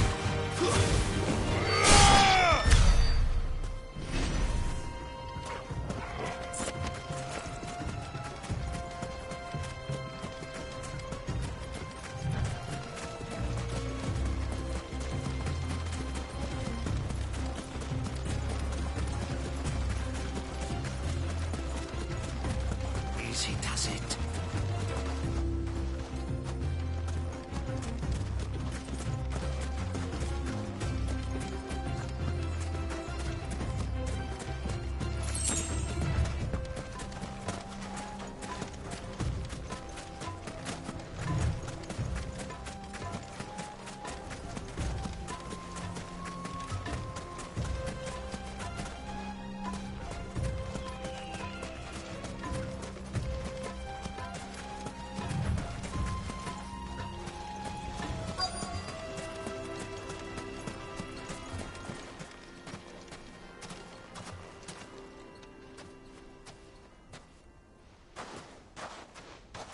I'll take it from here.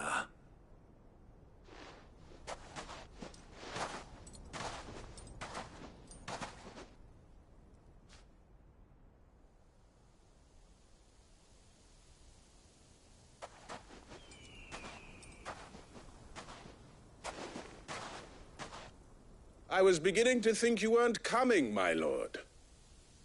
You've brought your contribution? All the silver and stones I could scrape together at such short notice? You brought the whole 500 talents. That was the price we agreed upon, yes? If you've no objections, I'd like to see the crystal. Of course. Right this way, my lord.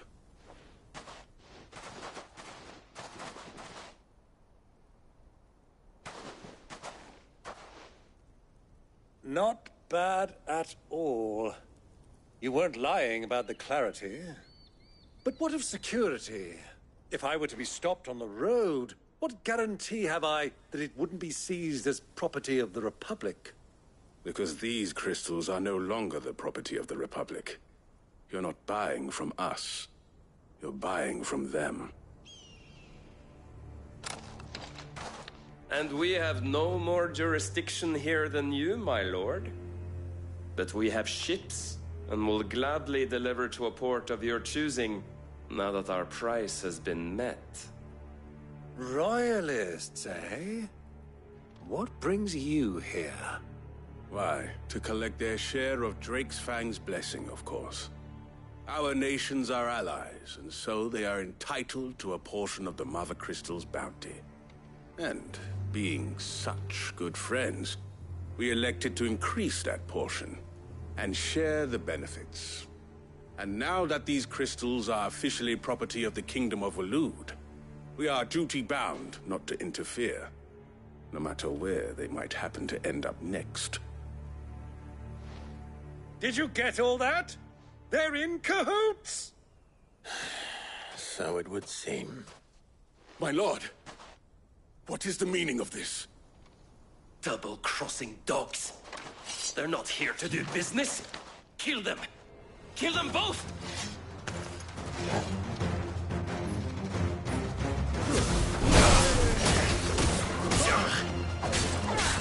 Nice try.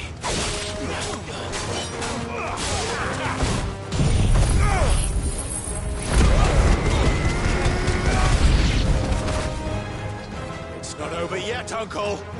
Good! I'm just getting warmed up. This one.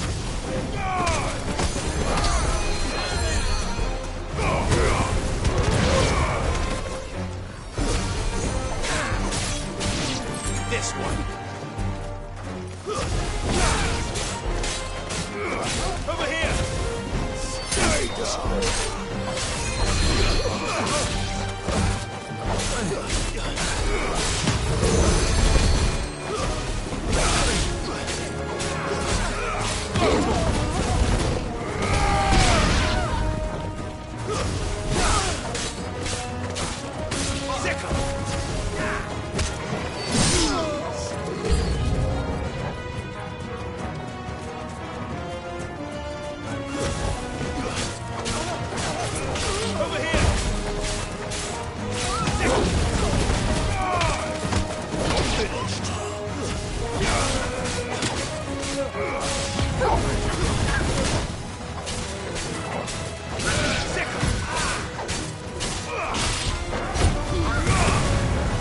It's over.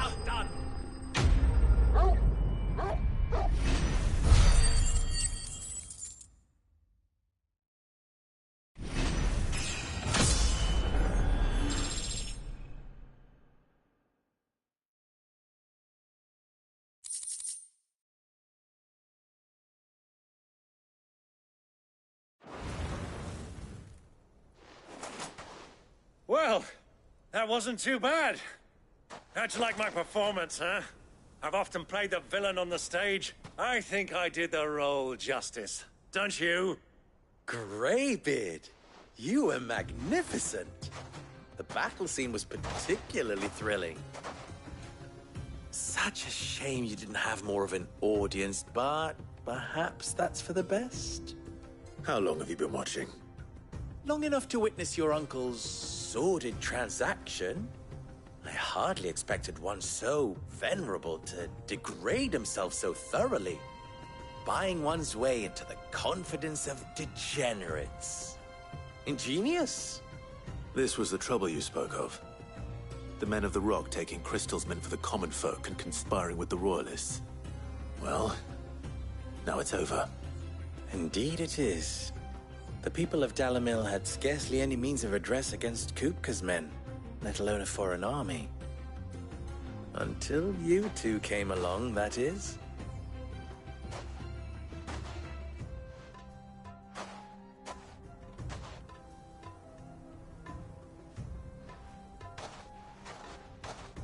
Well, we'd better get these crystals back to town. You won't mind waiting with them while I fetch a wagon.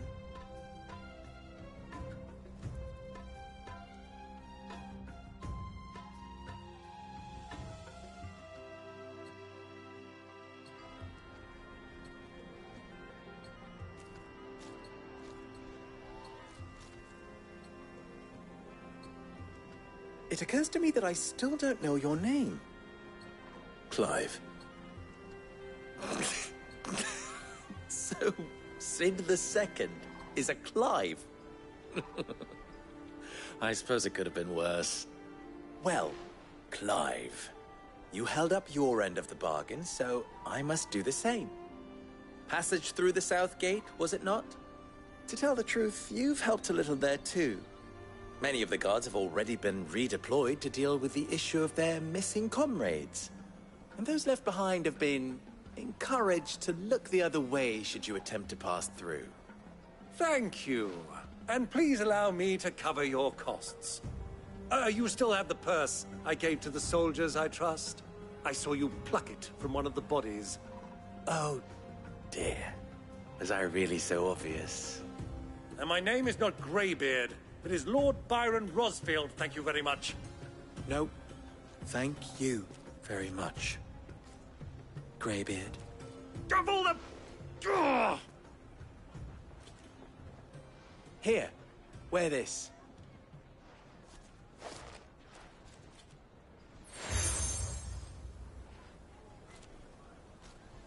Any friend of mine who sees you with it shall be a friend of yours. Thank you, Lubor. And please, feel free to send one of my Stoluses back to your people. Tell them that Rosina Dalamil is back in bed with Sid.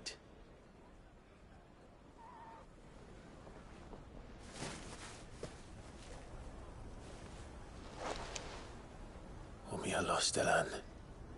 Tu Isakelis.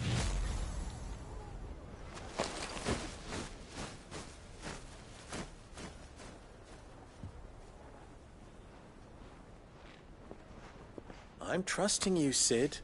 Or should I say, Clive? So be sure not to let me down. I have a reputation to uphold.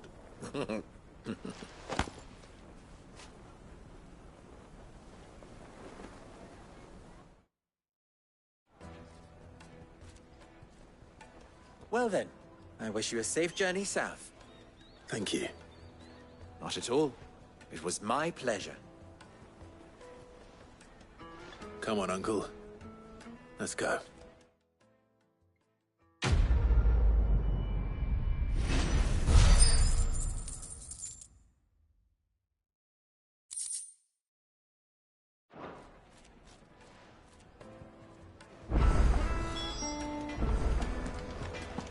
I've never even forged a butter knife. Perhaps Forge Master Luber's having fun at my expense. I wouldn't put it past him. Neither would I. Oh, wait. Are you Clive? Sorry, my mind was elsewhere. I'm Sava, Master Luber's least accomplished apprentice. Soon to be former apprentice if I don't pass this test. Maybe I'm just not the resourceful type. People are buying up weapons faster than the Briar's Kiss can forge them, and here I am, unable to make a decent bit of kitchenware. He wants me to make a carving knife, one that embodies the spirit of Dalamil. Whatever that's supposed to mean. I don't suppose you have any idea what he's on about, do you? I'm afraid not. Never mind. Thought I'd ask. It was that or pack my bags. I could give you a hand if you like. I know how busy the Briar's Kiss has been, and that Lubor needs all the capable hands he can find. I'd be a fool to refuse. So, where do we start? Good question. If I'm honest, I've never made any kind of knife before. And then there's this little riddle to keep in mind. The spirit of Dalamil.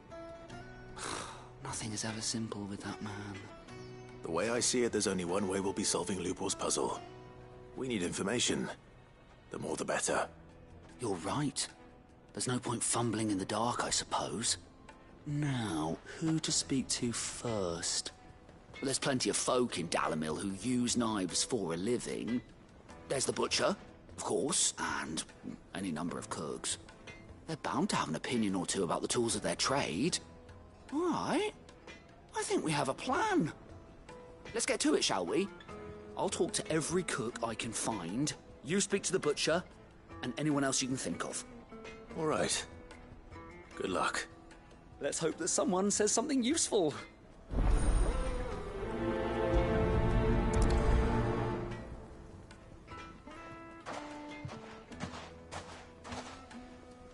Trust Lubor to take a simple test and turn it into a riddle. I'd better get to it.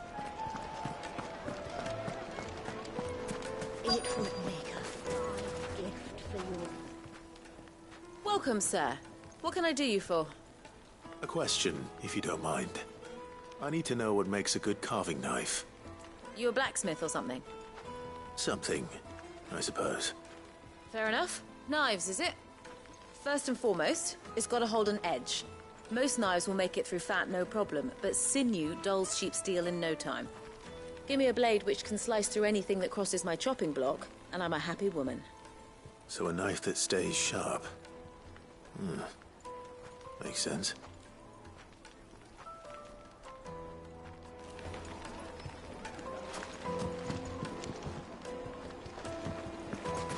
The most fragrant herbs and My spices. carpets have pride of place in And beyond.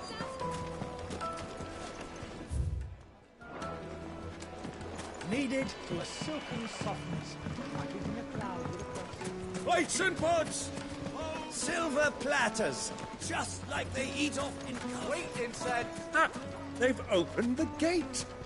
Lubor was true to his word. To the Fang now, at least. Yeah, but... What is it? I'm in no mood for chatter. Sorry. Do you mind if I ask your trade? Hunter, why? I have a question. Can you tell me what makes a good carving knife? I assume you use one out in the field. Has to be able to put up with some punishment.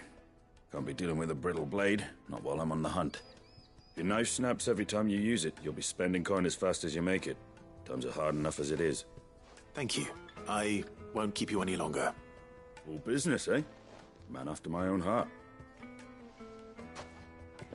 So, a carving knife should be hard-wearing and hold an edge. Hardly a revelation. Let's hope Sava had better luck than I did. Anything I can interest you in?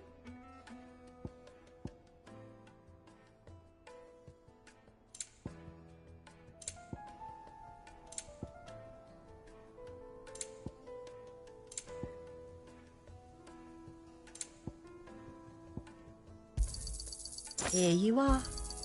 An excellent choice. Thank you for your custom.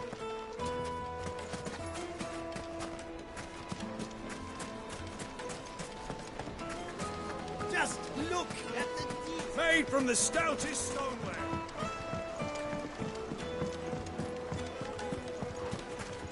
Yes, they're quite sick.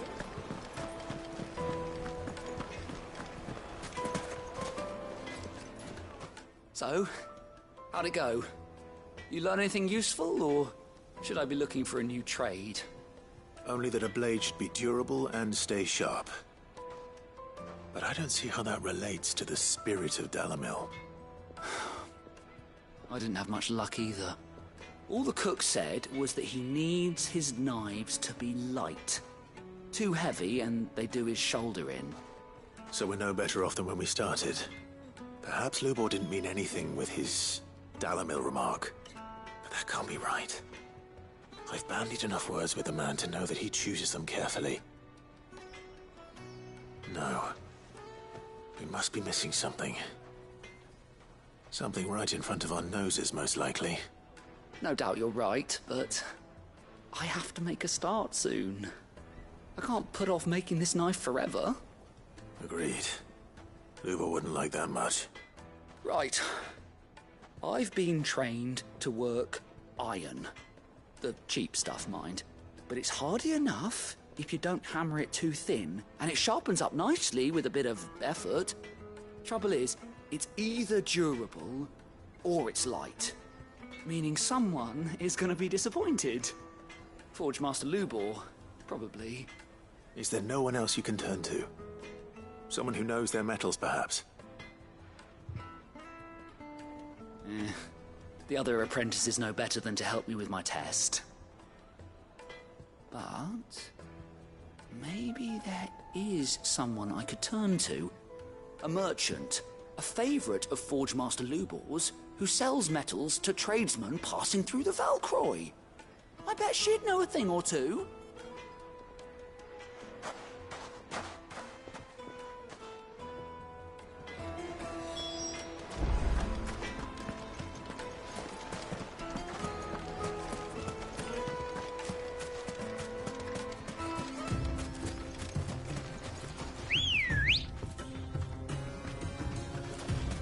Good girl. Fly, Ambrosia.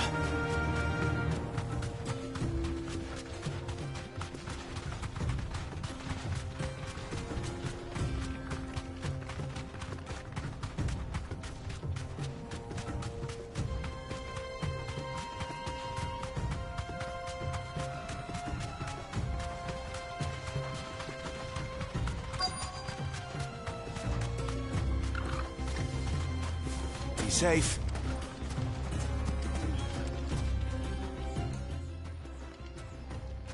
Any luck? Or will you be needing help with your bags? Well, I asked her, but... you tell him. If you're looking to make a knife that will impress a master like Lubor, there are options. They're just not that viable. Featherlight adamantite knives will get passed from generation to generation, never needing so much as a lick of the whetstone. But adamantite ore is unique to ash, so it doesn't come cheap. And it's beyond my skill to handle. Unique to ash. Are there any materials unique to Dalamil? Something which could be mixed with iron to refine it. Make it lighter. What are you getting at? You said that Lubor trained you to work iron. Then that's what he'll expect you to use. But he would have known that it would either be too heavy or too brittle for a carving knife. Perhaps his Dalamil remark wasn't a riddle, but a hint. If it's cheap metal you're using, then there's always limestone, I suppose. Folk first settled Dalamil to get at her mineral deposits. And, if you know the trick, it can be melted down in the furnace to drive out impurities from low-quality iron. Bloody hell! That must be it! I don't suppose you know the trick, do you? It's hardly my speciality, but I've been around enough blacksmiths to know how it works. Looks like I've got some learning to do. Clive, I hate to ask after all that you've done for me, but... The limestone? Fine. I can hardly abandon you now. Besides, I want to know if this is the answer to Lubor's little riddle. I can't thank you enough, Clive. You'll have no trouble finding limestone over in the terraces. The place is bloody made of it. Then I suppose I'll meet you back at the forge. Right you are. I'll see you shortly. So, do you crush it up, or just throw it in the furnace?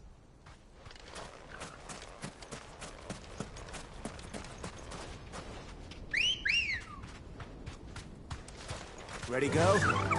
Faster!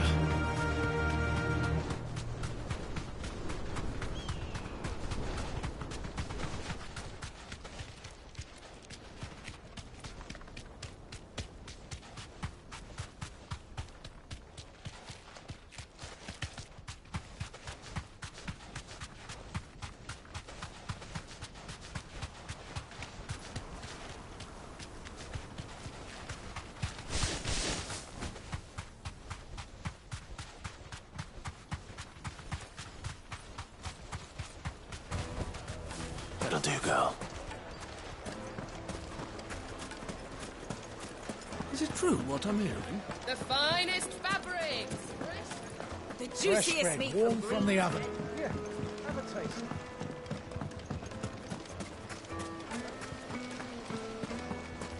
Hanging lanterns! Keep the darkness. We should get going soon. Do you have water? Ah, I'm not too late. What is it, Lubor? A question that I neglected to ask earlier. Where is it that you're bound? To Drake's Fang. To finish Hugo Kupka. Just as I thought. Then allow me to share a secret. Drake's Fang is currently riddled with royalists. Talmeki and Waloed are allies, and as you have seen, their soldiers work hand in glove. But no nation has ever before allowed a foreign army to make a barracks of its holiest of holies. Not by choice, at least. And there's more. My man on the inside of the Fang has failed to report for several days. I fear there may be more trouble lying in wait for you on the road ahead. Isn't there always? If you're determined to beard the lion's den, then promise me one thing. That you will enter via the mines, where the guard is lightest. I've lost one Cid already. If I lose another, people will start to think me careless. I don't plan on dying. Not before Kupka does, anyway. Well, so long as you have a plan.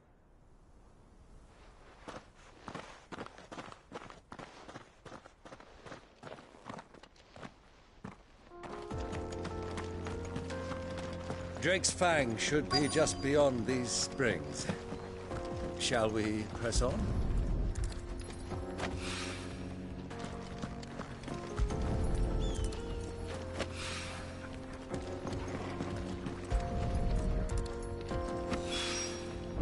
One rock looks a lot like another. But hopefully this is what Sava needs.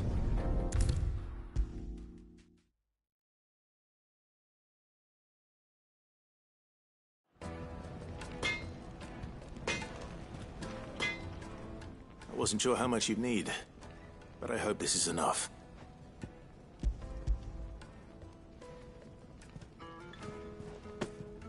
You are one of the good ones, you know that. You and that merchant both, she's got quite a gift for teaching that one. Now, time to see if limestone is the secret weapon we were hoping for.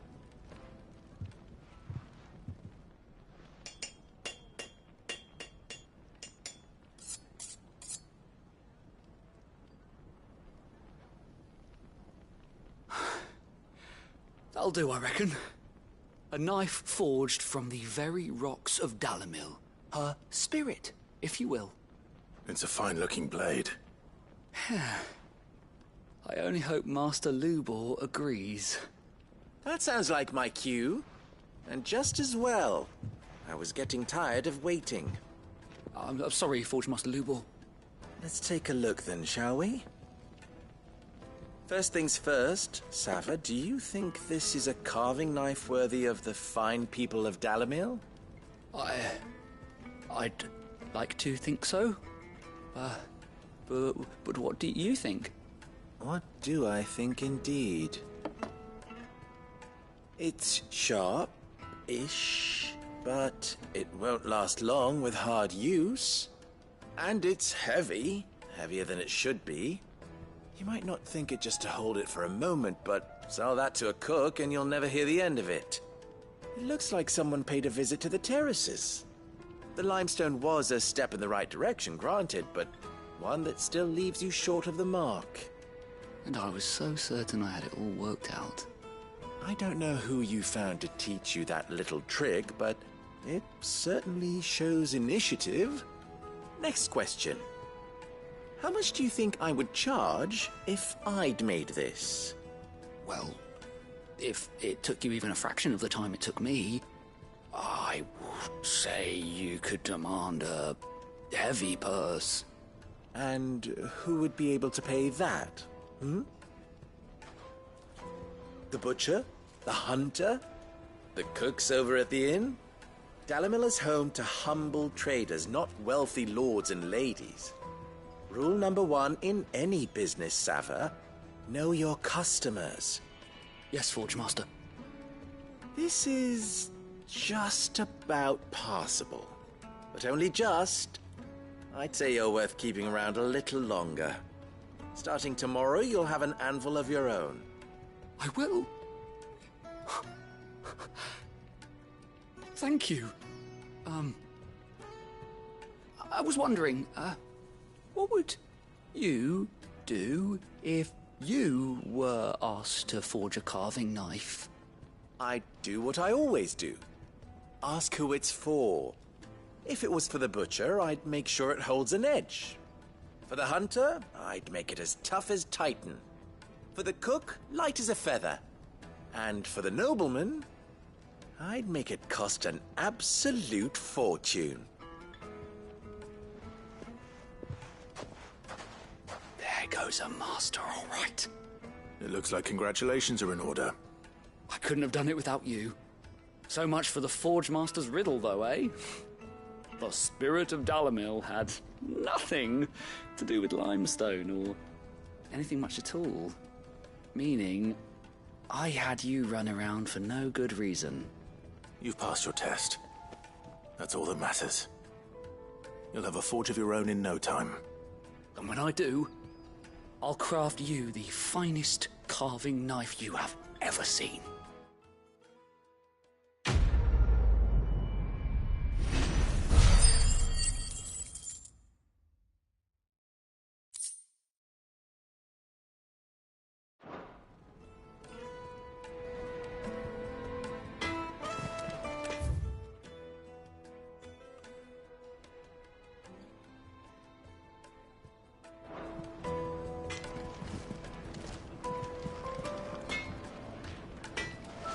I hear you and the Master are working together now. Glad to have you on board. My carpets have pride of place.